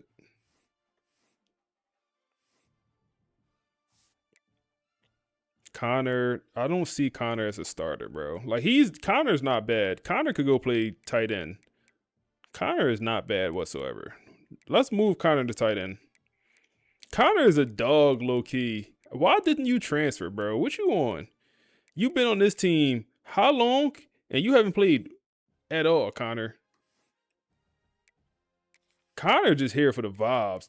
Connor don't care nothing about playing. He here for the cheese, the ladies, the vibes, and the national championships. Connor don't care about nothing, bro. He actually, bro, his attributes are very good. Like, he's only an 84 overall, but when you look at his stats, like, the speed, not great. Acceleration, good. Awareness, not great. The catching, 94 catching, spectacular catch. The route running, pretty good. The release, pretty good. The jumping, pretty good. And he's 6'5", 216. And also the abilities. Press pro, sure hands on red, or excuse me, on purple. Locker room guy, bro. Definitely a locker room guy. That's all. From Florida, man. He just happy to be here. Yeah, he would be a dog at tight end, bro. What's the blocking talking about? See, I don't want... Damn, we can't see... the run blocking, terrible. We could improve that, though. Do we just put him at tight end? He'd be an 85 overall tight end. Spring game definitely will go crazy, bro. Especially for a team like this. Go crazy. So, Sylvester, we're expecting Sylvester to jump up. Clayton, he might get cut. Maybe not. He's the fastest person on the offense. But he could get cut. All right, so I think I'll move you, Bob. I think Bob is going to be the tight end of the future here. Yeah, he goes up. He goes, damn, he's turned to a vertical threat. Don't love that archetype. Damn. We got to do it, though. We got to do what we got to do. Then we got the 2 elite development route artists.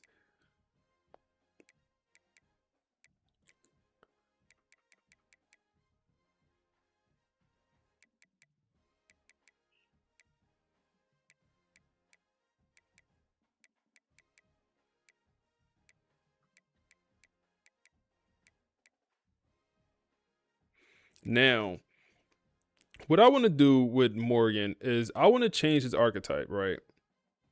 So Morgan, he does have sure hands. I feel like he is stuck in the wrong archetype. I want to change it.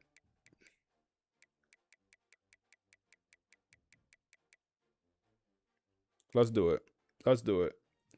We'll move him to fullback, and we'll move him back over to gritty possession. I feel like he's just stuck in the wrong archetype, and it's going to cause him not to get drafted. And now he turns, yes, perfect. This is, yes. He was stuck in the wrong archetype. Now he turns into a physical route runner, and his overall shoots up. I feel like it's not cheesy. I truly feel like he was stuck in the wrong archetype, and I feel like he deserves to get drafted. How I did that, I changed him to fullback, then I changed him back over to tight end, and it changed his archetype.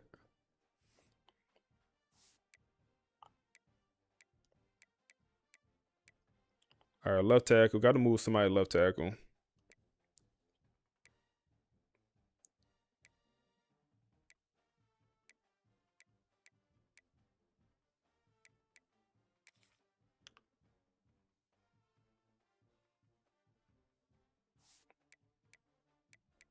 Who wants to play left tackle? I think you're maxed out, right? Let's see. Yeah, you're maxed. You can't get no better, which is super unfortunate.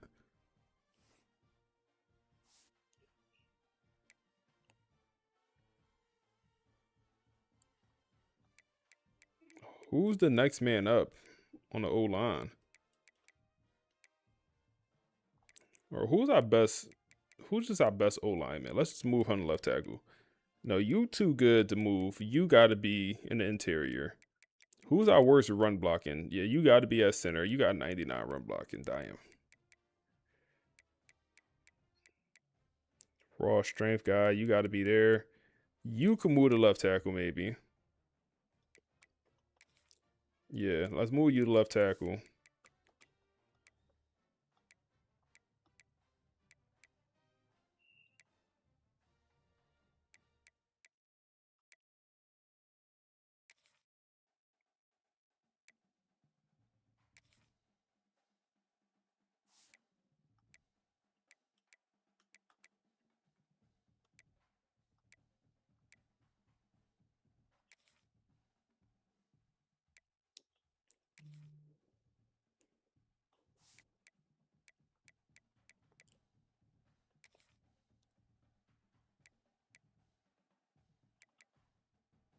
Try to spread some of these O linemen out across the whole O line so they all just not at one position.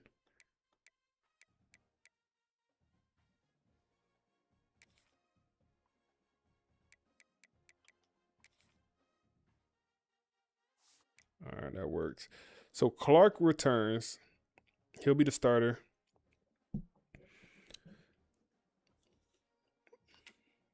Carl returns also. I would like to move some of the D tackle. I just don't think we have anyone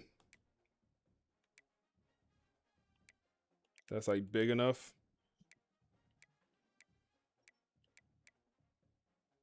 Yeah, nobody's big enough.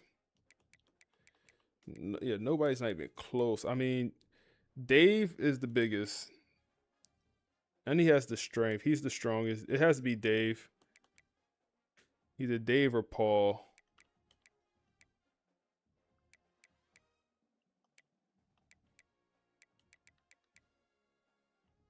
Let's go Dave. He'll be an undersized D tackle. Damn, his overall drop by 3. Let's look at what's the D tackle room look like? What will it look like? It don't look great. Do not look great. How would Paul look at D tackle? He had the same overall. Too small though. We'll move Dave. His overall would drop, but we'll live with it. We'll live with it. Burt Cleveland, still here. Keyshawn. Joe. Joe hasn't played at all, bro. Joe got 2 tackles last year. Corner situation. Okay.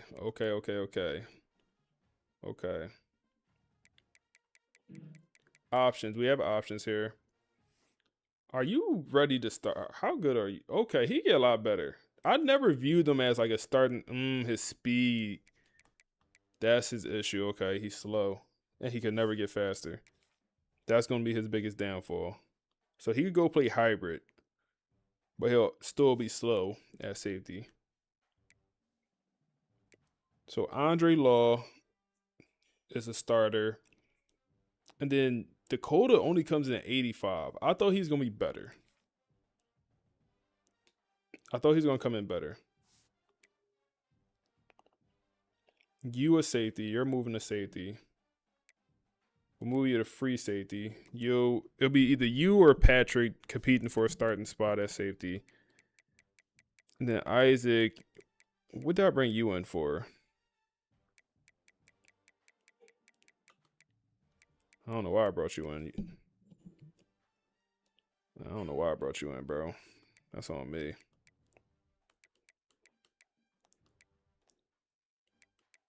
I don't know why I brought Doggy in.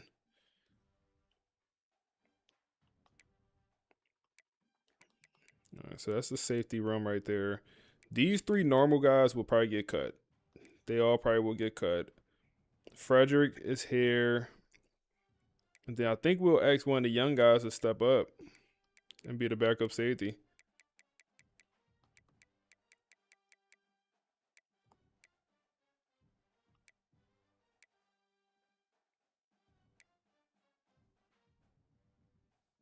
Yeah, we'll ask one of the young guys. Then kicker, punter. And then we got the 2 athletes. The thumper. We'll keep them at thumping middle linebacker. think that's the play. And then John Clapp. I think we're going to move him to corner and have a crazy corner build here. Growing up, take a couple years, but do we need to do anything else with position changes, man? I think we good, man. I think we good.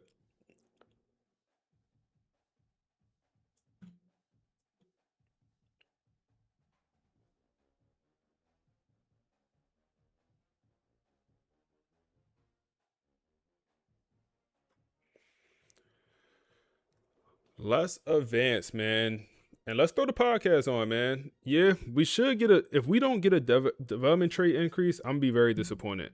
Let's advance. We're going to throw the podcast on, and let's see what happens. So picture this. You just won the national championship. The confetti's barely even been swept up. Right. Most coaches, they might, take a breath, reload a little quietly. But Marcus Vale, he decided to just detonate the entire recruiting landscape. He really did. It's being called the Vale takeover, and for good reason. The numbers are they're staggering. I mean, I've been looking at them all week. We're not talking about just a good class. Marcus Vale brought in 10 5-star recruits. 10. And 21 4-stars. It's officially the highest-rated class in Florida State history. That is actually insane, and that's exactly what we need to unpack, because on paper, it looks like a video game roster, Mm-hmm. So the mission for this deep dive is to figure out, has Marcus Vale built an unstoppable super team, or has he just assembled a volatile locker room that's ready to implode? That is the million-dollar question. And I think to answer it, you have to start with the move that really defined this whole offseason. Yeah. That whole rich get richer thing. Mm. It didn't just start with the high school kids. It started with a massive shockwave from the transfer portal. We have to talk about Dillian Colclough leaving Alabama to come to FSU. This is where the psychology of the score just completely shifts. Colclough isn't just another guy. He had, 350 receiving yards at Bama? He was a nightmare for every SEC defensive coordinator. Exactly. So for him to leave a program like that, to join the reigning champs, that sends a message. A really loud one. It feels like FSU went from being the hunter to being the villain, like overnight, doesn't it? Precisely. You're not just getting a player. You are psychologically dismantling a rival. You're taking one of their most feared weapons to build your own empire. It's a monopoly on talent. That's what they're trying for. But as we know, hoarding all that talent, Mm-hmm. it brings its own set of problems. Right, because now you have all these new faces to integrate. And speaking of faces, let's talk about some of these freaks coming in from high school. There is one name that commentators are already obsessing over, and he hasn't even taken a snap. Clarence the Cannon Strojny. Yeah, the profile on Strojny is what scouts would just call freakish. You're looking at like an 87 throw power and a 79 deep accuracy right out of the gate as a freshman. He's the guy who looks good just walking off the bus. Yeah. But then you have the wild card of the class, Jalen Chosen. The human joystick. Exactly. And the stats make sense. 88 speed, 92 acceleration. TB12, man. TB12.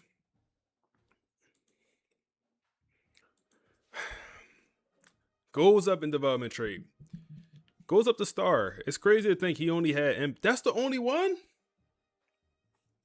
We wasted our cheese.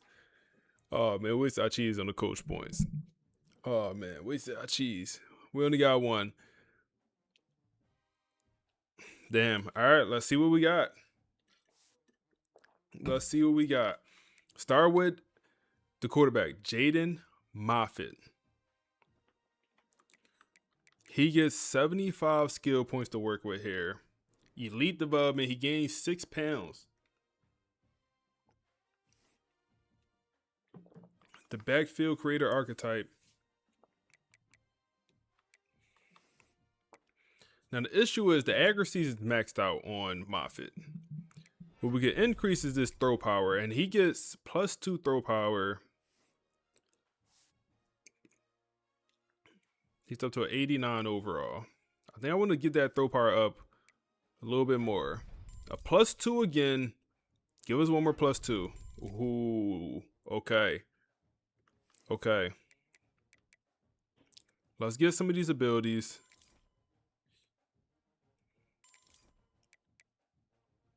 Like, we got to get some of these abilities. I also need to get the IQ up there.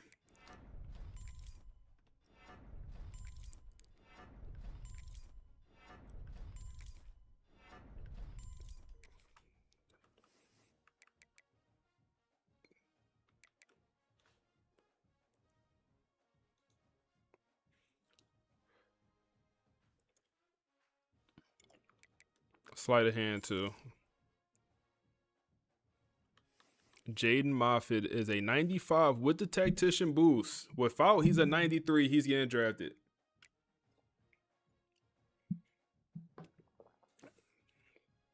We will need another quarterback next year. So just won Natty yourself. Hey, congrats, man. Congrats. Damn, he trash. He is trash. Just in case he need to come in one day. Just in case he need to come in.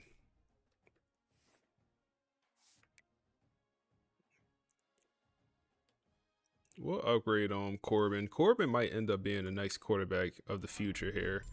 So let's actually upgrade him because we're going to need a guy. We're going to need a guy here. Bro, it's so easy to upgrade some of these archetypes, man. Or get their overall up. He's an 88. Corbin not bad, bro.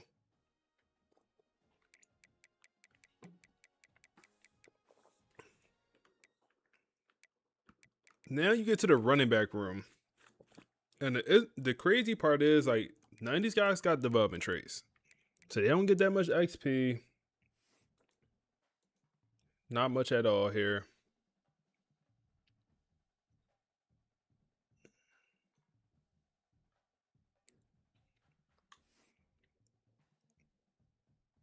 You said he got 2 gloves on? Who that? Who that? Is that Corbin? Nah, Corbin don't got 2 gloves on at quarterback. No, who you talking about? Buddy Morgan. And he wearing number 9, bro. We got to change that. He ain't rocking out with 9. We'll change numbers once we get to we advance to the new season. All right, Ezekiel. We expect Ezekiel to start, or at least to get a lot of carries this year. Now, the issue with the power running backs, the issue with these archetypes, the power costs so much to upgrade. We can upgrade the elusiveness, which does increase the break tackle. And we get that break tackle to a very good spot, okay. Now we get downhill, okay. Now we talking, okay. And then, okay, he's up to an 87. He looks better. Then Quan, I kind of want Quan to be the speed back. His speed is maxed.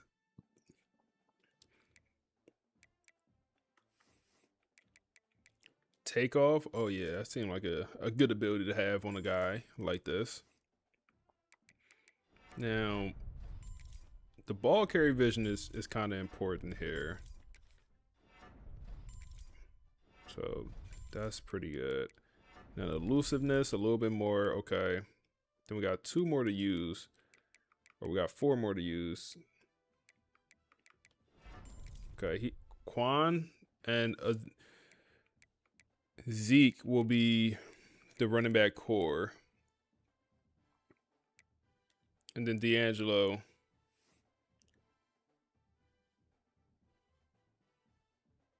So after you watch the video on coaching archetypes, got larger programs well prepared. Yes, sir.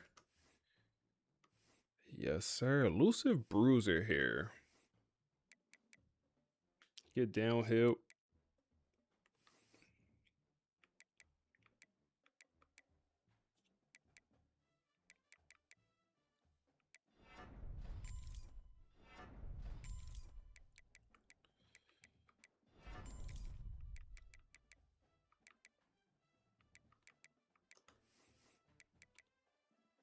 Oh, man, we could have brought Shifty. I brought the wrong thing.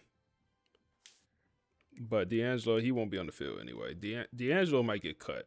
I might cut D'Angelo, honestly. TB12, he increased development trait. He only got 55 skill points to use here.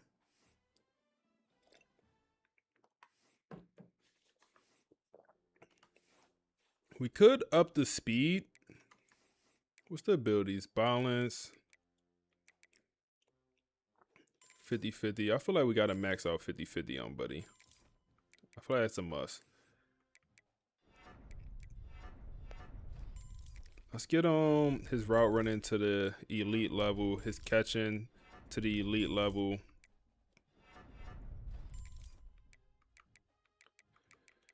Now that awareness needs to improve. Okay, TB12 is up to a 93 overall.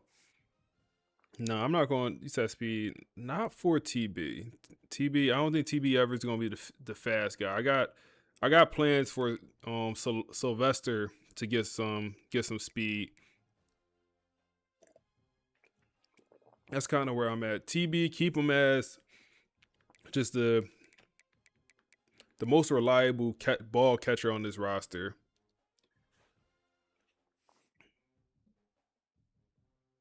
Dylan, now, this is also a guy I wouldn't mind going the speed route. I wouldn't mind going that route. But first, I want to get the route running to elite level here. Yep. Okay. Now, he's going to be in the slot. We'll go one more. Okay. Now we go all hands. Yep, we go all hands now. That catching is poor. Abilities. He already has cutter.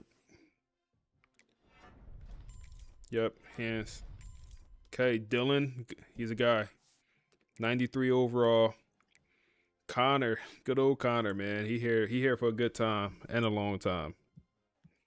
Connor here for a good time and a long time. Connor, I need you a block, bro.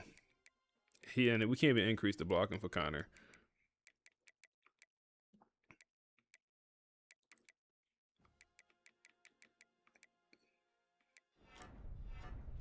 Like, I'm not going to touch speed with Connor neither. My controller died. Damn. I'm not going to touch speed. Damn, controller.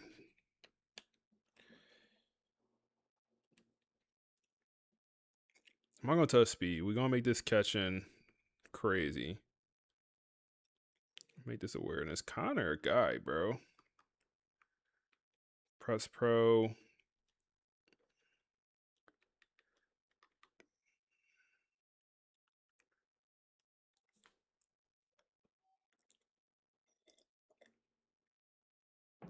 At the dime.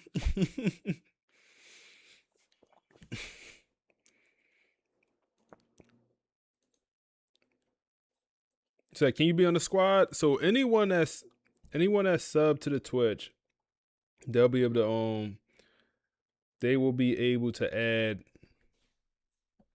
a player. So yeah, you could add whatever name. Anyone that's sub to the Twitch. That's how we doing it. And also, I'll let the subs pick what I'll let the subs pick numbers. We'll do numbers also this stream as well.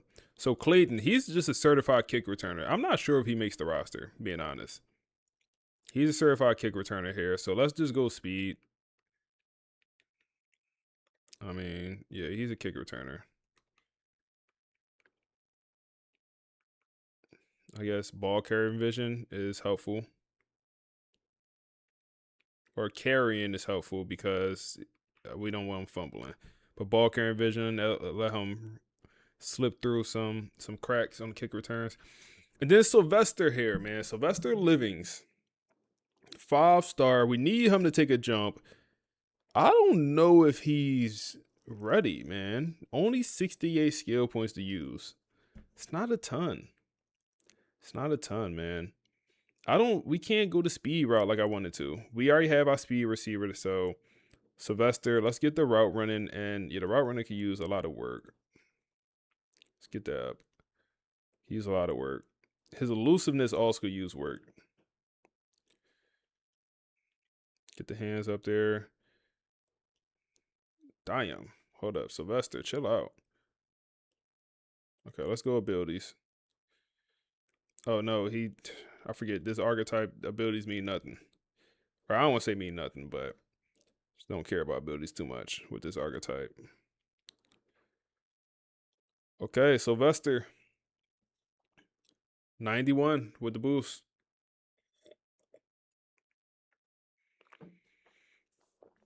Might be a dog. Might be. Might be. He got better hands than TB12. He got better hands, or catching traffic at least.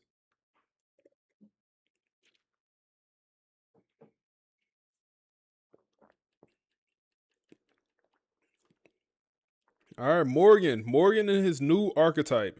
He is going to be a problem. Now, first thing I got to focus on, I got to get the sure hands back. And we can also get cutter. Now, I want to get the speed up because the speed is pretty low. Okay, let's do two to the speed. That's more usable. I'd like to do a speed one more time, but it is what it is.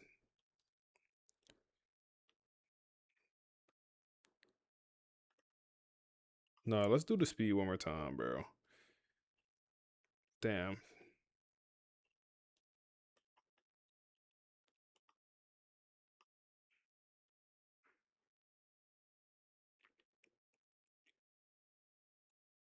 He don't got no moves, bro. He ain't breaking no tackles. Like, he can't truck, he can't juke, he can't do nothing. Yeah, we got the Twin Towers. We need a nickname for the 265s, bro. We need a nickname. The Twin Towers, I feel like that's so basic. We need a nickname, man, for them boys. All right, Morgan, he will be a draft pick in this upcoming draft. We'll auto progress the rest of the tight ends. Left tackle, I'll upgrade the left tackle because we need him to be good.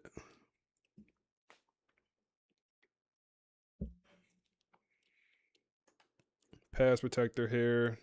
So, damn, that pass protecting ain't going to be great.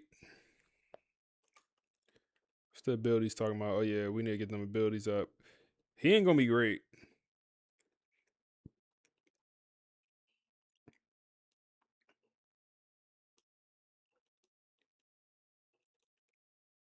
Yeah, buddy not going to be great. Okay, he's a 92 with the tactician. That's usable. We'll upgrade our starting O-lineman. Thing 1 and thing 2. That's actually funny.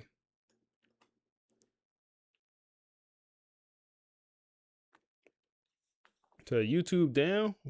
What you mean?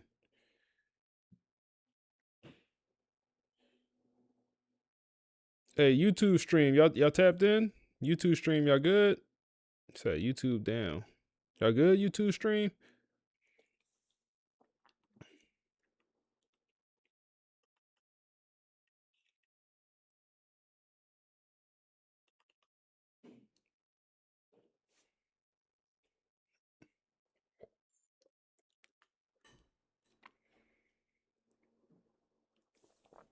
Tell YouTube going through it. What happened to the YouTube stream? We good over here? He may be down. We good over here? Okay. I'm about to say, come over to Twitch if YouTube down, man. Set down the TV. Damn, YouTube, what we on?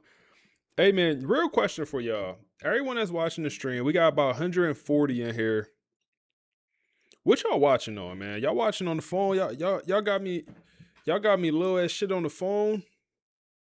Or y'all got me on the I'm coming through the TV. Or I'm on the computer. What y'all watching on, man? I'm always interested in that. On YouTube, I can see what everyone watch on. And on for like these live streams, a lot of y'all on YouTube be watching me on the TV. I'm like, damn, I'll be coming through the whole crib.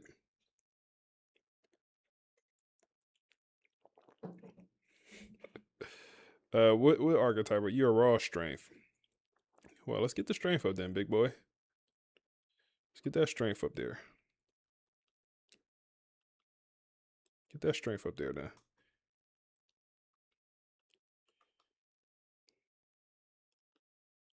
Get that strength up there then.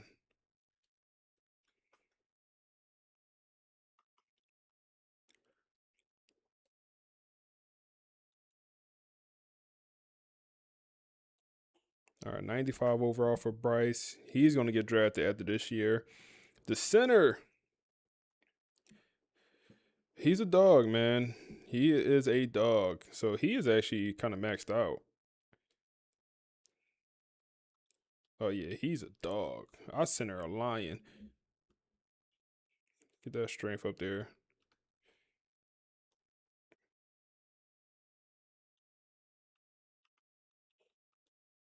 That awareness up there.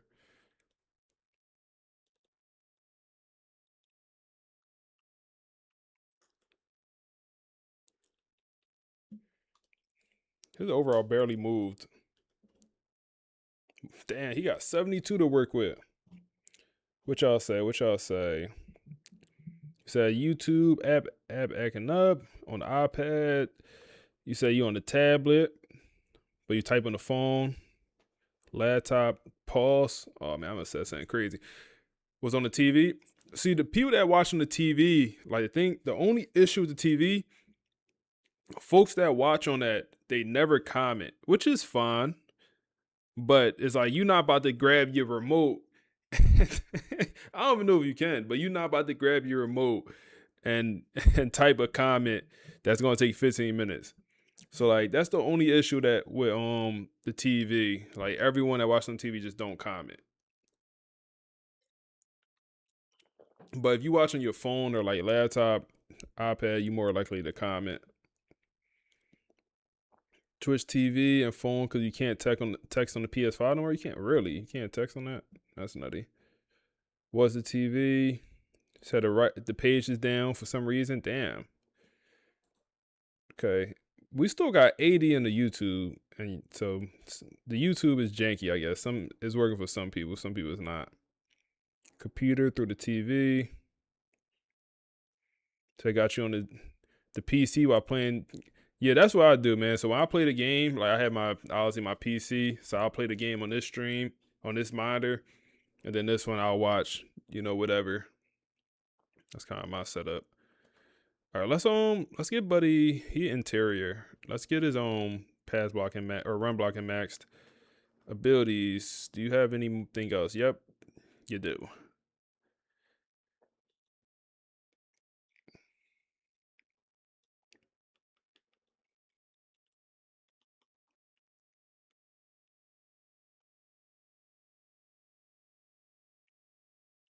Perfect. So watching on the second TV, playing the Xbox on the bigger TV. Damn, you got too much cheese. 2 TVs? You got too much cheese, bro. Watching on the TV through the PS5. You could type through that? Oh, I'm glad you could type through that. So you would have it on TV, but you playing on the phone.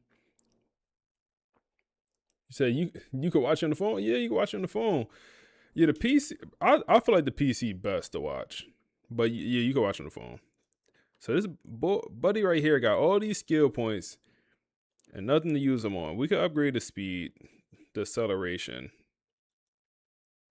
and get the option shield maxed out. Or excuse me, this maxed out right here.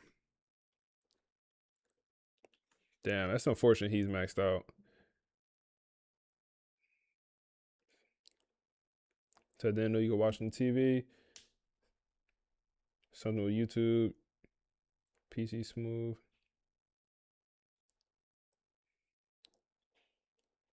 Yeah, bro. TVs are I ain't gonna lie. TVs are cheap, bro. Like my monitors, I have a 20. What is this? I think a 29-inch, a 32-inch monitor, and then I have a 27-inch monitor.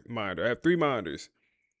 all of these monitors, so two of them are very good. One I play the game on, the other one is like my main content monitor, so I use it for editing, everything. And my third monitor is just, for the chat, for whatever. The two monitors that's more expensive, they cost way more than my, 55-inch TV. Way more. These low monitors are so expensive. You said YouTube tripping? Damn, YouTube. I'm gonna drop the link to the Twitch chat or to the Twitch stream for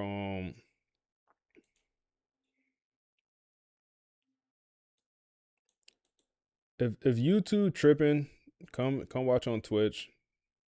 I'd rather you watch on Twitch than not watch at all. And matter of fact, drop a follow on the Twitch, man. That'll help me out.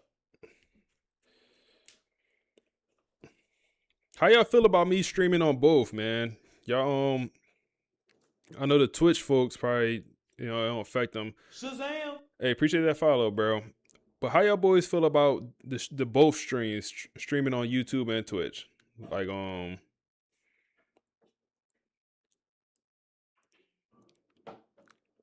fire.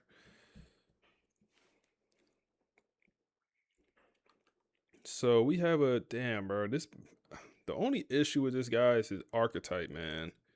What's his strength for him? He got 83 strength. We need to get the strength up a little bit. Okay, 88 strength is a lot better. Now we could get hammer. Even higher. The run stop damn near max for Buddy. Let's get the IQ up. Clark is looking like a dog. He's not. Watch, he don't play like this. I already know he won't play like his overall says he is. He just won't play that good. Grip breaker needs 94 strength. We ain't getting that. It's 93 overall with the boost. Let's upgrade Carl here, who's the S setter.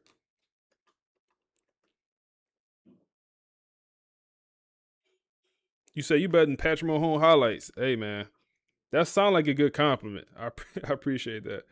You betting Patrick Mahomes highlights. Kobe student, I appreciate you. So, as setter, one thing, side note, I hope next year they redo the archetype system. I no longer want to see edge setter and his overall is based on his archetype. No, change that. Have it be dynamic. If he's an edge setter and I upgrade his finesse move, power moves, his archetype should change like it does in 2K, and he should be something totally different. Like, I don't like these guys being stuck in their archetype and stuck in an overall. But if you do the position change and you could change his overall, it's too much finessing. Just have it be dynamic somehow. Like, that's what I want to see. That's a YouTube tripping.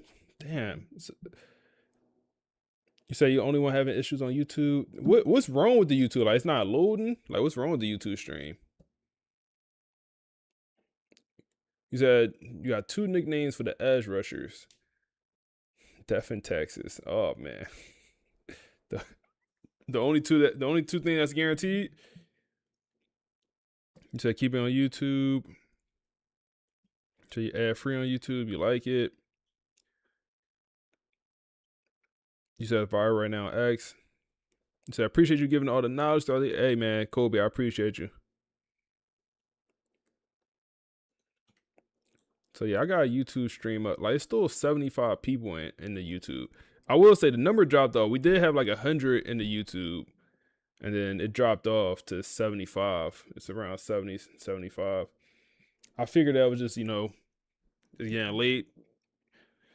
Whatever, but maybe it's because of YouTube down. Oh, we could. Okay.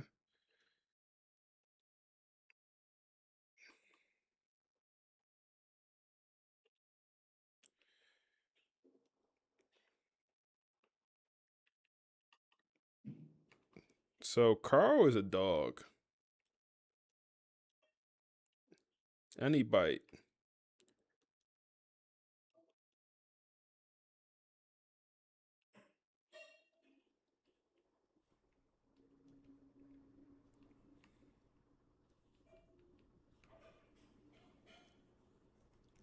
He a dog. He a dog, man. You say you on YouTube is running smooth. I think it's I don't know who YouTube messing up with. Like is y'all trying YouTube isn't working at all? It's working for me. I wonder if it's not working on mobile because I'm on PC and it's working for me on PC. You said YouTube really rarely has problems. That stream up and working, that's all that matters. All right, so the Edge room is looking good. Ian returned for his senior year. We're expecting big things from Ian, man. Expecting some big things. He had a great year last season. Let's get the power moves to 99. The strength, hold up. If you look at his attributes, he looked like the damn GOAT.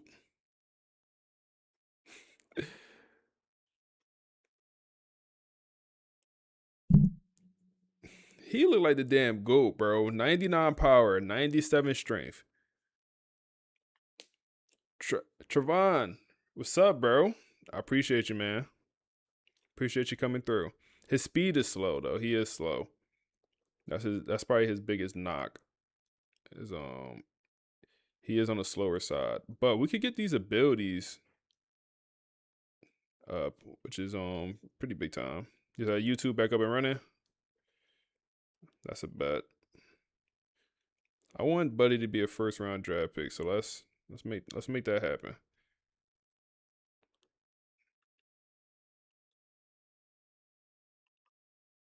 Let's make that happen. Let's make that happen. Okay. Ian, he is a true 99 overall player. He's not super fast. He only had what 6 sacks last season. 6 sacks in 16 games is not great, honestly. Jaden with a bean. 100 skill points to use here. Got a buck. 100 skill points for the power rusher. Well, guess what?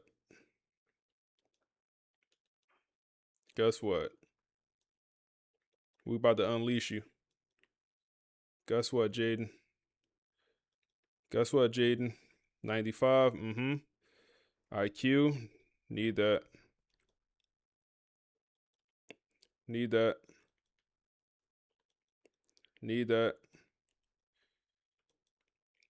Okay. Run stop. Need that.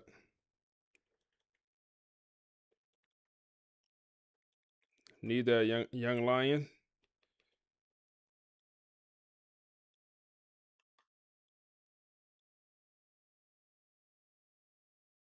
Okay. 90 overall.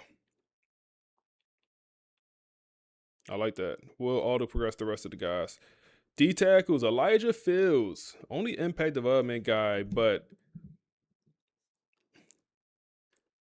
Natty run over the offseason. Hey, man, I like both, man. So Elijah is just a dog. He's just going to be an animal here. We could get this up. We can max this out. Let's do that. Let's max it out. The block shedding is already pretty good. Let's get it better. Get the awareness up there. Yep. We give him 99 pass rush. Let's do it. Yep. Elijah Fields, new D tackle, is in town. And then J.R. Goodwin. The only thing I want to work on with J.R. is his block shedding. I think that's the most important thing here. He got 97 strength on a speed rusher. That block shedding up there. What's the abilities looking like? Okay, that's fine.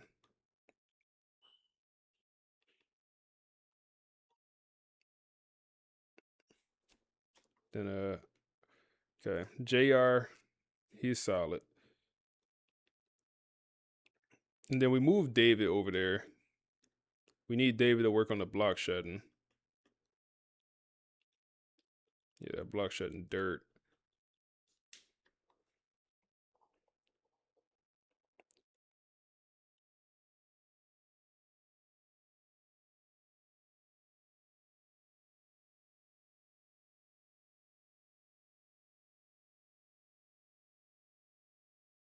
Says back to normal. YouTube back up and running. Oh yeah, the viewership went right back up. So yeah, YouTube seems to be back up and running.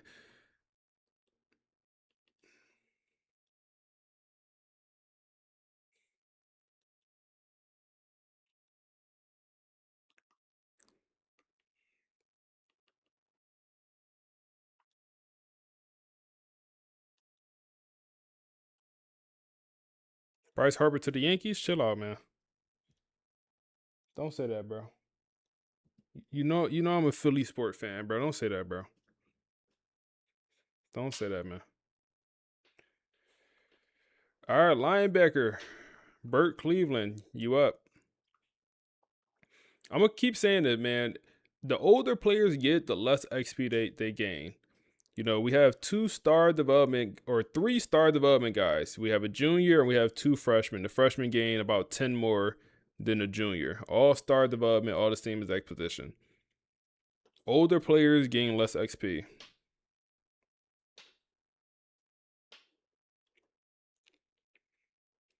It's either that older players gain less XP or higher overall players gain less XP. I'm not sure which one is the case. Either higher overall players or older players. But, you know, if a player is older, he's also going to be, you know, higher overall more times than not.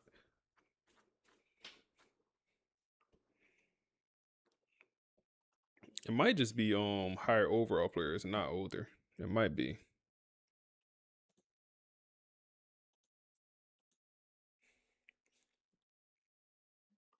So Burt, he's a thumper. Let's get that run. One of the biggest issues I had this past season is like not making enough tackles. We need to change that. Get that wrap up. Like I feel like we missed way too many tackles, bro. Burt, 94 overall. He'll be a starter once again. Keyshawn, elite development. Hold up. It could be both. Hold up. Yo, what's up with the linebackers, bro? Elite development player getting 36 skill points? Is that not nuts?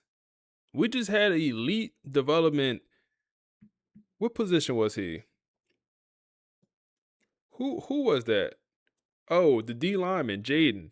My elite development D lineman got 100 skill points. He's a freshman. My elite development middle linebacker, 36. What am I going to do with 36 skill points, bro? What am I going to do with that?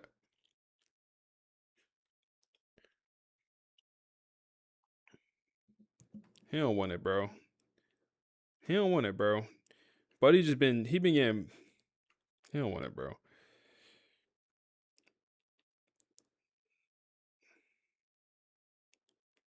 He don't want it.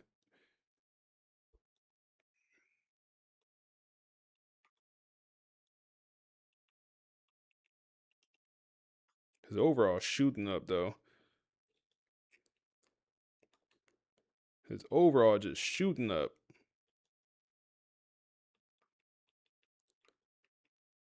Buddy overall going. House call. Okay, there we go. He was partying.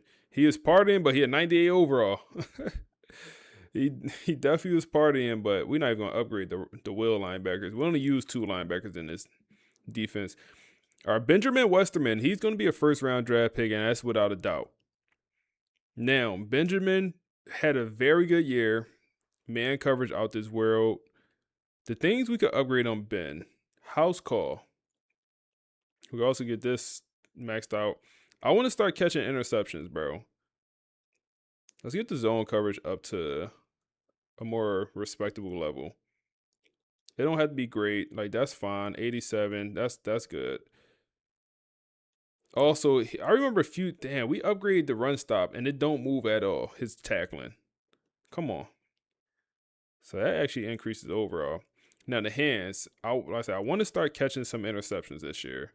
So we get the house call up to, yeah.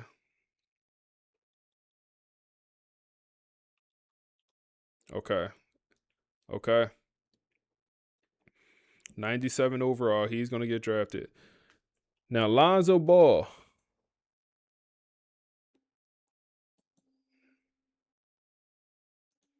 Lonzo with the impact development.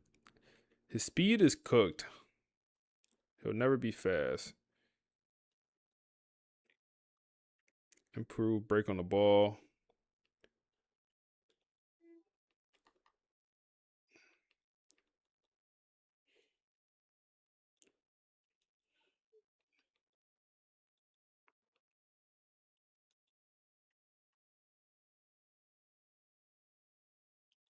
All right, perfect. Perfect.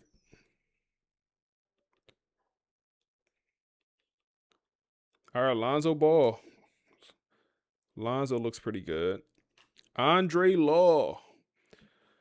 I think a big thing for Andre is his. Damn, no way he has improved break. I mean,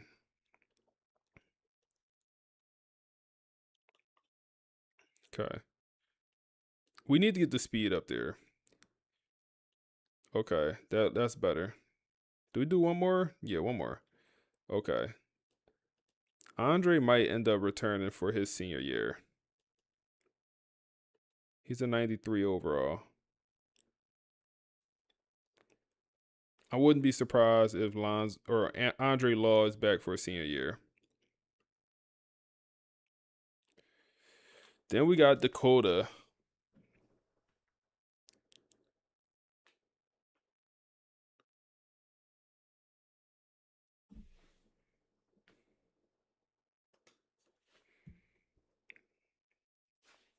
Damn, Dakota. You was a waste of a transfer. I'm not going to hold you. You look absolutely terrible. Wow, that was a waste. Damn.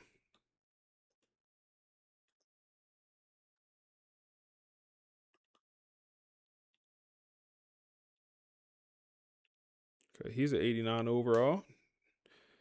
That was a waste. He's not going to start. Isaac, he's probably also going to be a waste. Let's see. Less transfers, bro. These transfers we brought in, trash. Trash. Like, bro, what are these skill caps, man? I ain't even mean to upgrade his speed. Where are these skill caps, bro? He get blankets coverage on bronze. He's a zone corner, and that's not what we need.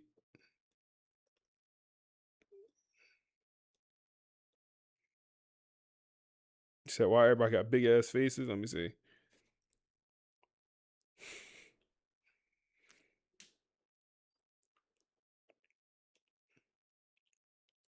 Let's see. Was you a waste of a transfer too?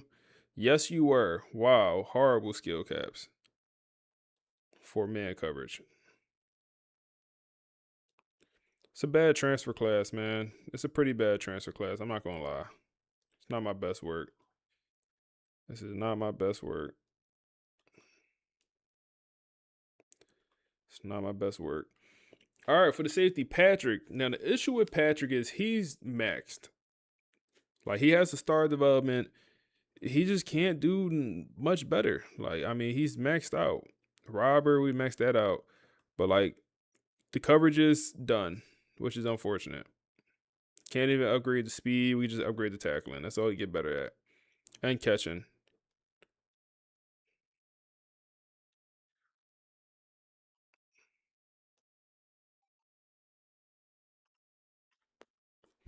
Get Robert maxed out. We get House Call maxed out. Or almost maxed out at least. Okay. I'm interested to see who we start in the safety room. Carlos, star development, he didn't get that much progression. Be a sub linebacker. Let's see, what's his archetype right here? Cover specialist. I feel like we just upgrade his coverage a bunch of times and didn't do nothing. Improved movement and zone coverage. It's interesting that the requirement for that is only change direction. It's interesting. So we'd rather rebuild a team like Kyle or I'll go with Stanford, bro. Frederick Valentin. He did not even consider going pro. He didn't even consider it. He wanted to come back. He was on this roster when we won the national championship in 2027, and he played a big role in the win in 29. And he wants to come back as a senior, and he's from Tampa, Florida. Nothing he'd rather do than play for Florida State. And I respect the hell out of that, man. I truly do.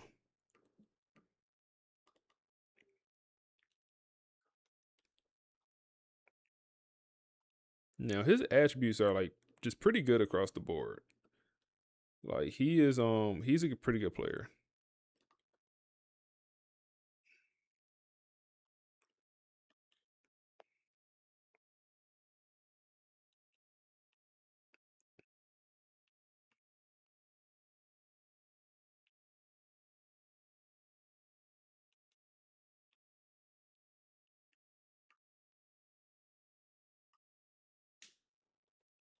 Oh, we get blow up now. There we go. Frederick Valentin up to a 95. Now, the backup strong safety actually plays a lot in this defense. So we need someone that could cover. Like, can we build you into the perfect corner here? Or backup safety. Like the run stop ability is already pretty much there. The speed is good enough. The tackling is good. No, I wasted that. I did not mean to upgrade that. The hands could use some improvement.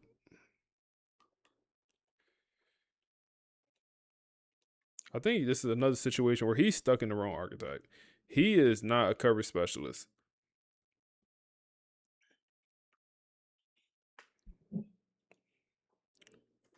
Fonzo, box specialist. The good thing about the box specialist is the coverages is all in one like this. Now, so we can make them a lot better. Now, unfortunately, that man coverage is lagging behind. But he's already very good.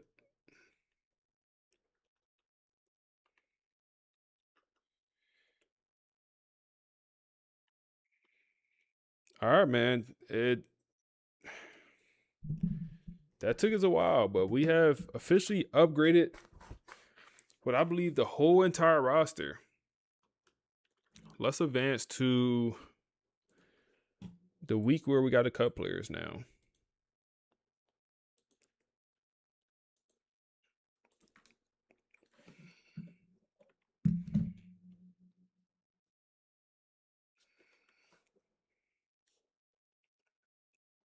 We got to cut a good amount of players here too. Okay. Offseason. All right, we got to cut a good amount of players here, man. So a guy like you, I just don't think it's possible. You just don't make it. Woodland almost is getting cut for me. I mean, he got to get cut. We have a freshman just as good as him. Just as good. We'll come back. Receivers. I think we cut Larson. He's just my kick returner. He did have a kick return last year, but I mean, damn, we don't have much speed. So, like, he is probably our best kick returner. But it's not just about speed. We'll cut him. It's not just about speed. Carl or Clayton. Gotta go, big dog.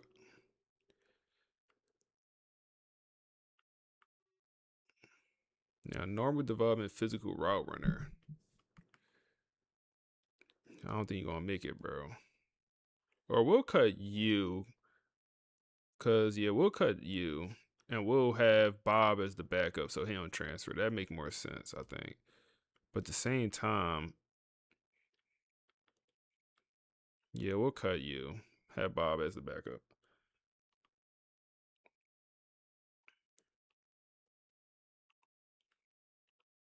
Any normal developments gotta go. So 2 normal developments here. The 5-star normal development, I'm more willing to keep. But the 4-star will cut you. Normal development, you gotta go. Normal development, he's a 5-star. No, he's not. Cut him. Who else here? Normal development, you gotta go. D tackle. Kevin Hidd, I think we need you. We can't go down to any more D tackles. Yo, hold up. Our D tackle room about to look crazy next year. Because all of them going to be gone. Dave going to graduate. Elijah going to get drafted. We're going to be left with Kevin Hidd and Brian. All right. We need to recruit D tackle for sure this offseason.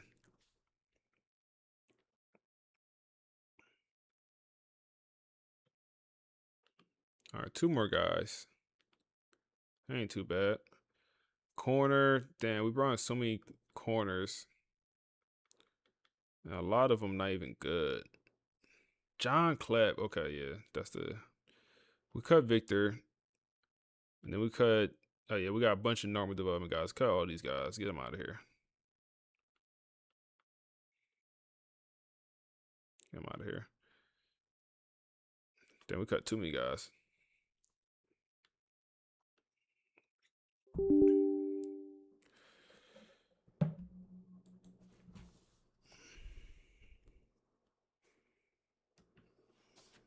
Oh, man.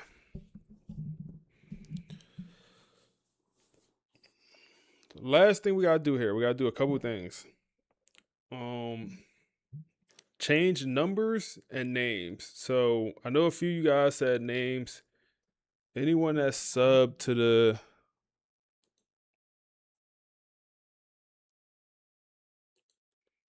the Twitch, if you want to change a player name, I know. Damn, how are we ranked number 5, bro? Where's the disrespect coming from? Why? What is the disrespect?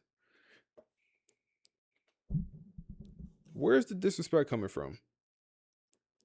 We're a 99 overall team. We're the best team in the nation. How are we 5? UCLA ahead of us? Did they even make the playoffs?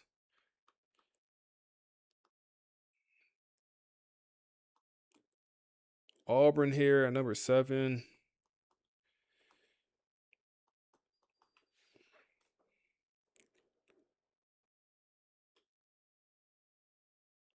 Jaguar Jones for one of the running backs. All right, bet.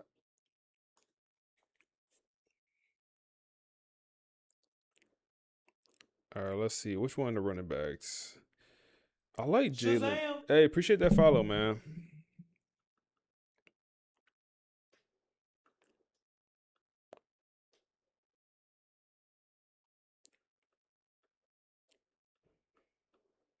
So both these guys like identical. You know, one's a little bit taller, but their attributes are like identical.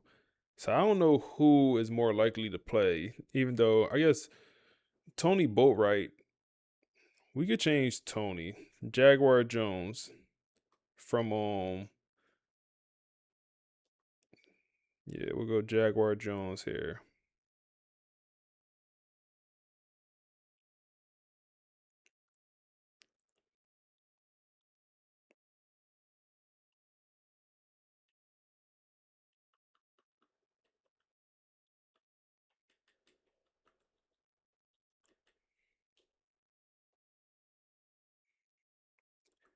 He gotta get a different number too.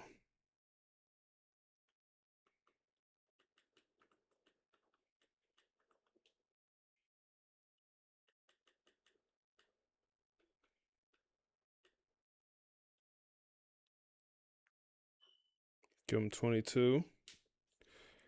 Also, give me number suggestions. So Jaguar Jones. I like that.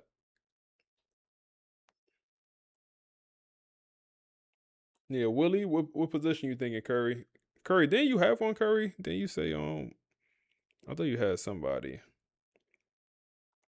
I know someone said the 5-star corner, Terrell.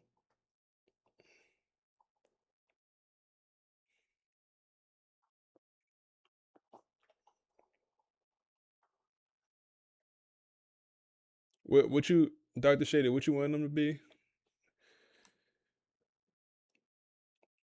It's a Westerman number 0. I mean, we changed the number 1 last year. I feel like number 1 he wore 11 his first year.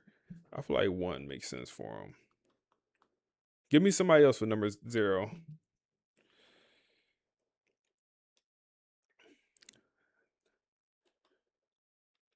Doc. Do Dr. Shady. Do captains. Also, who should be captains, y'all? Give me let me know who y'all think should be captains on this roster.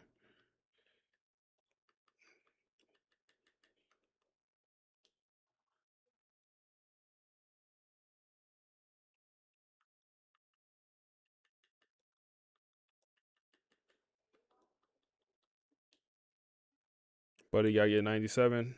Bet that. Yeah, 97 damn near go down the history books. He got 96. 96 was Danny Sullivan number. We'll give him 97.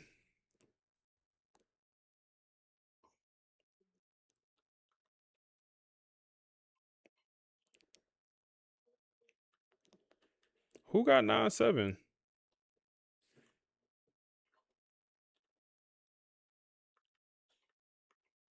Geo.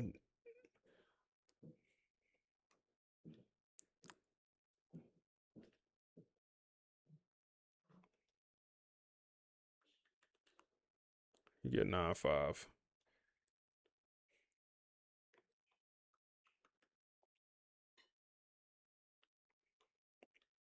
Come on, Brian. How we feeling, Brian?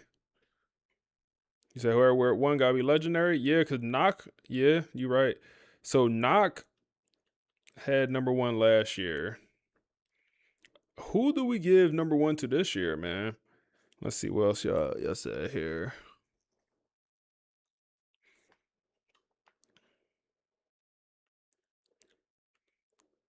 So Jaden Moffitt, I think definitely got to be a captain on this team. You know, last year as a redshirt freshman, didn't make sense for him to be the captain, even though he's a quarterback 1. Just because you're the starting quarterback don't always mean you're the captain. But coming off the national championship win, Duffy captain on this team. Now, the 2 running backs, both these guys are going to be out there starting.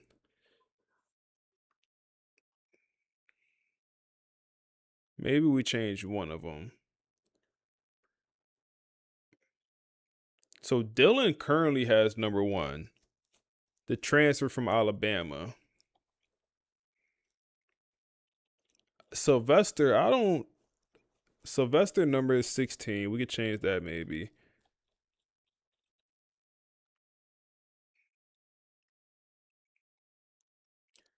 Morgan still rocking out with the number 7. Bob with 89. I don't know. Let's change Bob. I don't like 89 for Bob. What's his skill caps? Not great. Not horrible also.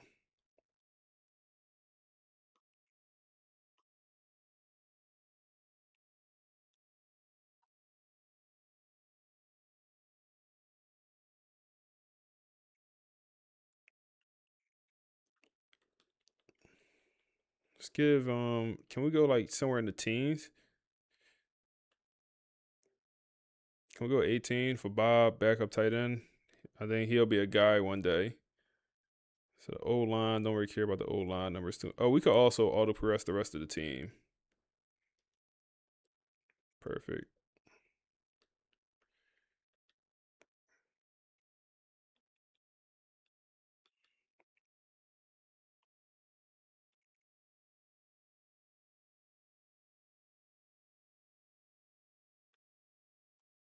Oh, Juan Mayo jumped up in overall. Yeah, UCLA is crazy.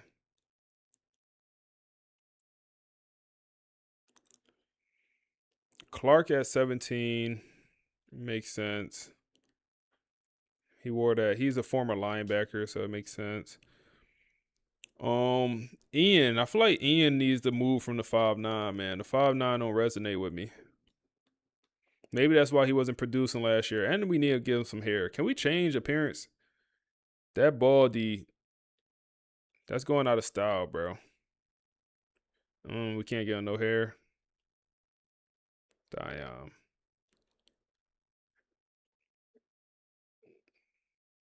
That baldy going out of style, bro. What should we give him? Number in the single digit? Go 2 on him? Edge rusher with number 2? Or do we go, oh, somebody got 0 already. Let's give him 2. Deuce coming off the edge.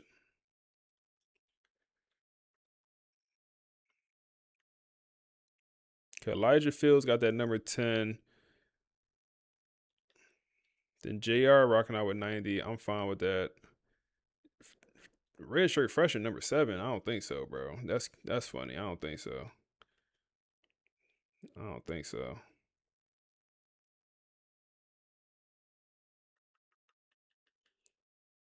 Yeah, you now you gotta go get number 79 at linebacker. Cause you done pissed me off.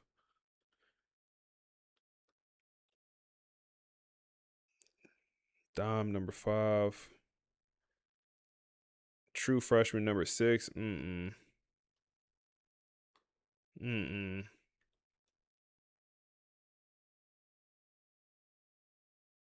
don't think so, bro. Hold that 91, bro.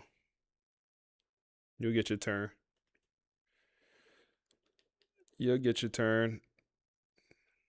So Lonzo Ball got 4. Okay, John Clapp with the number 8. Hey man, he is 6'5" corner, bro. He gotta have some swag, man. We'll leave him with the number 8. He's 6'5" at corner.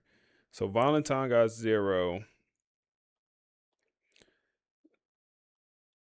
I don't know if I decided who my backup safety gonna be, but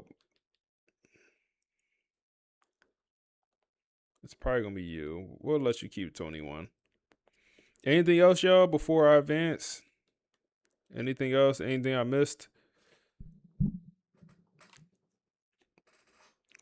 Any subs in the Twitch chat, man? Come through with give me some names, man. Somebody give my kicker a name. Something.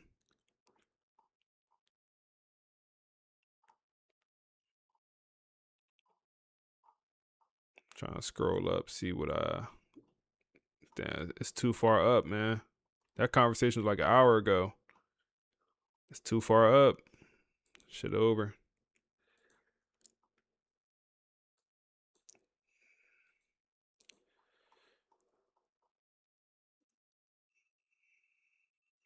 Oh yeah, no, we did have a kicker name.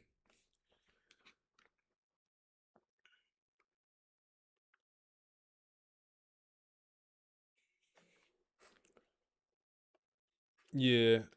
I bet, yeah, I found that kicker name. Black kicker too, man.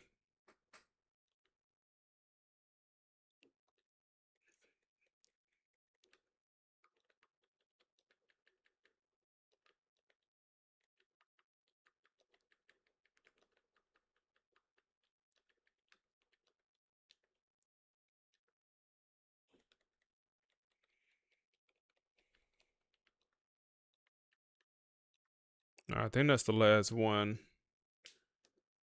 We'll let anyone when we start the next stream. We'll let anyone.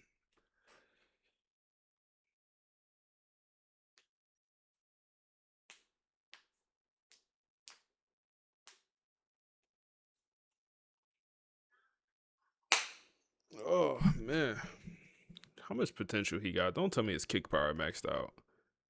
Okay, he get a little better.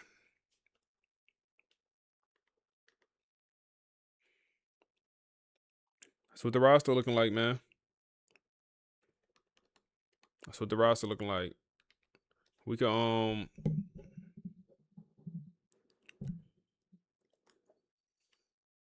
I just want to take a peek. We never have no players have us number 1. Never have players have us 1.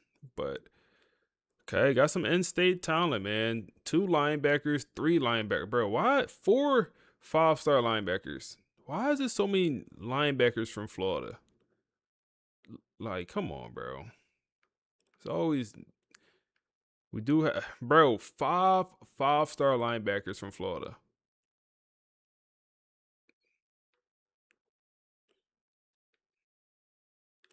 This class looking defensive heavy. We do have a 5-star quarterback. He's a pocket passer. He's interested. Not the archetype we want. Damn. We got 1 player with us number 1. We'll get into recruiting next stream. I do want to do our schedule right now. We can do that right now.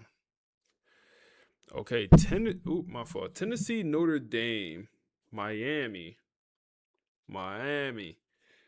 Tennessee, Notre Dame. Neutral site game to start off. Then Notre Dame. We played them last year also. Clemson, Florida to end the year. Boston College. This week, Tulsa week. We'll change them out. Do we go LSU on them? LSU, UCLA, Ohio State, or Georgia. Between those 3.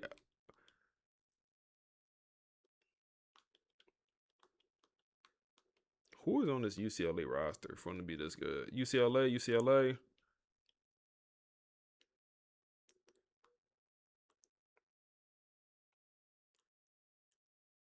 Number 4, UCLA. How many home games we got? 1, 2, 3, 4, 5, 6, 7. 4, 5, 6. No, we got 6 home games. UCLA. All right, yeah, we'll go UCLA. That's 4 for UCLA.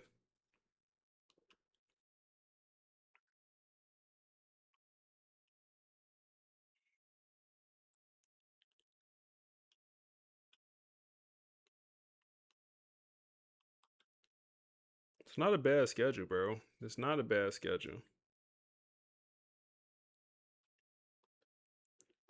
All right, that's how we looking, man. Oh, drop the bag. That's how we looking, man. The team is looking good. Preseason All-Americans. Heisman Trophy watch.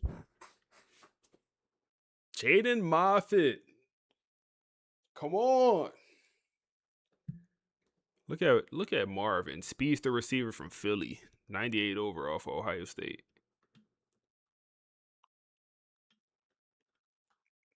Jaden Moffitt, number 5 on the Heisman Trophy watch. Preseason All-Americans, I see. Moffitt, Dillon, the whole entire left side of O-line. Oh my goodness, the whole D-line. Or, excuse me, the whole linebacker core and D-line damn near. Ian, Elijah, Dave is not even the starter. Dave gonna be the backup. Damn. Benjamin Westerman finally getting some respect. TB12, Sylvester. The rest of the O-line and D-line. Carl is a backup. Andre Law here.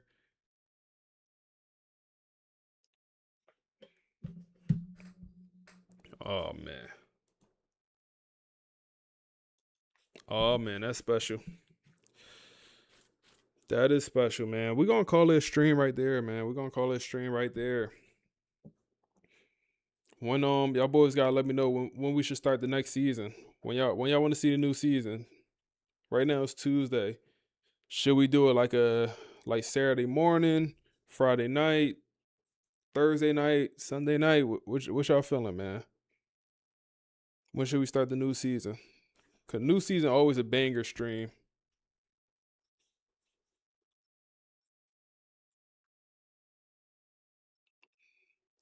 Have a good night. Appreciate you, John. He said Thursday night. You here whenever. Friday night. Yeah, my Friday night streams either be a hit or miss. It either be jumping or be a miss. Or not a miss, but like a lot of people be outdoors. He said do it now. All night. Oh man. All night. If someone drop, nah, I'm not even about. Nah, I can't do it all night. That'd be crazy. Friday night, Saturday morning, Friday night, Saturday morning would be a vibe. Maybe we do Friday night and then we we started Friday night and then we go into Saturday morning, or like we do another stream Saturday morning. Thursday or Friday night is what I'm thinking right now. Thursday or Friday night. We'll see. But everyone in here, go follow the X, because I promise you, from now over the next couple of days, I will drop a storyline about this upcoming season, and I will drop it on X. So link to the X in both chats. Anyone that follow the X, I'm gonna follow back. But yeah, we're gonna call it evening, man. We're gonna call it night. I appreciate y'all boys. Y'all show a lot of love. Great stream. He said, have you played a whole career yet? Which in Dynasty? A whole career. No, not a whole career. We're 5 years into, or this is going to be year 5. I mean, this has been taking us a while. It's been taking us a while to get to this point. But we right there. I think it's gonna be some fireworks this season, man. I think we're gonna have some interesting storylines. I already got some stuff cooking up. I'm gonna think about it overnight, and we're probably gonna drop a pretty interesting storyline tomorrow. But all right, man. I appreciate y'all boys. Y'all